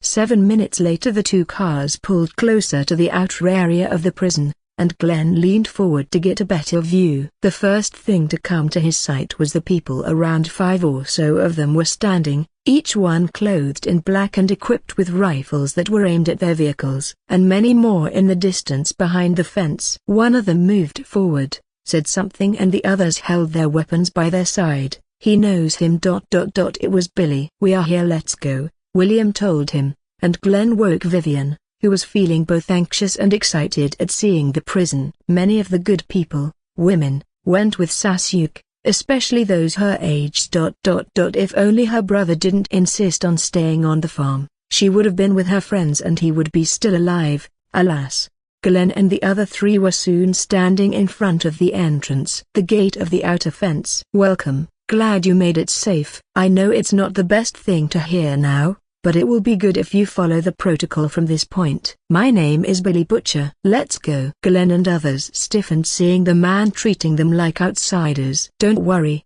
it's just how things are here when on duty. There's no room for chit-chat." "Let's go. It's just a normal screening procedure from here to see if anyone is bitten or injured." William patted Glenn's shoulder and nodded, seeing them follow behind. The prison was this good? Vivian couldn't stop her curiosity. Behind the 4 armed men who were still in their posts, there were many people who were transferring some materials and seemed to be building something outside the fence. A wall that was still on the foundation step. Not even close. It was overrun, bloodied, stinky, demolished. But we saw a way forward, thanks to Sasuke, and we worked on it. This is the result. We are still in the process of making it better, William explained, and saw Glenn rushing to the side, making few armed men wary, but Billy signaled for them to put down their weapons. As he saw that Glenn was going toward Dale, who was close discussing something with other people. "You are here, boy, and you too. Welcome back." Dale smiled and hugged them, happy to see some of the familiar faces, while Billy and William stood aside, giving them some room. "Great to see you, Dale and Jim." Glenn smiled happily seeing their people, their state and the condition of the place. It was better than anything he had expected. There were people here, it was lively, and secure. "Let's go, you can bathe and eat after the screening," Billy told them, and soon they reached the inner wall. There was another watchtower behind it. The gate was opened by yet another familiar face, Andrea, who greeted them with a smile. "Welcome home.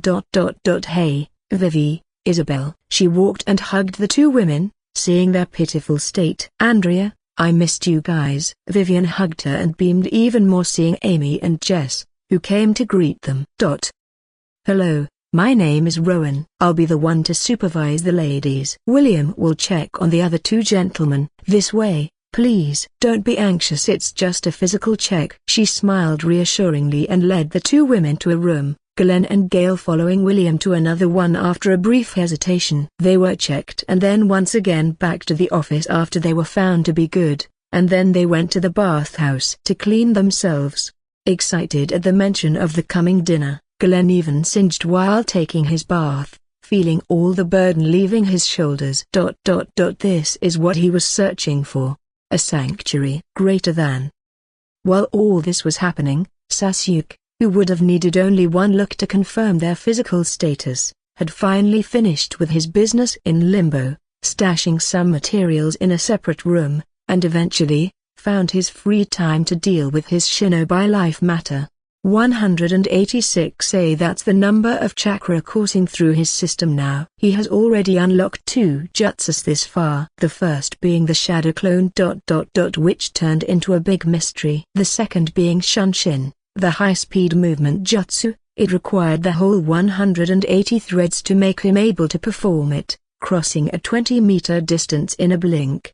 Sasuke did the hand seals required for the shadow clones and halted briefly, processing the new information, reaching the last seal before slamming his palms, finishing the set. Beside him, an identical clone of him stood, looking back at him. So there are 2 types, a shadow clone and a shadow ego. He spent a few minutes testing the clone. It was ... okay, 30% of his physical strength, and it was built with half of his chakra, 90 thread. He can only make one at a time for now, even though his chakra regenerated to 186, and unfortunately, it wouldn't give him back chakra once it dispersed like it used to, but his spent chakra regenerated all right, and he still recovered the memories and experience from the clone. He took a deep breath, feeling that his chakra was once again full, and redid the hand seals, changing the last one to perform the upgraded jutsu. Sasuke felt how a whole 50 threads from his painfully accumulated chakra vanished just like that. It didn't regenerate, and he was once again back to 136 chakra threads. And Shunshin jutsu getting locked once again. I don't even know what I'm signing for here. Sasuke just steeled his mental strength not to be disappointed and watched the few ninjutsu writings that formed in the ground in the shape of a complicated circle.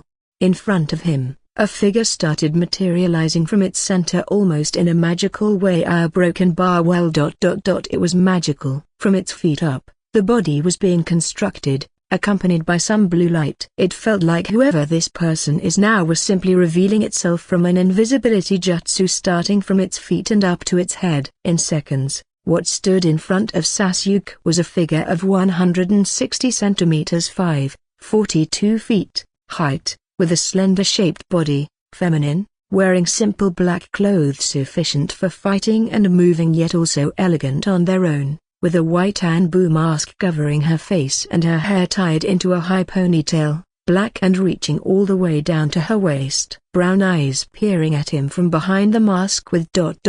reverence. "You have to be kidding me." He blinked further, receiving one last piece of information about what just happened. "So, my upgraded clone jutsu has the ego of shinobi from my world?" "What the freaking?" He saw her tilting her Anbu mask up, revealing a stunning face, and going down on one knee, the sign of servitude and respect normally shown only to your own cage.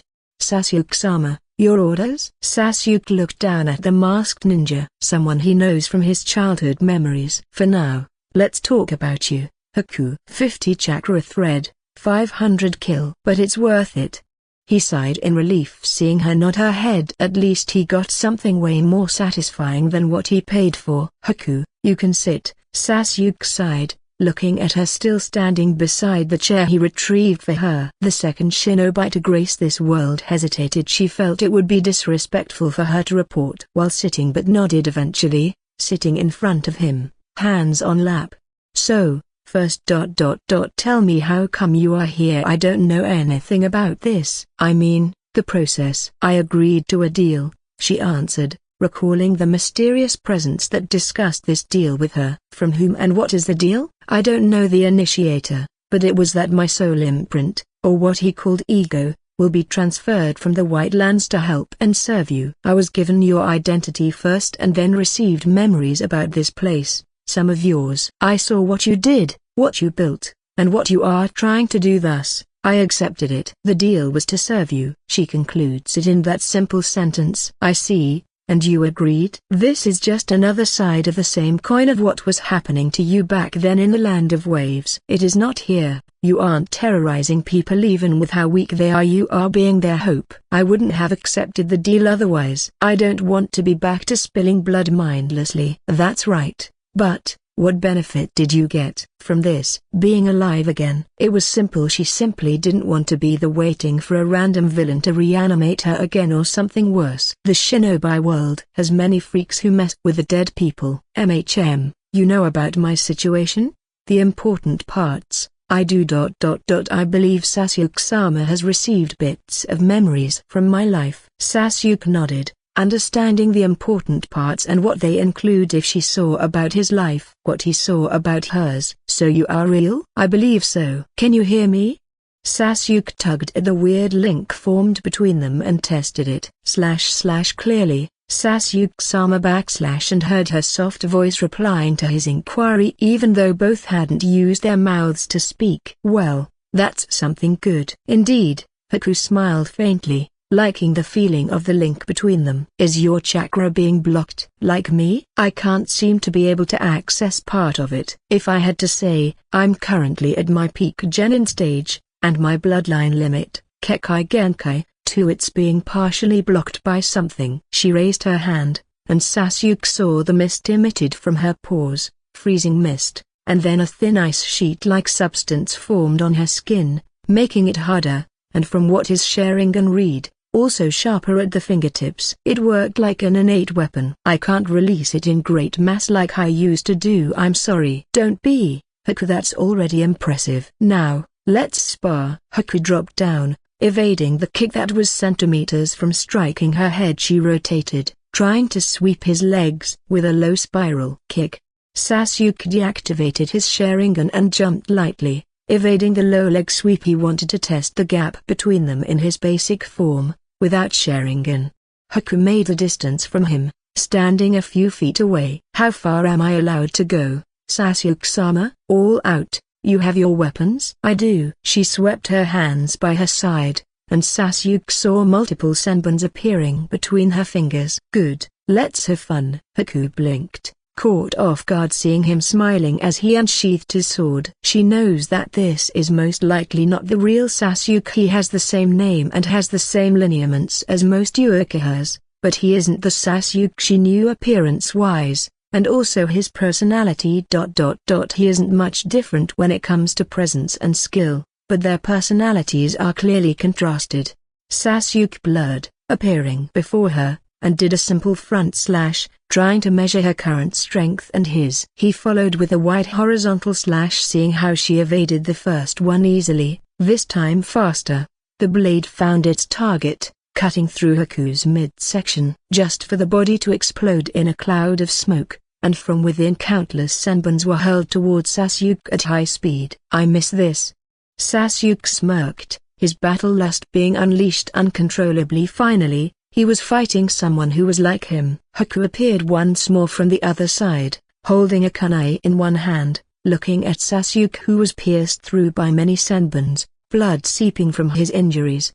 Not a second later, she rotated, blocking a kick that was aimed at the ribs, and winced at the weight accompanied by it. Her eyes briefly followed the sword that was thrown up in the air. Sasuke, still in kicking position, used his second leg to jump and rotated, throwing another spinning kick aimed at her face. She leaned back, evading it, and raised a hand to block the damn third kick as the Urukai who used the rotation to once more do a final heel kick and tensed. Feeling a hand gripping her ankle. Sasuke had succeeded in distracting her by his triple kicks and used his upside-down position as leverage to grab her ankle. His sword scabbard that was tied on his hip blocked the kunai about to pierce his stomach accurately, and he kicked back, finally achieving a hit.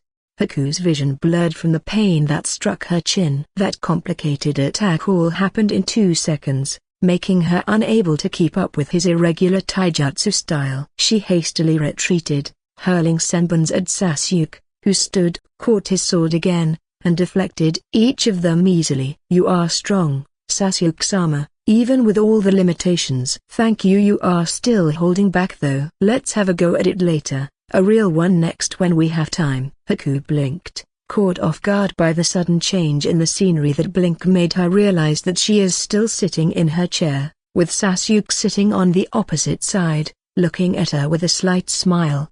She understood what happened, seeing his red eyes that faded shortly after returning to their beautiful dark obsidian color. "Genjutsu?" "Yeah, for checking where we stood briefly, that's good enough. I really want to go for it with you, but that can wait until we are free. I still have some things to do and have a few more questions." "I understand. You are really strong, my lord." "I hadn't even recognized it was a genjutsu." "Experience made many things near perfect." Sasuke shook his head and left it at that. Even for someone who had awakened the Rinnegan, perfecting Sharingan's abilities was just as important. And genjutsu being one of them, especially since the real Sasuke had complicated feelings toward Itachi, who was second to none when it comes to that.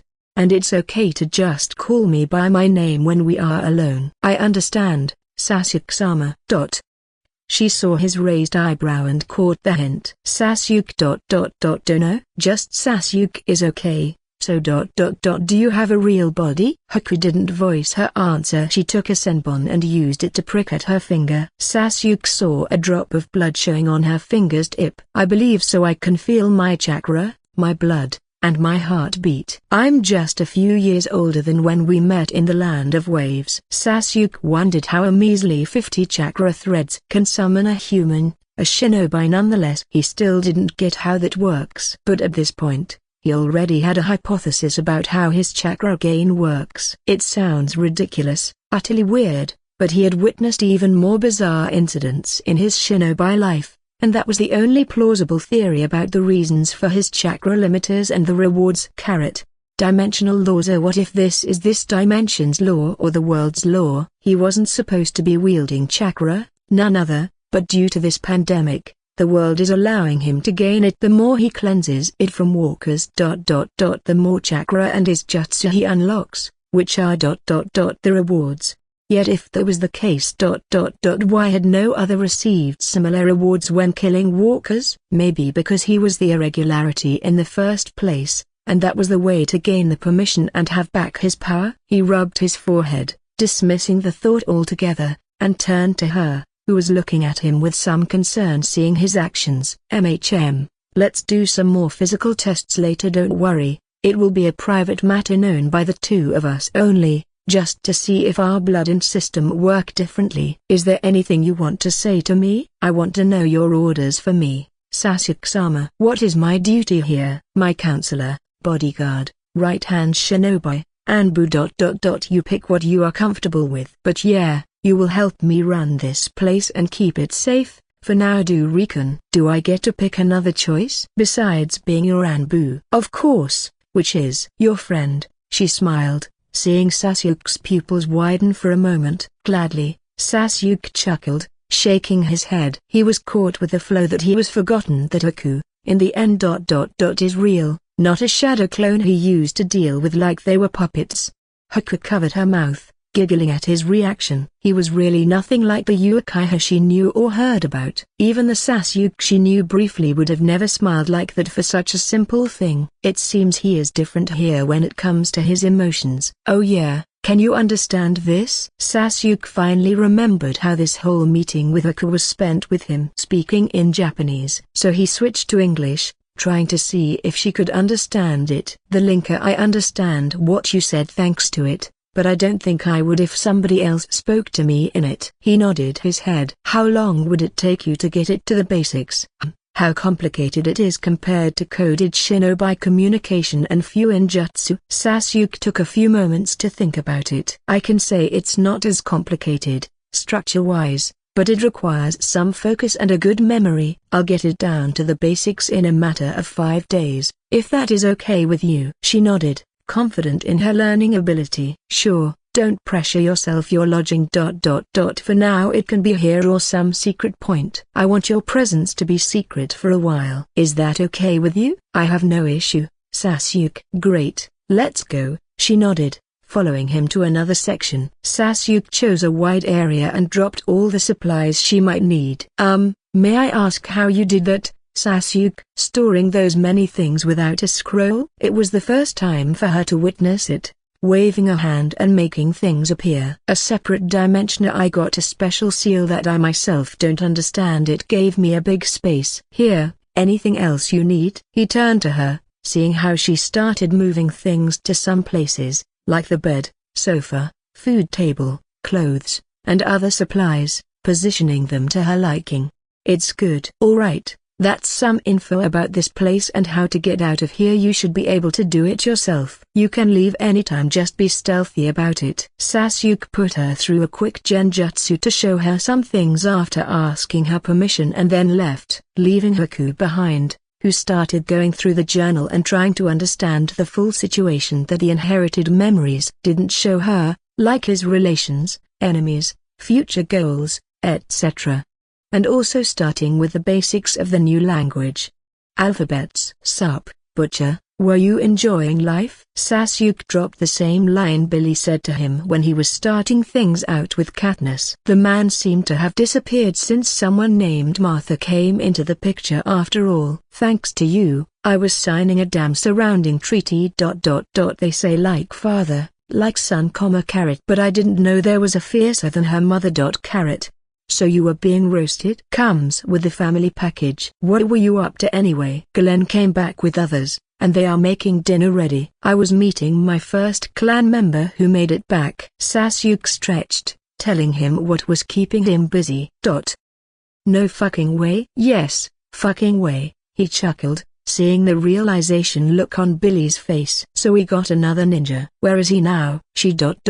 and she's doing her things now. I'm not even surprised. Huh? About what? Sasuke looked back at him, confused. About the fact that it is a she that crossed the damn sea, fire, and death to come here for you. Hey, just so you know, I'm not planning to have you as a son-in-law. Billy looked him deadpan in the eye. Mia was just like her mother, beautiful, and Sasuke was the damn best guy around here, sure, but no way in hell was he about to give his damn stepdaughter to this bastard who, big chance ... will bleed his ears with some R18 mock lines.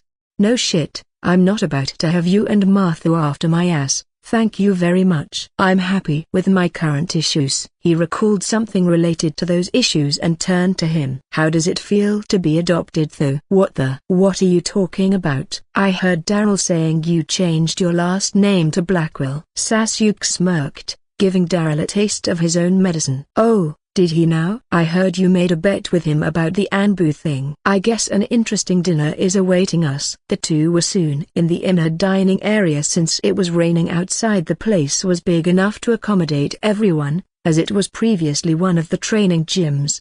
People were moving about, taking their portions and joining their families and friends. Many greeted the two of them with smiles. Daryl, who was eating with Carol and Sophia on another table, waved at them lazily and went back to his meal, while Billy smirked at Daryl and pivoted to the table Martha was using with her daughter. After saying something to Sasuke, the ninja joined the big table with the Everdines, who were eating with the others from their group. Hey, Sasuke, I didn't find you earlier. I searched everywhere. Siri pouted at him. I was busy with something. Is there anything you need? Not really, I and Sophia did something, and we just wanted you to know. Alright. Let's see about it after dinner. Sasuke was about to sit beside her when he felt a group of people walking toward him. He turned, seeing Glenn and the other three walking beside William, who gestured towards Sasuke and went back to his watch duty. Sasuke nodded at William and asked them, seeing their conflicted expressions. "Welcome, had dinner yet?" "Ah, no. We thought about coming and, thanking you first. For what you did. We appreciate it." Glenn shifted uncomfortably, forgetting the original line he practiced. It happens, looking at the guy whose face told nothing about his real emotions. And who was acknowledged as the damn leader here. Glenn swore there was something different about the presence of this guy. No way, the air just decided to feel heavy every damn time he stood in front of him. "Thank you for all the goodness you showed toward me and my wife, even after what I did and said to you. I'll always be grateful. And again, I apologize for what I did." Gale, not one to overthink things like the presents, stepped forward and raised his hands to shake Sasuke's, formally apologizing. Sasuke felt the stares of people around, mostly of those from Woodbury who didn't know what was happening and the reason. "I accept it. What matters is that you are alive now and your wife and friends are here with you. Come, join us for dinner. I'm sure we both have things to discuss." Sasuke smiled and invited the four of them to their table. They joined the Everdeens, Alina, Dale, and the Harrisons. Glenn and others started eating with them, enjoying the warm meal and soup. There was even fresh meat in there, which made their mood better. "Had anything come to your attention in the period you spent here?" Sasuke asked Glenn, receiving questioning looks from others around. It's really good and feels safe." He means any irregularities you may have noticed or something that seemed negative to you in our shelter, even small things. Katniss cleared, shooting Sasuke a look. He really needs to stop this habit of asking curtly while eating and thinking everyone is a Siri who understands his talk. Sasuke shrugged. The garlic tomatoes butter beans that Helena made for him were too delicious for him to say that damn long and detailed sentence. "Oh, can I ask why you are asking him that?" Vivian inquired, unaware of Glenn's tightened fist, who was still thinking he needed to be on eggshells around Sasuke not to offend him. "Strangers tend to notice things we may have ignored." Siri raised her hand and answered, feeling smug at the little smirk she saw on Sasuke's face. Just like the Art of War book Sasuke had read for her, Sophia and Yuan. The man called Odysseus, an outsider to Troy City, had noticed something the locals didn't. Their pride and belief in omens could be used against them. He used a gift in the shape of a big horse, and used it to breach through their defenses by hiding an army inside of it.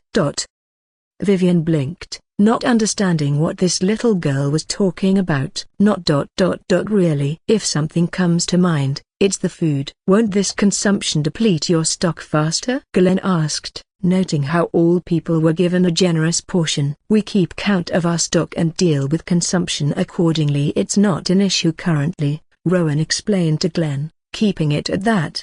She didn't want random people to know their real impressive stock when it includes food, armory and clothes. "What happened to Rick and others?" Andrea asked, what many here were curious about. Jess shrugged. "They chose to go their way. We didn't like that way, so we thought about coming here." She recalled the departure and how some master even told them regret will come late when they are already at death's door. "I see, that isn't, boss." They all flinched hearing the deep voice of the man who closed in on them silently, standing behind Sasuke, who was still eating. The man's alerted voice, mask, and outfit make his presence notably in stark contrast with others here. "What's the matter, Ghost?" "Intruders are spotted 400 yards distant, south of Tower B.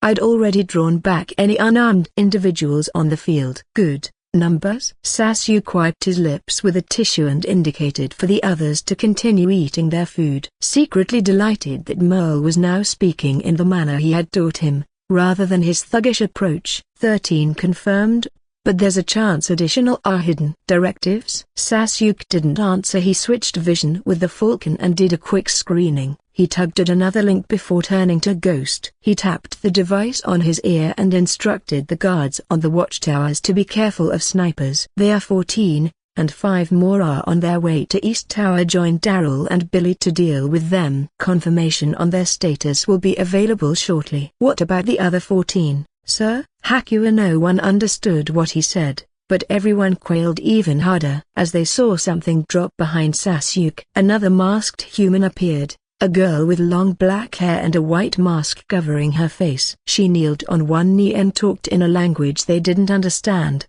but no, it was his native language, Japanese. Her voice was soft and firm. Orders: Sasuke-sama, eliminate the 14 if proved to be a threat. Otherwise, keep your presence hidden and investigate them further. Send a clone to back up Ghost and his group. He detailed further through their link. As you wish. She stood and then vanished as swift as she appeared, leaving the others with a ton of unanswered questions. Ghost, too, left to call for Billy and his brother after a brief hesitation. The two were already gearing up as another man who was on watch duty reported back to them following the protocol. I'll explain later. Excuse me for now. Sasuke stood and patted the head of the worried Siri, who saw his serious look, reassuring her and nodding at others, telling them to continue with their dinner. Morgan, Dale, Code Blue. Understood. Morgan grabbed his weapons, checking them, and nodded at Sasuke, knowing he needed to stop anyone from leaving this place, and forwarded the order for Axel and Oscar, who were under his lead, to do a brief check in the cell blocks for anyone missing, while Dale left to count on people and make sure they are gathered in one of the safe points. Jim and Cole followed after him. Sasuke, who took a step out from the dining area, closed the doors behind him. He nodded at William, who stood with another man on guard. We have suspected presence near. Keep others from leaving until the situation is cleared. Got it. William nodded. Then with another step Sasuke disappeared with pure speed, running in the direction he knew another 21 people were gathered in. Not long after, he was standing atop a branch, looking down on a clear, level area that was slightly hidden in the trees, listening to the people below talking in hushed voices. Why all the troubles? Let's swarm them up. No way, they are as geared as we are. A muscled man spoke in his gruff tone to the others nearby. Keep that muscle head of yours focused on what matters. Roni knows what he is doing. They are armed too, you remember? And they have some skilled men in there. A fucking pretty boy and an old man. That prick was weak as fuck. Of course he will exaggerate it. Just keep silent. You don't want me to tell Roni you are thinking of ignoring his orders. A fucking bitch who used her ass to satisfy is talking back to me like that now, the man thought internally, fuming just at the thought. This was a mere bed-warming tool. Yet he really can't curse or talk back. She was one of the few ladies who were Roni's only, and that asshole had 5 brothers watching his back all the time and possibly playing with those women too. Any idea of taking control or stabbing them in the back seemed to be useless against those 6 sneaky brothers who were always cautious. Marvin, get your ass here. He turned and walked aside, calling for another scrawny man. Yes. Has Roni contacted you about the situation? Not yet. Maybe they are still doing recon. Why did we start with this place anyway? Won't the town be easier to take over at first, then move to deal with the prison? Another man asked in a hushed voice. I know, right? And they say he is smart. The muscled man sneered. If those weren't tough times that forced him to keep his fangs hidden, he would have never submitted in this pathetic way. Your small brain just can't handle his way of thinking. What do you think will happen if we attack the town and someone from there succeeds in alerting those people here? Roni had to start with the stronger force out of the two, conquer it, and move on to take over the weak town there. Go read some books. They kept bickering, not knowing that 5 of them were already down and only a basic clone using henge, transformation jutsu, was standing in their place. Sasuke, who gathered all the pieces, revealed himself, burying his sword straight through the heart of the scrawny man and sweeping it aside with force, cutting through his flesh and beheading the man she was debating with. Status confirmed, hostile. I'll make a move, just in time for Ghost's voice to come through the piece. /hostility confirmed, elimination initiated / followed by Haku's voice through their link. Keep one alive. Sasuke deflected the machete with his bare hand and slashed, cutting down another body. He turned to the remaining 13, who were stunned and hesitating from the sudden turn of events, and launched shurikens, each targeting a head, dropping them one by one. I don't entertain uninvited guests, but I'll welcome you in my basement, big brain. Sasuke palmed the terrified woman he kept alive, putting her to a forceful and painful sleep. Report. Clear here. Hostage secured, and moving back to the base, Ghost reported, and Sasuke heard Daryl and Billy bickering in the background. What hostage? They were keeping a woman tied up. She's passed out currently. Orders? Alright, make sure she isn't liability. Do a physical check first. We'll let her loose only after confirming her status. I'm done here, Sasuke-sama. I'm on my way to the prison. Sasuke swept his blade aside, cleaning it from blood, and sheathed it. He took another look at the place, carried the passed-out woman on his shoulder, and ran back to the base, alerting the one on watch duty not to shoot. Soon he met with the other three, who were bringing a tied woman and man, and they turned to Haku, who was lifting a giant of a man one-handed by her side. Well shit, that small stature sure packs some serious muscles. Daryl whispered to Billy, who chuckled remembering something. I've seen pretty females having poles bigger than mine in Thailand. Nothing is surprising me after that. Daryl raised a brow at Billy, and both were unaware that Haku heard them and asked Sasuke if she could put each of them on a negative sexuality for a week.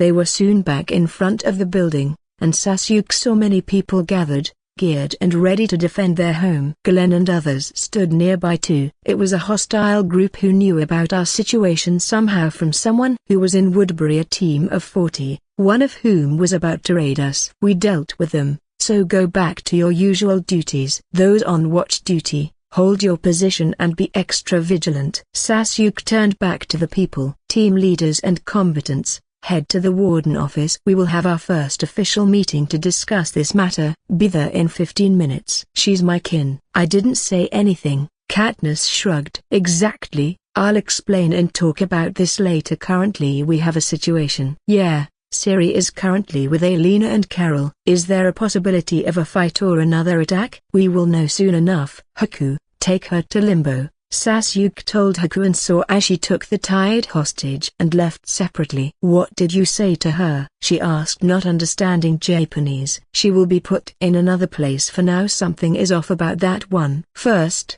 let's get to know about our friends here, and that explanation made the Dixons, Katniss, and Billy wary of that pretty injured woman. They were soon in an empty cell block, and Sasuke dropped the 3 surviving people from the raiders. He tapped at each of their necks, sending a jolt of chakra to wake them up. Who are you?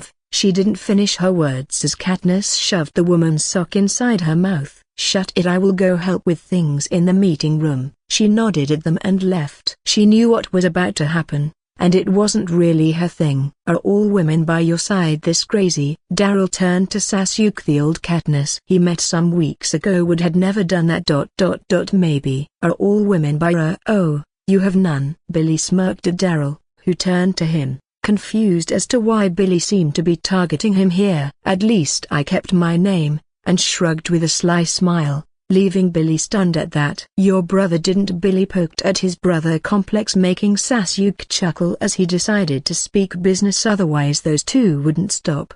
Don't mind my friends here. Sasuke turned to the man that Haku had brought back. Roni, as in the leader of those people. So, fellas, I'll ask only once. For your info, you 3 are the only ones alive from the whole group, and I can always decrease that number. He turned to Haku, who appeared close to him again silently, startling them. For fuck's sake, lady, stop doing that.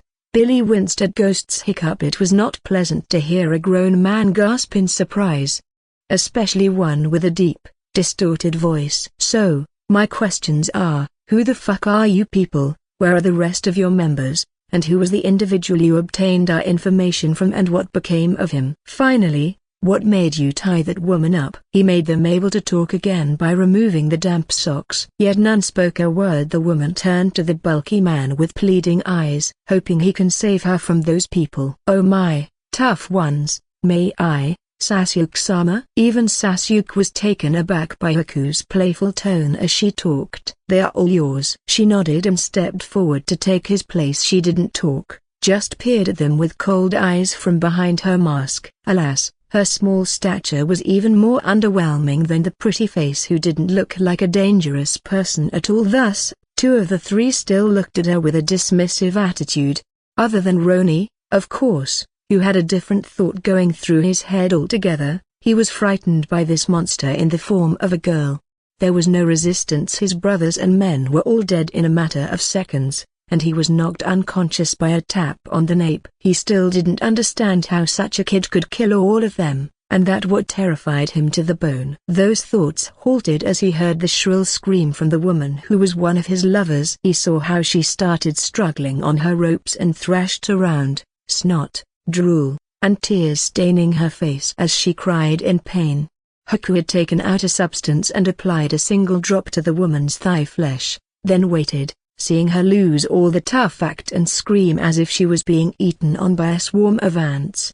Daryl and Billy exchanged a look. Gulping shit became scary real fast, and this Haku was creepy as fuck. I'm not messing with her in the future. And I seconded that. Their eye communication ceased when they saw Haku applying a different substance to the darkened spot on the woman's thigh and stepped away, seeing the screaming mess finally silent. The woman opened her eyes, breathing hard as if she were pulled from underwater. All done, my lord. She should speak now. Haku stepped back. Well, that's something. His genjutsu can do that, but yet again, he didn't want his men to know he can mess with the brain through his eyes.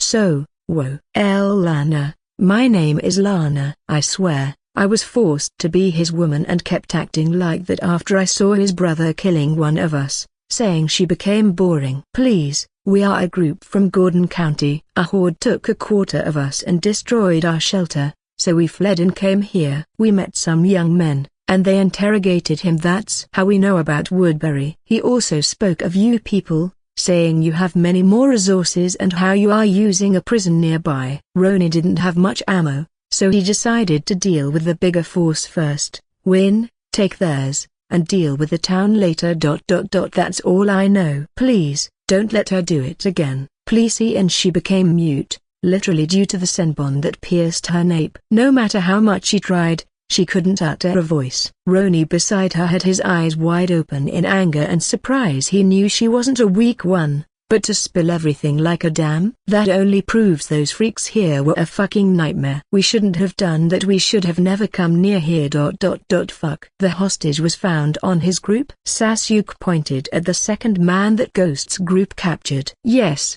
sir, and Ghost straightened unconsciously, not keen on receiving any damn treatment from this crazy girl. Alright, answer my last question, will you? Why was the woman bound and hurt, and who is she? No need to be traumatized like your friend. For your info, Haku here is being merciful. I wouldn't be as much to put a single drop in your thigh. Act like you are built different, and I'll pour the whole bottle in your ear. The bearded man hesitated, partly believing he was different than that bitch, partly dreading the thought of this weird thing going through his ear. In the end, the second part won, and he spilled everything, which wasn't much. In short, he really doesn't know how they found her due to a noise made by a walker, and she was sitting, with those injuries already there in her body. Considering her beautiful face, they captured her. Alright, Ghost. Fetch anything else you can get from them. Be in the meeting conference when you are done. Daryl and Butcher, do you want to go with me to talk to the hostage? Nah, we are good. See you in the conference room. The two slipped away as soon as possible. Sasuke. They didn't know he was the normal one when it included those crazy ninjas. They wronged him. Ghost shrugged and turned to interrogate Roni, sighing in relief as he saw Haku following Sasuke to wherever they had kept that woman. Why were you angry? He knew she wouldn't normally react violently, based on his memories of her impressive mentality. I don't like it how they were talking about you when I found them. I see. Thanks for that. He patted her head unconsciously. He then moved to the bed where the woman was lying, cleaned and patched, appearing to be asleep. I know you are awake. Stop playing dead. Sasuke looked down at the Asian woman who was seemingly passed out and spoke. She was dressed in a red shirt, black pants and boots. Her hands gloved. They found only a small knife on her belt earlier. He wasn't sure who she was, but his instincts had gone on high alert since he set his eyes on her. Not out of fear. She wasn't that strong to warrant that reaction from him, but she wasn't what she seemed to be. For starters, all of her wounds were nearly a joke. They appeared grim, the kind that would make many pity her to the point of doing everything they could to ensure she was taken care of. but for someone like him it may as well be a message saying, "I'm sus as hell." Each and every one of those injuries was placed in a way that would not seriously damage the body, limit movement, or hinder any trained individual. However, it will appear painful to the regular eye. The second thing was her muscle density and build. She was lean. Yeah, but which Kunoichi he knew wasn't lean and had muscles that betrayed the true force beneath her beautiful skin. Well, except for old Anku. Sakura, Ino. And Haku by his side were prime examples of this. Third, she was tense the whole time, muscles coiled and ready to react to any sign of threat, yet appearing totally defenseless to anyone ignorant. And lastly, his Sharingan picked up the traces of gunpowder. The amount suggested that she fired an impressive amount of bullets recently. Those details would have gone unnoticed or not even detected by others, but experience and supernatural abilities truly set you apart. The woman opened her eyes and looked straight at his eyes. "Sorry about that. I woke and found myself in a strange place, so I decided to listen more about my situation. I mean no harm." So she's still playing the role. "All right, sure, I get that. The logical move. May I ask who you are, though? And why were you tied up by those people? What happened to them?" she asked, despite knowing full well what happened. "Answering me with a question isn't what I need to hear. I get things to do, so will you answer my question first? Who are you, and why were you tied there?" "I go by the name Ada. Pleasure to meet you, handsome." "I wasn't one of them, and I did nothing bad to you people. So can you please untie me? It's really uncomfortable." The black-haired Asian lady with short bob faked a wince and inwardly dreaded feeling the air thicken in the silence that followed. Who would have thought that her target would be finally found 3 months later? By a damn coincidence. "I'll let you loose tomorrow morning with some supplies. Food will be delivered to you soon. There's no exit from here, so sit tight and be good." Sasuke went out, locked the Ascent's Limbo Ascent's gate behind him, and left to another exit, taking a detour to reach the warden's office. He swore he knew her from somewhere. That look and name, he was sure he had seen it somewhere, yet he couldn't quite grasp her identity, but his instincts were never wrong. She needs to be away from his shelter first, and then he can deal with this matter by monitoring her. Bar him and Haku. That woman was the second to be ranked as a highly capable sense in this place. Her physical prowess alone was better than Daryl's and Ghost's, who were ranked at the top tier around here. "Sorry for keeping you in wait. Everyone seems to be here already, so let's get started." Sasuke entered the conference room and saw Billy gesturing for him to take a seat by tilting his head toward the empty chair at the head of the long table. "For starters, this is Haku. Some of you who know my story will know what Ascent and Buascent means. She is the and the first to reach me." Sasuke glanced at Daryl briefly while saying that. The girl with the mask bowed slightly and spoke with an accent in what little English she knew. "Name Haku. Please take care of me." "She's still learning English, so take it easy on her." They nodded, greeting her back. "So, about what happened tonight, Oscar?" He sat down and turned to Oscar, who was sitting by the end of the table. "We retrieved the weapons and all other essentials from the assailants. The bodies were transferred to the burial point." "Good, Morgan." "Everything is in place. No casualties or injuries." "What we know so far." Sasuke came to a halt when he saw Ghost enter the room. Ghost approached to his side, handed Sasuke a note, and stood behind his chair next to Haku. Daryl blinked. This Merle and his changes were still difficult to adjust to. He swears, if it wasn't for him turning into such a jerk whenever they were alone and Merle wasn't wearing his mask, he would have suspected Sasuke for swapping him. While others all glanced at the two masked individuals behind Sasuke, each exuded a menacing presence to those who saw them in action, especially the masked girl. "I see." Sasuke set the paper aside, sorting over the new information and determining that Ghost's penmanship was shitty. Even if someone else stuck the damn pen up their asses and wrote, it would be more appealing than these damn scribbles. "Well, I'll brief you on what happened, why, and how." First off, Jeremy from Woodbury, who left the town for unknown reasons, was abducted and interrogated by the group who tried to raid us. He provided them with our location, armory, and numbers, or what he believed to be true information. Rowan searched in her memory for a Jeremy and found none. She had spent only 4 days there anyway. So if this shows us something, it is that some people nowadays won't hesitate to move against other humans if it means they get to benefit from it. He glanced at Dale, who nodded at him. The old man finally started understanding the horrors of humanity ever since he heard what happened to Adam. I won't sugarcoat it, their fate was total annihilation. That's how things work for me. Rowan, about Woodbury, Haku had already dealt with the few who were keeping an eye on that place. It was actually her clone, but that was a secret none would ever know. So contact them once more, it's their last chance to decide whether to come or not. She nodded but asked what many here were thinking of hearing how he stated it. All right, may I ask what will happen if they refuse? Nothing, he shrugged. It wasn't his concern what random people do, especially those who didn't join his side after he stretched a hand out for goodwill. He had his own pride.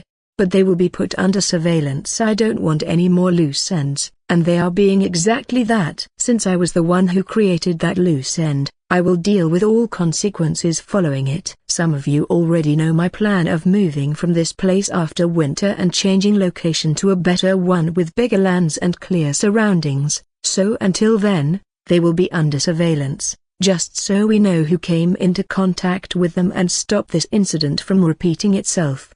And after it, when we move, if they are still standing, they will be on their own. Next to Broken Bar, he turned to the ones who fought the raiders. For names I'll call Billy, Daryl, Morgan, Oscar, and Raimi. You can request any type of weapon or vehicle, and it will be ready for you solely the next morning. It's your reward for being the ones who stepped out to fight, risking your own life. Of course, it can be something of similar value if I have it. You will get it. Haku and Ghost work under different systems, thus, their rewards will be so. Keep up the good work. Raimi and Oscar didn't drop any bodies, but since they were on the watchtower as the backup, risking their lives, they got the treatment. Knowing the danger of being sniped and still holding your position was no small thing, and the Falcon had seen it all, including their actions. Even though tense, both didn't hide and kept watching the surroundings vigilantly. This doesn't mean others who are working under different departments outside combat are ignored. Your rewards will be delivered for each result. You can count on that. I will see to it myself by the end of the week. Does anyone here want to add something or discuss a subject concerning the camp? I received some reports, and I'll review them tonight, so don't include those. He saw Katniss raising her hand. Katniss, I would like to ask for additional hands in the kitchen. Alina and Carol are facing some workload. Sasuke turned to Andrea. He was pretty sure he already talked to her about this and told her to take care of the matter and pick some people who can help in the kitchen. And Andrea, seeing his gaze, clarified, I talked to Mia, and she said she'll be there with Karen. Mia was on chores duty, Katniss answered her, understanding that someone didn't do their job right. Karen wasn't seen in the cafeteria. Rowan added, no one likes it when they all do their job seriously while others just sign off whenever they want. Deal with the situation as you see fit. Sasuke spoke to Katniss, putting this matter to an end. He will provide security and even food and clothes. Sure. But that doesn't mean they can mooch off his people and kick back without any contribution.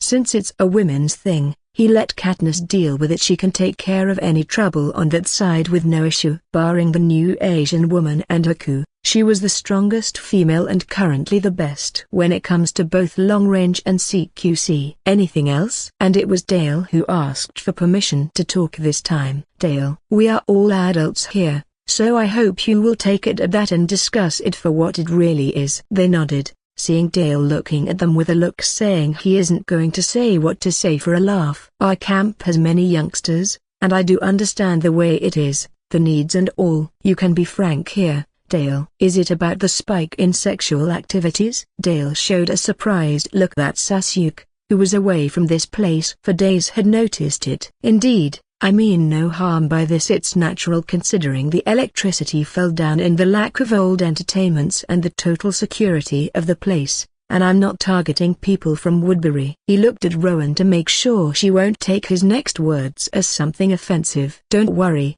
if it's something concerning us, We bet know it. Honestly, she represented Woodbury only one time, but many thought she was deeply tied with them. Yeah, so since I and Jim were also keeping track of some of our stock, things which include daily expenses and condoms, thus, we get a clear sight on numbers and all. But in the past few days, I caught some youngsters from the recently added group in the act at least 3 times. He sipped some water and added, like I said, it's natural, and they weren't harming others.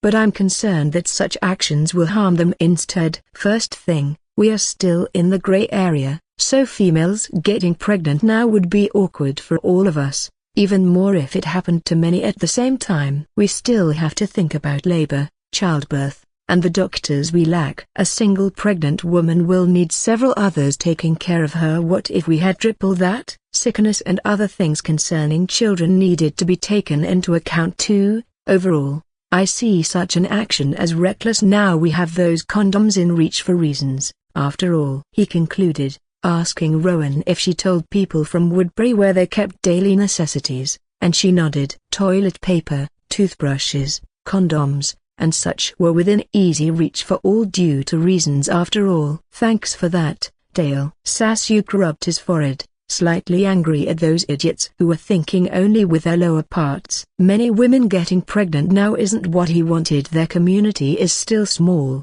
They still need helping hands in many things. Pregnant women are more likely to sit down, which means fewer helping hands are available. Heck, they themselves will require assistance, which will only reduce the number of hands available to handle other critical tasks. That too, excluding the baby's dad factor.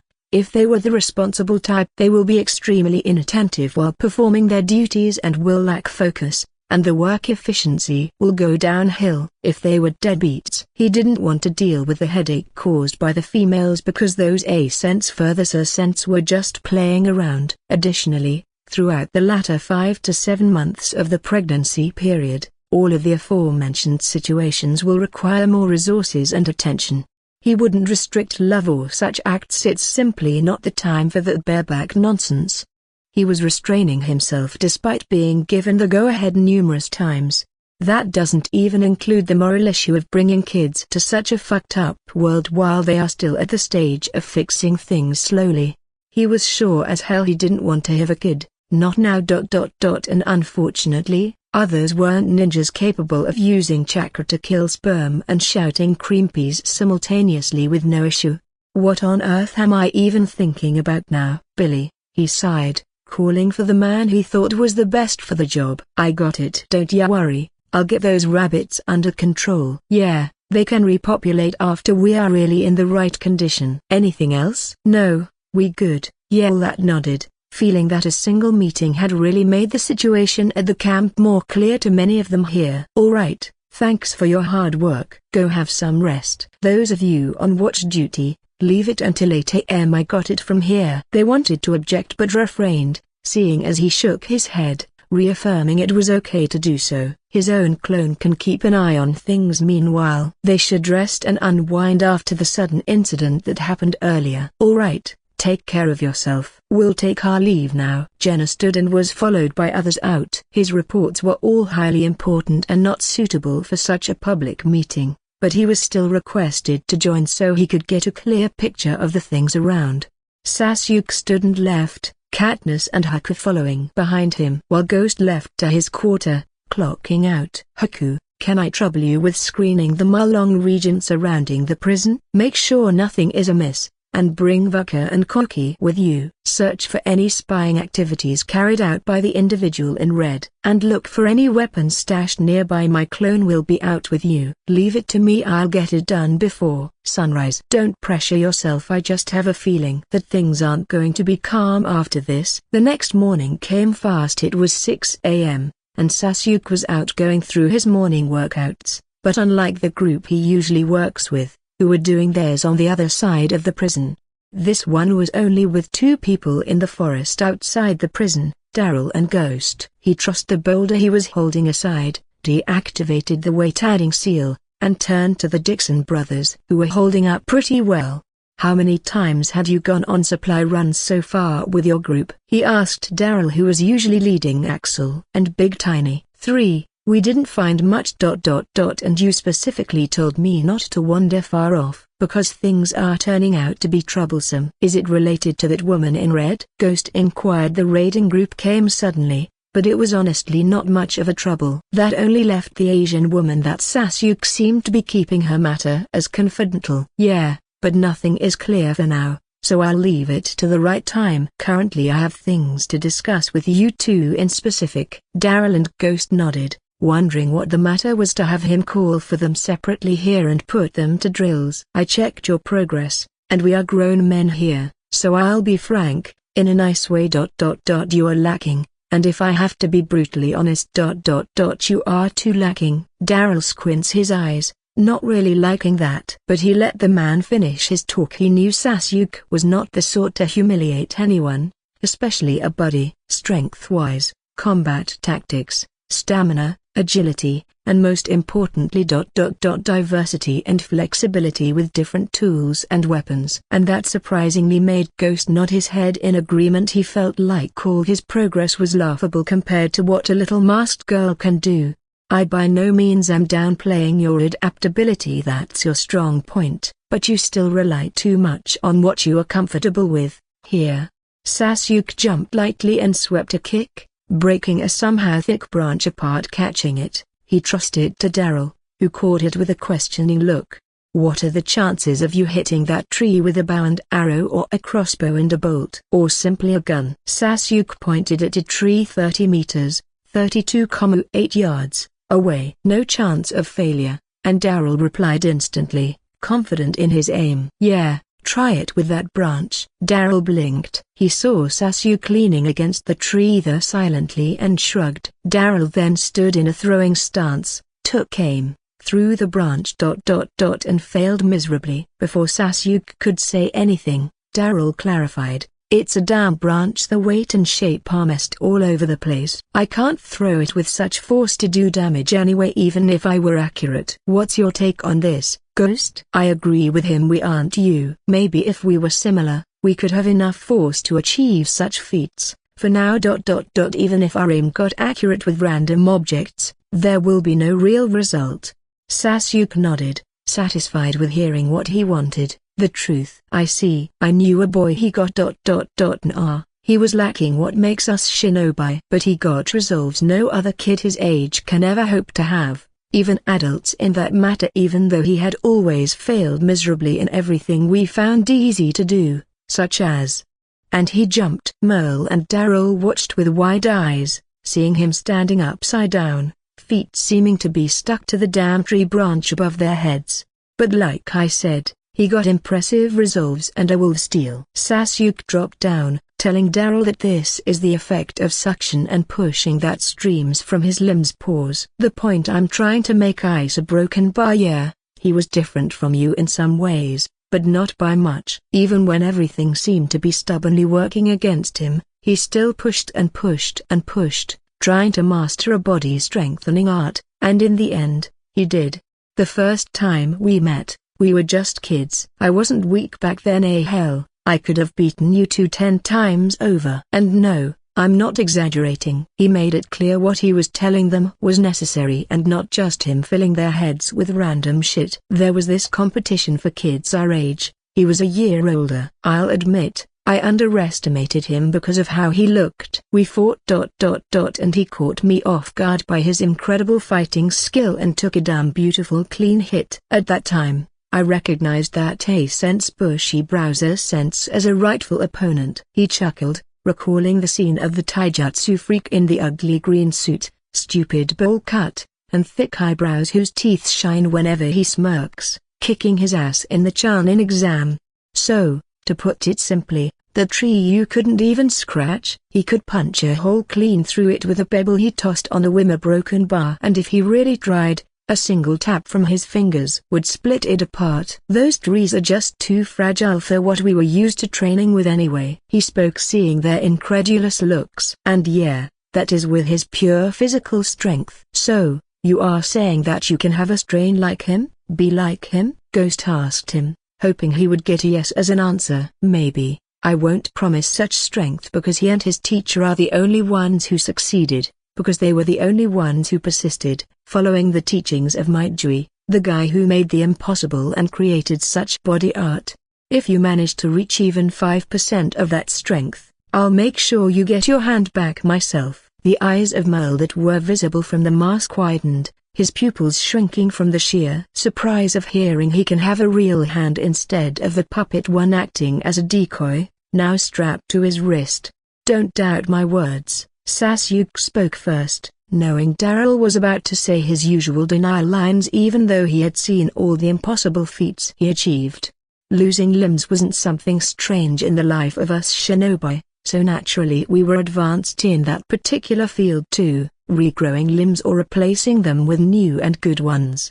It takes much time and resources, so I won't do it for nothing. I already did much by sparing your life. Show me your value, and I'll keep my promise. Cool. Daryl tightened his fist, feeling his blood boiling. What Sasuke said sounded unreal, but the man had never lied to him before. Not only getting close to Sasuke and that creepy masked girl but even healing his brother's handicap.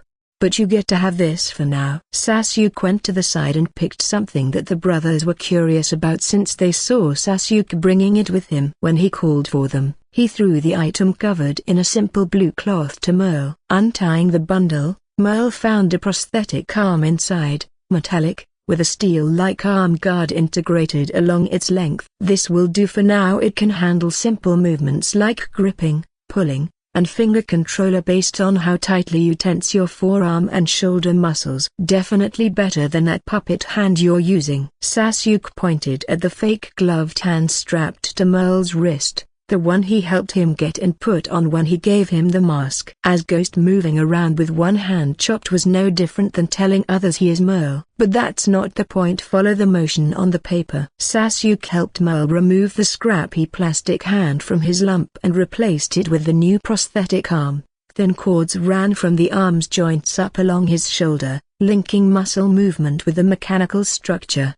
Merle smirked beneath his mask, flexing the fingers experimentally and getting a feel of the new thing. It felt comfortable and much better visually than before. With a glove, it will look no different than a normal hand, especially since this one can move and react more naturally. Taking a deep breath, Merle followed the motions drawn on the paper. With his arms at his sides, he shifted his shoulder just so until a faint click brushed against his skin before dropping his arm down sharply. A sound of steel meeting steel sounded, and a long blade was drawn from his wrist, surprising Daryl, who swore he saw this thing somewhere. Those are called hidden blades. The notes detail their uses and all. In short, good weapons for silent kill. You'll need to train with it until deploying and retracting becomes second nature, especially since your piece works differently. I didn't give you twin set considering your situation, as the activation of the blades differs, and it will be hard for you to master them since your arm conditions aren't symmetrical, so for now, you do with that.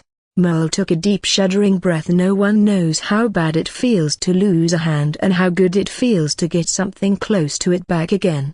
Unaware that Sasuke knew exactly that feeling, and that's why he stayed awake all that night to make those pieces, as he knew it was time for him to start making those people ready for whatever his instincts were alerting him to. Merle let Daryl inspect the new thing on his arm and turned to Sasuke. Thank you, really thank you. Even his deep, altered voice couldn't hide the gratitude he felt. Don't thank me with words, Sasuke replied, looking at him. Prove it. Be useful. Show me you can repay this with your actions. Stop being a dumbass adult and start working on being a real man. Start becoming someone worth following. Be the fucking good example, the kind of man others can look up to. I'm not saying and doing all this for entertainment. I need a division. Sasuke finally revealed why he wanted to have this session separately with them.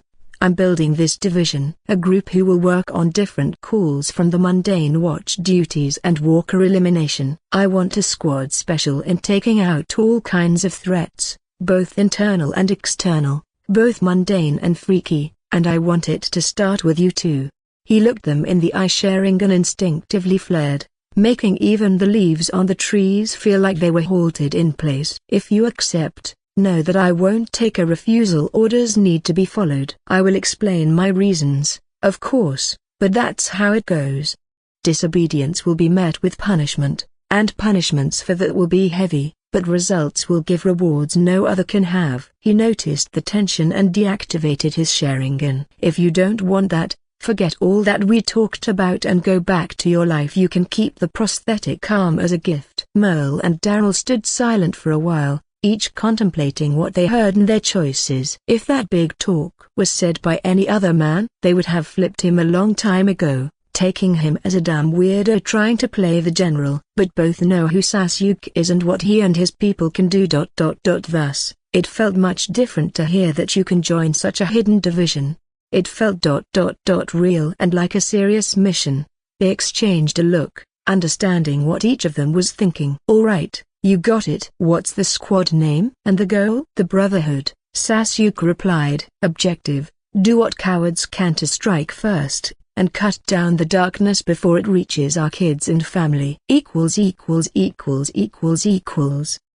I know. It feels like I turned it into some Chunobiyu show. The thing is, Sasuke's instincts were flared here, and he recognized how it felt like back in the time when something out of the ordinary was about to resurface. Thus, he took such a step.